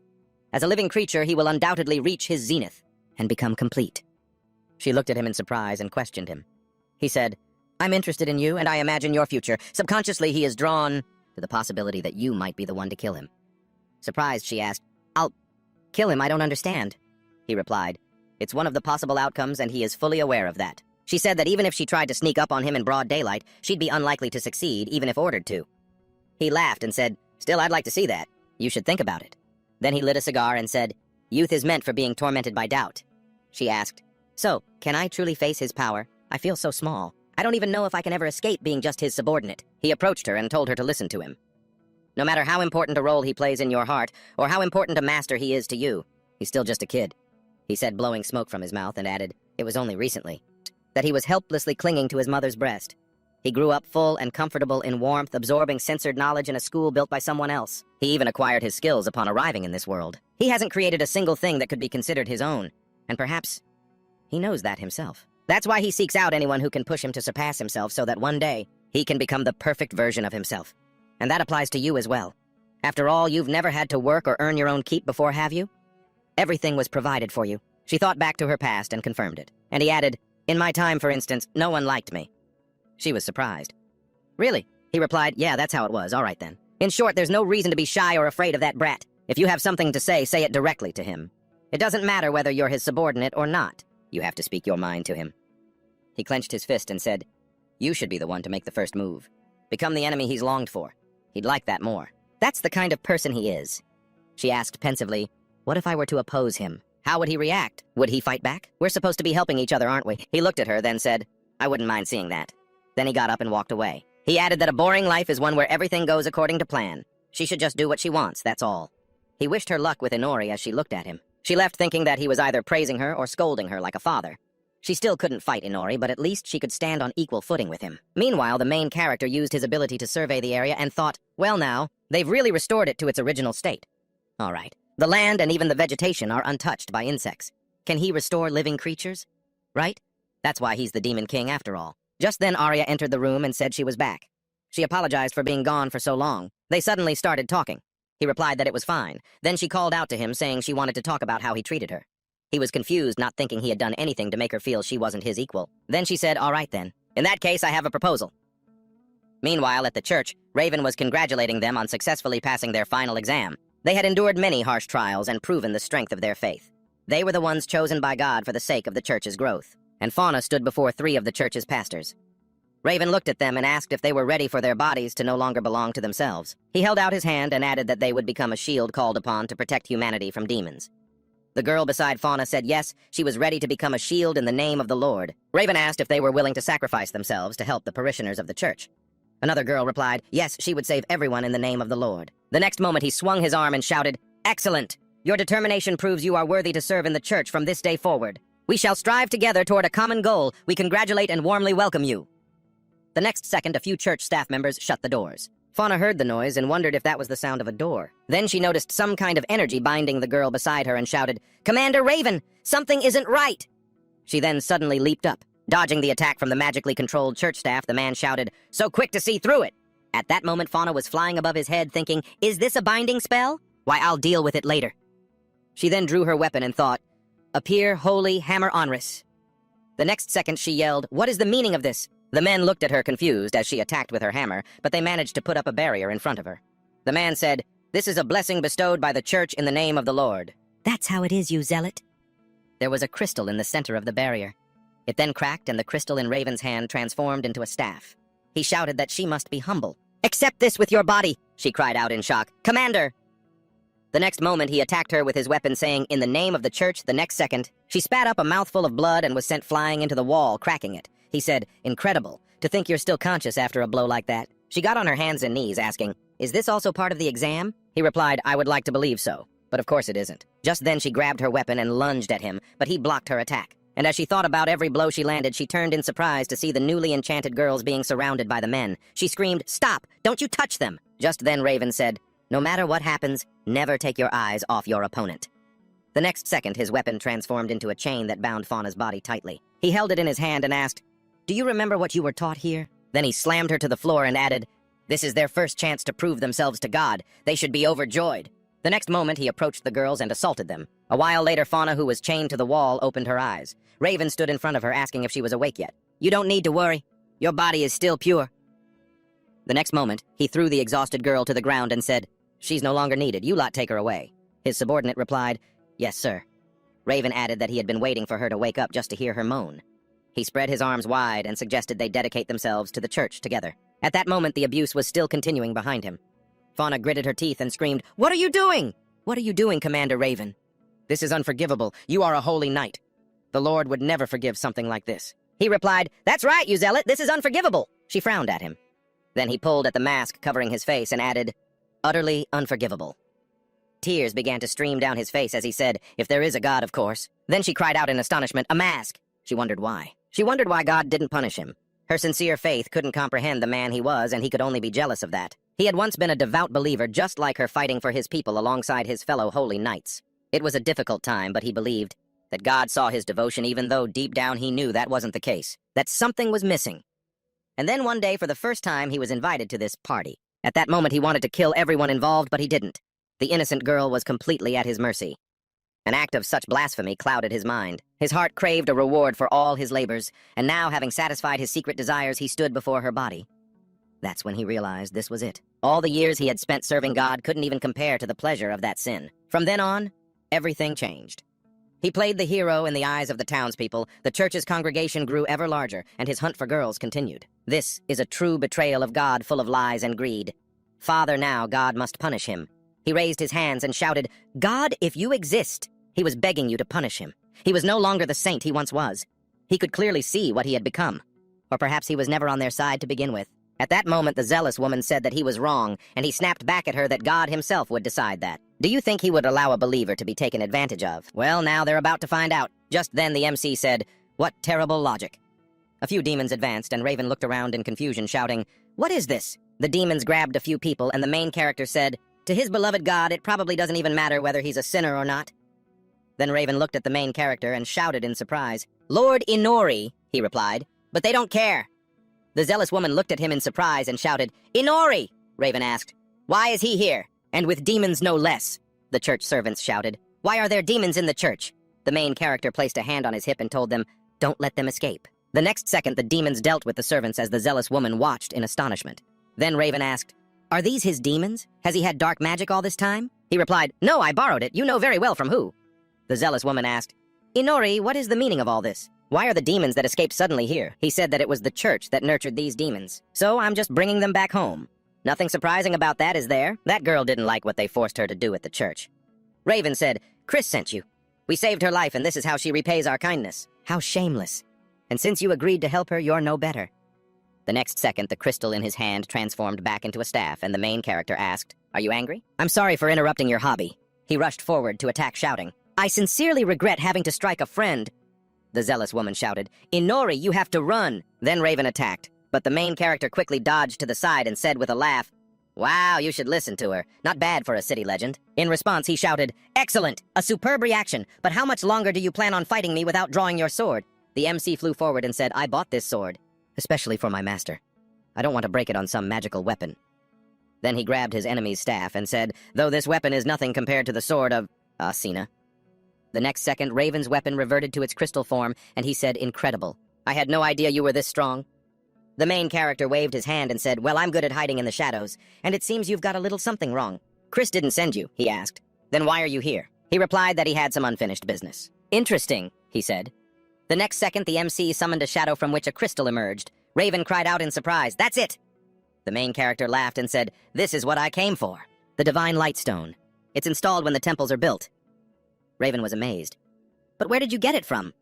He replied, "Simple. It was thanks to your party.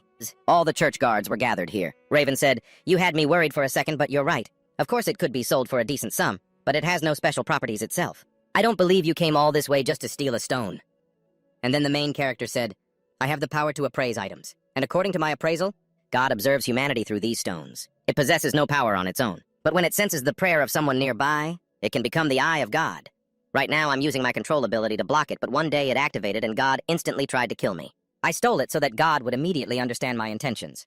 Raven asked, "So God exists? He watches over humanity, and out of all people, he found you and tried to kill you." The main character replied, "Something like that." Then he looked away and asked, "Does God consider you a heretic? You know, like a kill him quickly kind of thing." Then Raven lowered his head and said, "I admit, there is something about you that could be considered heretical." The MC then added, "Although, heretic isn't quite the right word. It's more like I'm a thorn in his side." Raven said, "Then that's all the more reason for you to explain it to me." The main character asked, "Explain what it all depends on your perspective." He answered, "If God is watching us, if he's the one who takes lives, then why did he try to take your life and not mine?" Meanwhile, the demons continued to dispose of the churchgoers. And the main character said, "It's simple. God doesn't care about humans." The zealous woman looked at him stunned. He asked, "Now do you understand why I'm here?" Raven raised a trembling hand to his mask and laughed. How horrifying.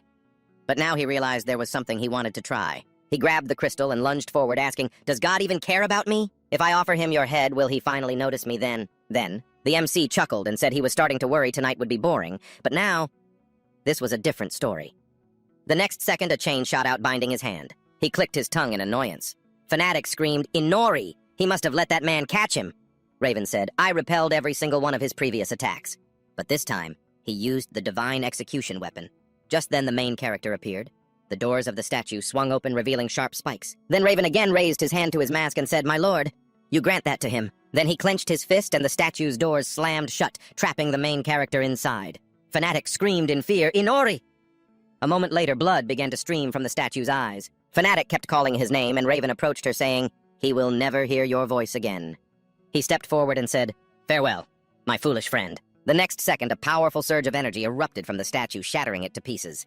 A surprised Raven turned back to see the main character bruised and battered, who spoke. "You know, that wasn't half bad." He laughed maniacally and grabbed the crystal, saying, "I'll give you a piece of advice." He threw it forward, hitting Raven and destroying the chain that was binding Fanatic. The next second, Raven fell to the ground, thinking, "He's strong. I underestimated him. Since when did my vision get so blurry? Not even light.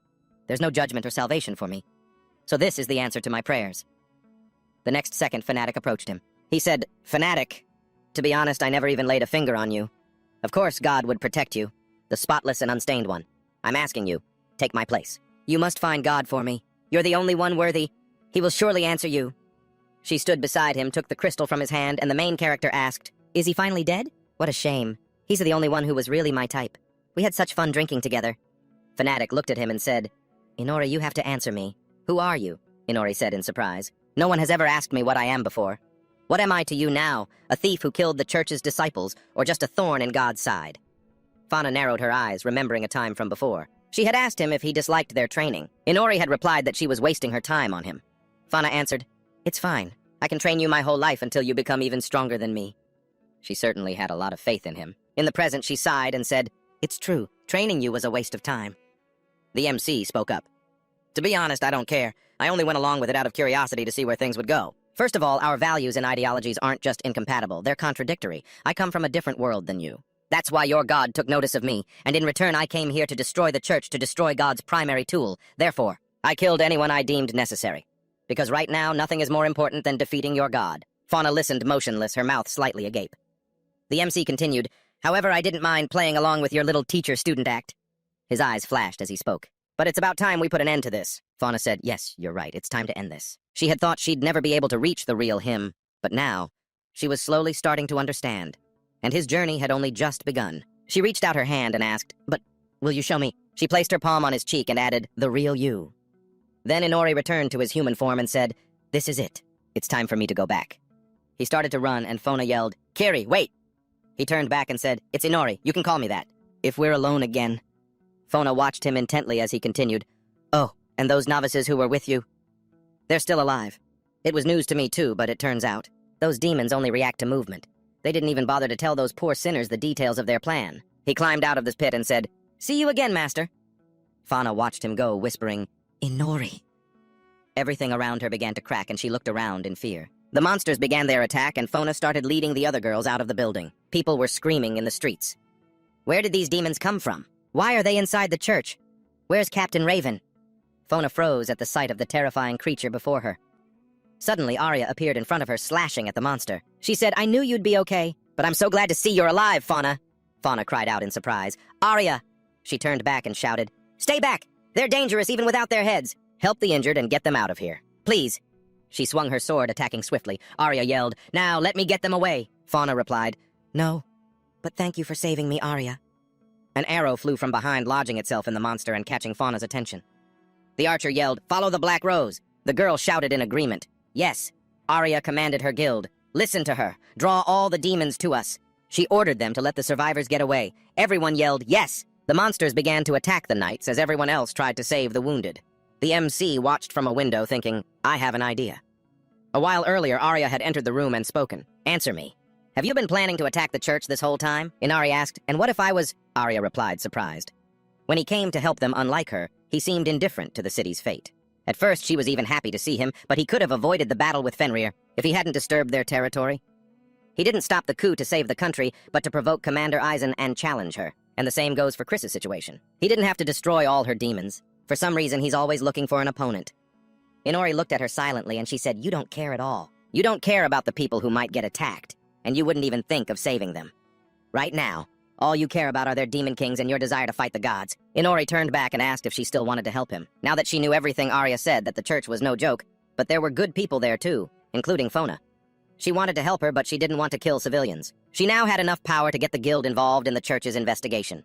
With their help, their numbers, and their influence, they would be able to hide the fact that he was the mastermind. And there would be no need to risk hypnotizing witnesses or even killing them. There would be fewer victims. She held out her hand and said, But on one condition. I'll be the one to take care of this girl, all right? Inori waved his hand dismissively and said, Do whatever you want. I don't care. She's already lost the will to live. Arya said she knew this was selfish, but she wanted to try, even if he disagreed with her about something. In the present, Inori stood watching the church tower collapse, recalling Arya's words. She belonged to him, but she still wanted to help people in need. She would continue to help him, but she would do it her own way. In the present, Inori looked at her from the window and thought, Well, either way, this doesn't affect my plans. The key figures of the church have been eliminated and the stones have been stolen. If she wants to try so hard, then let her. That's her problem. He looked on as the people dealt with the monsters, and said, They're finished. Inori looked up at the sky and said, That's right, congratulations on losing an eye. Are you satisfied now? Your goddess will suffer the same fate. A moment later in the forest, Arya said, It's all over. Chris, She was sitting near the base of a tree, hugging her knees. Arya looked around and said, "Both Raven and the church's men, they're all gone." Chris kept her head down and remained silent. Arya sat next to her and said, "I had a younger sister too, but she died." Chris turned to look at Arya, who smiled and said, "She was very sweet. She used to always cling to the hem of my skirt. Brushing her silky hair was a joy for me. We were even alike in some ways. Both of us couldn't be honest with ourselves, but we had a chance to make up before she passed away." Chris listened to her intently but remained silent. Arya stood up and said, "All right, what does any of that matter to you? What I'm trying to say is, you're free now." She handed her a piece of paper and said, "And I found out where they buried your sister. Go visit her, because I never got the chance to visit my own sister." Chris watched Arya leave and, after a moment of hesitation, stood up. A while later, voices echoed in the city. "What's the latest news? Did more demons escape? They say Captain Raven was attacked by one. And what happened to him? How did demons even get inside the church? Are they raising them in there like rats or something?" The villagers were talking in a tavern about how it was the guild members who stopped the invasion instead of the church. After clearing the rubble, they discovered that someone had quietly entered the church's cemetery and dug up a grave. A shout rang out, "Why would someone dig up a grave?" One mystery after another.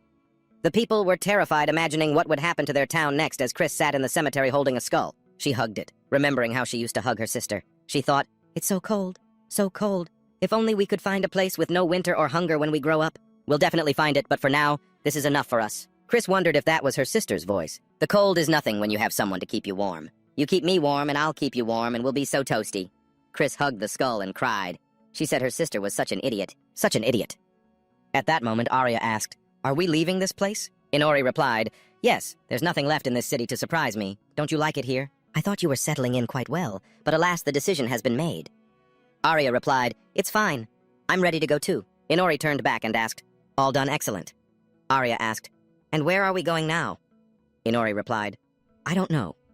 Arya said, bewildered, "Sometimes you just surprise me." A while later, Krista was riding a monster and said, "We'll find a place that's always warm." She looked up and thought, "Far, far away from here."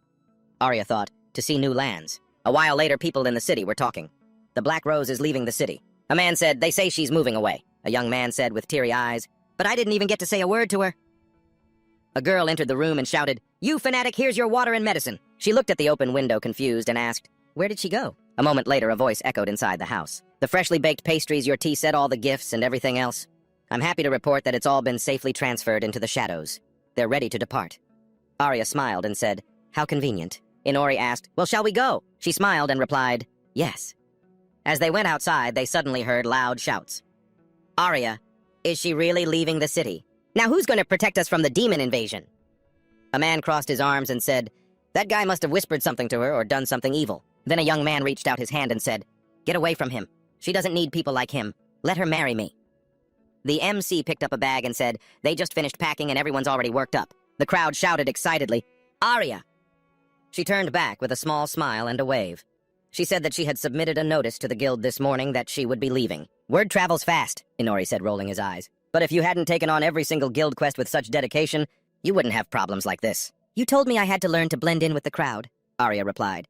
"You make it sound so easy. The guild was my first job. I couldn't help but give it my all." The MC said she had a nickname, and her eyes suddenly lit up.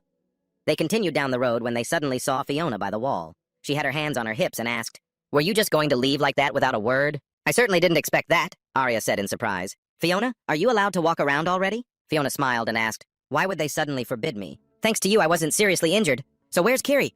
Arya cried out in a panic. "What happened to him? Wasn't he just walking next to you?" The MC had climbed onto the bridge railing and was lying down to avoid being noticed. Arya said, "He ran off." "So that's how it is." Fiona smirked and replied, "That's just like him. Kiri? No. Inori hasn't changed." Arya looked at her in surprise and asked, "So you knew?" Fiona looked up and said, "A little." Arya seemed a bit embarrassed. "Please forgive them. And me." "Actually, my name is Arya. I am the former princess of the kingdom of the rising sun." Fiona's eyes widened in surprise and she yelled, "Ari, a princess!" Arya cried out in embarrassment. "Ex-princess, and don't shout about it. And it's not Ari, it's Arya. Inori saved me and took me with him. I still know very little about him, but I don't mind following him and uncovering his mysteries." Fiona smiled and said she was glad she liked him. Arya blushed and shouted, "How can you just assume I like him?" "It's obvious," Fiona replied. "He's the one I chose. My instincts have never failed me." She told her to follow him. Arya smiled and said, "All right." She shouted, "Inori!" He jumped up startled, and Fiona yelled, "Usually I'd catch him every time he tried to escape. But for today anyway, I'll let it slide." Inori clicked his tongue in annoyance, and Fiona said, "And all his lies to me, his master? I'm willing to forgive those too. But if he dares to lie to Arya even once, I will never forgive him. And the fact that he doesn't fear divine punishment is no reason not to take my words seriously. If he dares to hurt her, I will come and punish him myself. After all, I am his master." Fiona turned and said, "Arya, thank you for telling me your real name." She told her to take care of herself. A moment later, Fiona waved goodbye to her, thinking, "This city has changed so much since they came here. They will continue to change the world around them.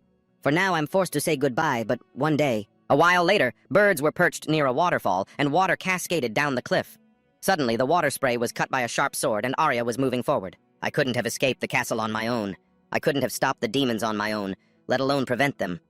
I didn't even realize some things. Both the impending coup in the kingdom and the dark side of the church. I still have a lot of work to do on myself, but I need to know where to start." Inori looked at her and asked, "What's wrong with you? Did you decide to take a bath?" Arya looked at him and, slightly embarrassed, cried out, "Inori, no, I didn't. I was just..." The MC pointed at a wild boar and said, All right, whatever you say. Let me get a better look. Here." Arya asked again, "This is..." The MC replied, "It looks like a pig or a wild boar. I got the idea to try roasting it as is without draining its blood." "But it's a demon," Arya said. They had been wandering aimlessly since leaving Regan. A cave behind the waterfall had become their temporary shelter. But Arya didn't mind much, as it turned their wanderings into a good excuse to train. The little Fenrir rested in Inori's shadow. After all, it was her fault that it had used up all its energy fighting the demons. Shinji's gourmet side had awakened, and she was hunting for new strange fruits every day. And as for Inori, Arya looked at the stone in the MC's hand and asked, "You found it already?" Inori replied that at first he had hoped to be able to control it and see through the eyes of the god, just as they saw through his, but as soon as he used the magic, I was immediately disconnected from them. Oh well. There will still be a chance to figure out how to fight the gods, Arya thought, and Inori is still trying to get stronger. She held her hand forward and unleashed a holy flame. Inori asked why she would use magic. Arya said she wanted to try purifying it with light magic. The MC asked, "Purify it?" Arya replied that demons are creatures of darkness and are fundamentally incompatible with humans. "But if we try to neutralize its properties, couldn't we at least eat it properly?" Inori then asked what was stopping her from just eating it immediately. "You did it with that bug," he pointed out. Arya replied that she wanted to eat it properly and with some flavor. Inori said, fine, I was just kidding. He was actually concerned that the demons here didn't seem particularly strong even during the day. He had hoped to encounter stronger monsters by going further from human settlements. Arya looked at him intently and asked if maybe it wasn't that the monsters were weak, but that he himself had become too strong. Inori looked surprised, and Arya continued speaking. Compared to the ones found in her country or Regina, these were much stronger. But they were born from nature itself. And if you compare the demons in her country with the high-level demons summoned by Chris, the difference is huge. And then there's the way you defeated more than half of them at once, just for experience. She suspected that there were no demons left in the wild that could satisfy his desire to become stronger.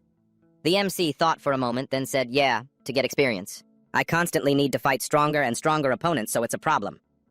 Arya said that she wished she had such problems, although at some point feeling weak, and feeling like you're lacking something is pretty normal. The MC thought for a moment. An opponent as fast and ferocious as Chris's demons? He highly doubted he'd be able to find something like that easily. He turned back and looked at Arya. He asked, "Your goal is to become stronger than me, isn't it?" "Right," Arya replied, a little flustered. "Yes."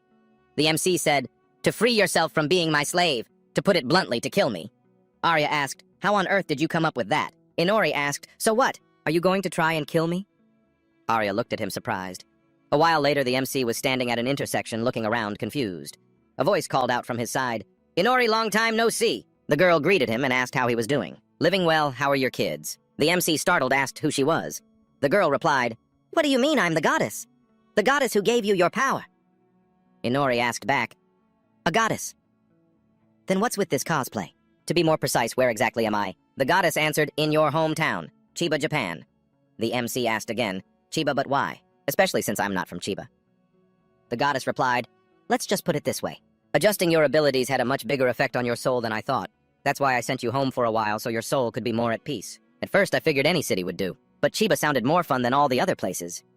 The MC asked back, "So you just wanted to come to Chiba, is that it?" The goddess simply smiled in response, and Inori told her she should learn to make better excuses. Suddenly the people nearby then started taking out their phones and snapping pictures of the building's exit. The MC turned around and asked, "What are they doing?" The goddess replied, "Oh well, it's not like they have anywhere else to go anyway, so why not have a little fun?" Arya raised her hands and said no. No, this isn't cosplay." People started asking, "Are those her everyday clothes? She's so cute." Inori looked at her and asked, "How did you get here?" The goddess replied, "For company, why not?" She handed him a card and told him to buy her some clothes. "It's your beloved goddess's credit card. There's no limit, but please don't buy up everything in sight."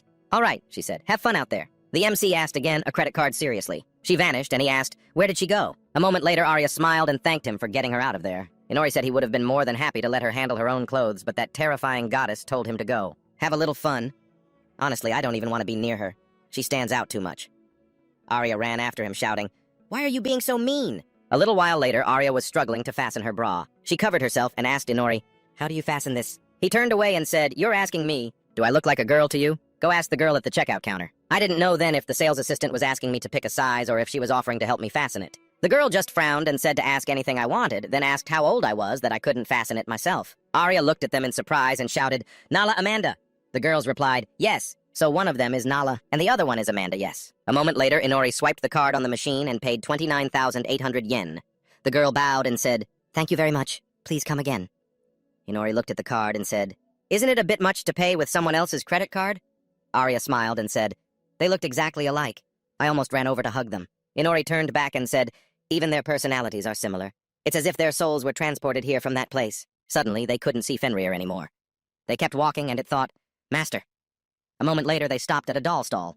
Arya said, "Your homeland sells so many strange things. They even have these unbelievably detailed dolls." Inori cut her off. "They're called figurines." Arya pointed to a fairy and said, "What about this one? Wow, she's the spitting image of Shinji." Inori agreed with her, then saw the figurine's hand trembling. He said, "Wait a minute. She's not an image. That is her." She said while eating, "Thank you both so much. I was afraid you wouldn't recognize me. You're being so kind today, even treating me to this."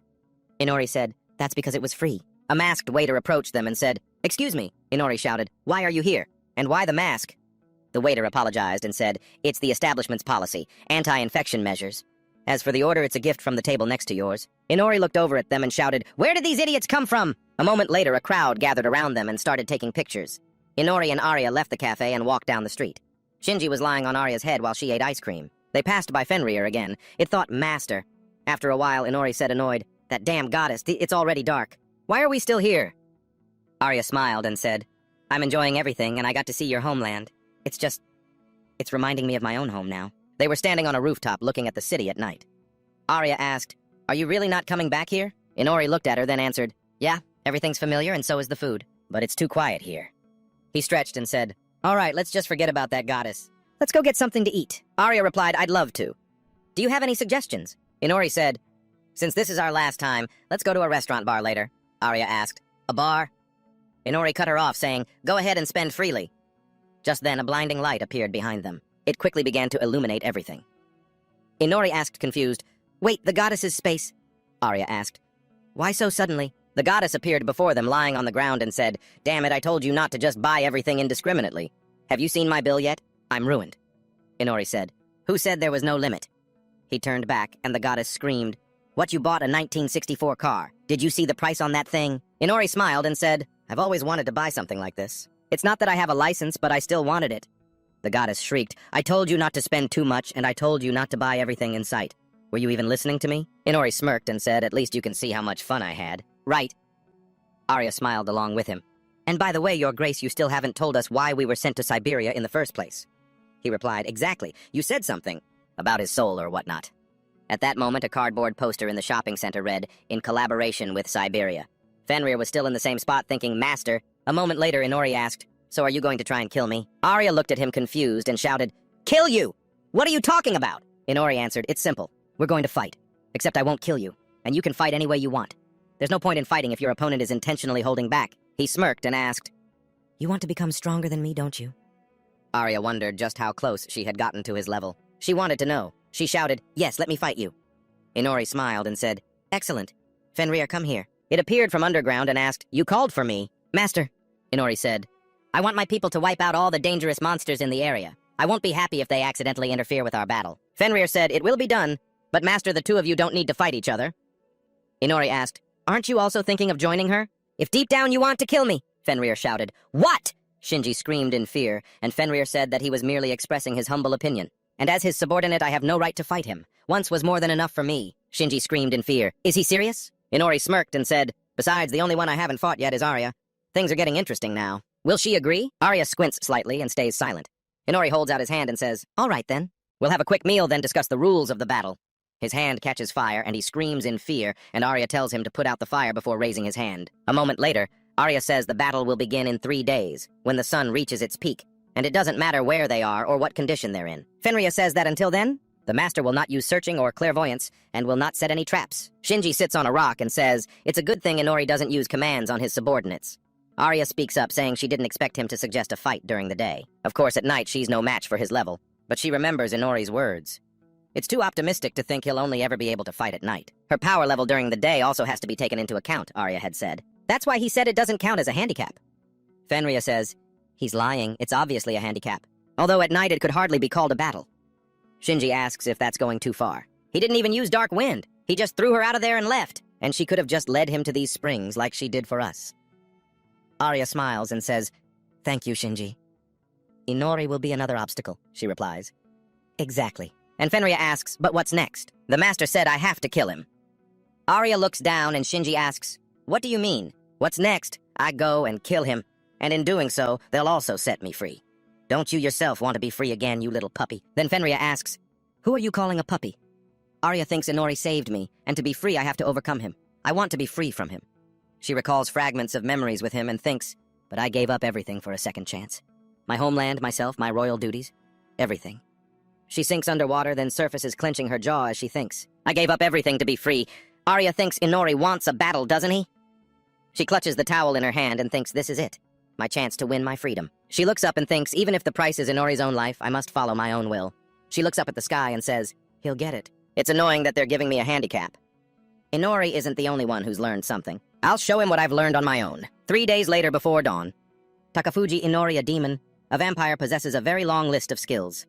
He holds the corpse of a monster in his hand and looks at the window, the system with his skills. Inori thinks that he's accumulated a lot by stealing skills.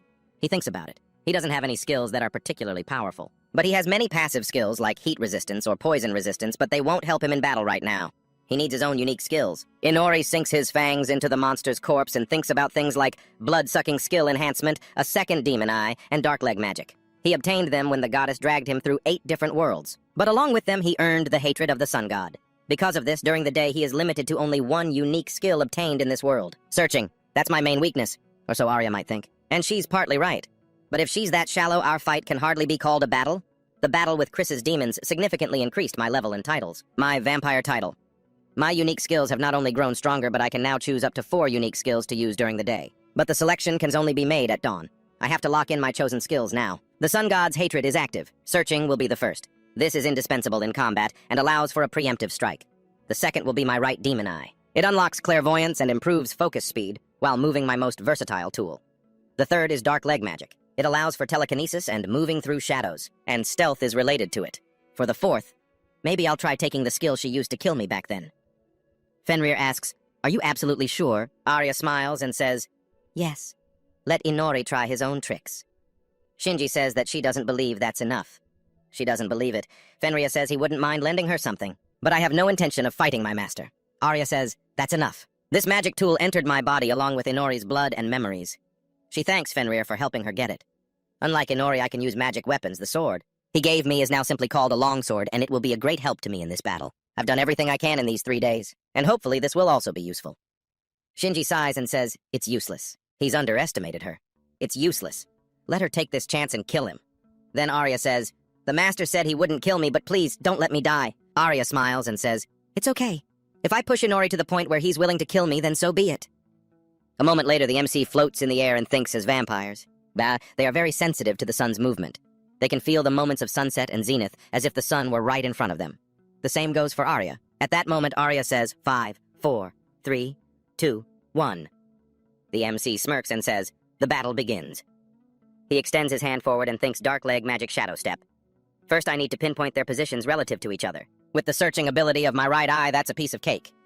He releases his mana and thinks I'll seize the initiative and attack before she even realizes it. The search for the brilliant mana spread throughout the forest, and Inori thought that even with his enhanced tracking abilities, he still couldn't find her. Could she be even farther away? Of course, they hadn't restricted the combat area in any way, but there has to be a trace. No matter where she was hiding, the clairvoyance of his right eye would spot even the faintest of traces. Suddenly, a bright stone flew into his eye and a sword pierced his back. Arya gritted her teeth and Inori turned around bewildered. She thought aim straight for the heart and head for a few more stabs. Inori screamed, "It hurts so much!" He swung his leg and attacked Arya. Brilliant mana surged through the forest. It knocked down trees and spread farther and farther. A terrible thought came to him. He had accidentally pushed her with all his strength. Arya flew backward into the tree trunks. They came crashing down on her from above. Blood spewed from her mouth and her body trembled. She thought, was that a kick? How much stronger has he gotten if he can do this during the day? She stood up and thought, but the first blow was still mine. The MC rushed forward and thought, how did this happen? At first, the tracking ability didn't work, and Arya immediately appeared attacking him in his most vulnerable spots. She sensed that. The heart is a vampire's primary organ, because she herself is a vampire. This could have been a fatal blow. Though not lethal, he had been prepared, using Grapnia's threads to push his heart aside. When was the last time he was this close to death? He had underestimated her. He had underestimated her so badly. A moment later, he landed where Arya had just been standing. She was no longer there. Another blow from behind. So his right eye and its clairvoyance were useless. She had probably aimed for it intentionally, knowing full well how poor his regeneration is during the day. But honestly, he looked up and said, "I don't need my eyes when the scent of your blood is wafting from a mile away. It's useless to hide." Arya's eyes widened in shock as Inori suddenly shot energy threads towards her. He bound her and said, "You've lost a lot of blood, and alas, you've missed your only chance. To end everything in one move." Arya thought dark magic leg remote control. She used her sword to sever the threads, then the sword broke. The MC observed her carefully and asked, "Does she have any strength left?" No matter who his opponent was, they couldn't get up right after that blow. Or is this another trick? Arya enveloped herself in healing mana, and Shinpi said, "Hey, this is going well, isn't it? If she's lucky, she might even win." Fenrir said, "Just take it slow.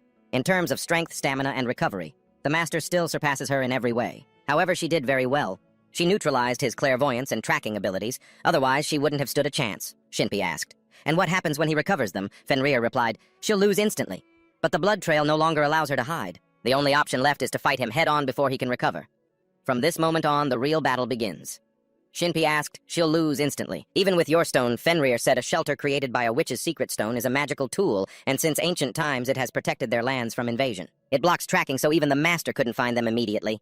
It used to be hidden in the hollow of a tall tree.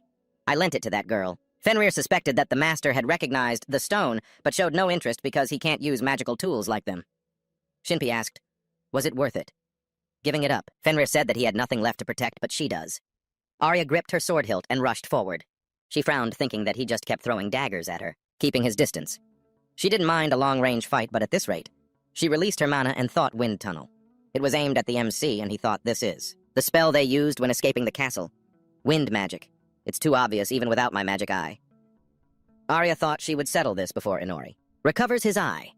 Wind Tunnel. Multiple attacks aimed at Inori and struck his body.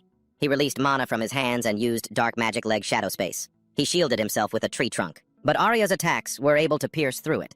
She thought horrifying. She couldn't see Inori because of the smoke. He stepped forward and asked, "You're good at hiding, but am I better at finding?" He used dark magic leg shadow step. He moved behind Arya and quickly attacked, knocking her to the ground. The MC saw a stone on her neck and thought, Glenier. He bound Arya's hands and said that she could only cut it with the black sword. Checkmate. Inori approached Arya and started punching her repeatedly. He said that the sooner she gave up, the better it would be for her. Suddenly, his fingers detached from his hand and the MC's eyes widened in amazement. Arya gritted her teeth, using her sword to sever her own hand. She used her fist to strike him in the face and sent him flying. Arya told him, "Don't think you're the only one who's gotten stronger. Are you satisfied now? I can kill you." She ordered him not to look down on her. Inori watched her intently, then smiled and said, "You're right. You sold your soul to survive, yet you're still afraid of death. Aren't you overestimating yourself?" Arya looked at him confused, and Inori said, "Fine. Just don't complain if your life really does end today." Arya yelled at him, "This involves you too." The MC thought of his fourth chosen skill, Berserk. He reached his hand toward Arya's face and attacked quickly. He flew up, grabbing Arya's face and flying across the pond. Inori yelled, "I tried to take advantage of this when I killed Mask, but it's pretty hard to control." He swung his arm and threw Arya into the water. She landed on the sand and coughed up blood. The water spread out around her. The MC laughed loudly and rushed towards Arya, who had just tried to get back up. She jumped to the side and Inori swung his fist. Arya flew sideways and crashed into a wave. The MC said, "I told you this. When you fought Chris's demons, stubbornness isn't bad, but it's meaningless if you end up dead." Arya sat on the ground and the MC said, "I understand how you've been able to fight for so long, thanks to Shinji." Arya snorted in displeasure and Inori said, "My wounds are healing faster than I thought, but now you have no chance of winning." Through Shinpi's dark wind, she was supplied with blood to restore her strength and mana. She did well. She made good use of the 3 days of preparation. She collected the blood of those she killed. To use in battle, that's commendable. So your goal was to win by wearing me down, but unfortunately you decided to cut off your own hand to escape. Glenia. She lost a lot of blood. She can no longer use a strategy of attrition against him. And without a hand to hold the dark sword, she's lost her main weapon for close combat. Arya lowered her head and said, yes. I don't have many trump cards, and now I have even fewer. But then she shouted, that's not a reason to give up. She created a wave and pointed her blade forward. Rushing in to attack, she stabbed Inori's palm, and he said cheerfully, you fell for the trap. Arya said, no. No, you're the one who fell for the trap. Shinji's dark wind also passes through your shadow. It'd be a waste not to use it. She bound them with a red thread and said, you can only cut Repnia with the dark sword. Don't you remember? Isn't that right? She used holy fire and said, be patient. Now we'll see who burns first.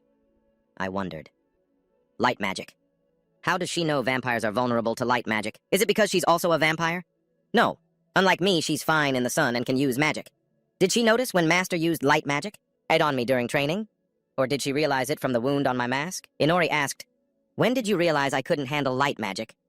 Arya said, to be honest, never. I just decided to take a wild guess.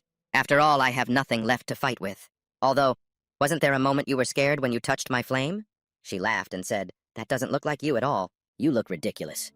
The flames spread across their bodies and the health bar started beeping. I'm telling you, I'm dying. The fact that you're vulnerable to light doesn't make me immortal. And I don't have time to recover from the flames. Your berserk state triples all your stats when activated. I'll die first. Absolutely not. His eyes saw the reflection of her endurance through the numbers. I'm serious. And so am I. I won't believe the words of my enemy. Besides, for the first time in my life, I fought with a clear killing intent to win at all costs. I'm not afraid to say, I had a lot of fun. He looked up at the sky and said, I order you to stop the magic. He returned to his normal form and the threads began to cut into his body. He said, I told you I wouldn't kill you. I offered another way. Arya's mouth fell open. A moment later, she woke up and saw Fenrir beside her. It said, you're awake. She smiled and said, Fenrir, where am I? It replied, you're home. In the cave behind the waterfall. Arya looked at her hand and said, my hand, it's still here. Inori said, I don't see any joy on the face of a winner. Her eyes widened in surprise and she said, Inori?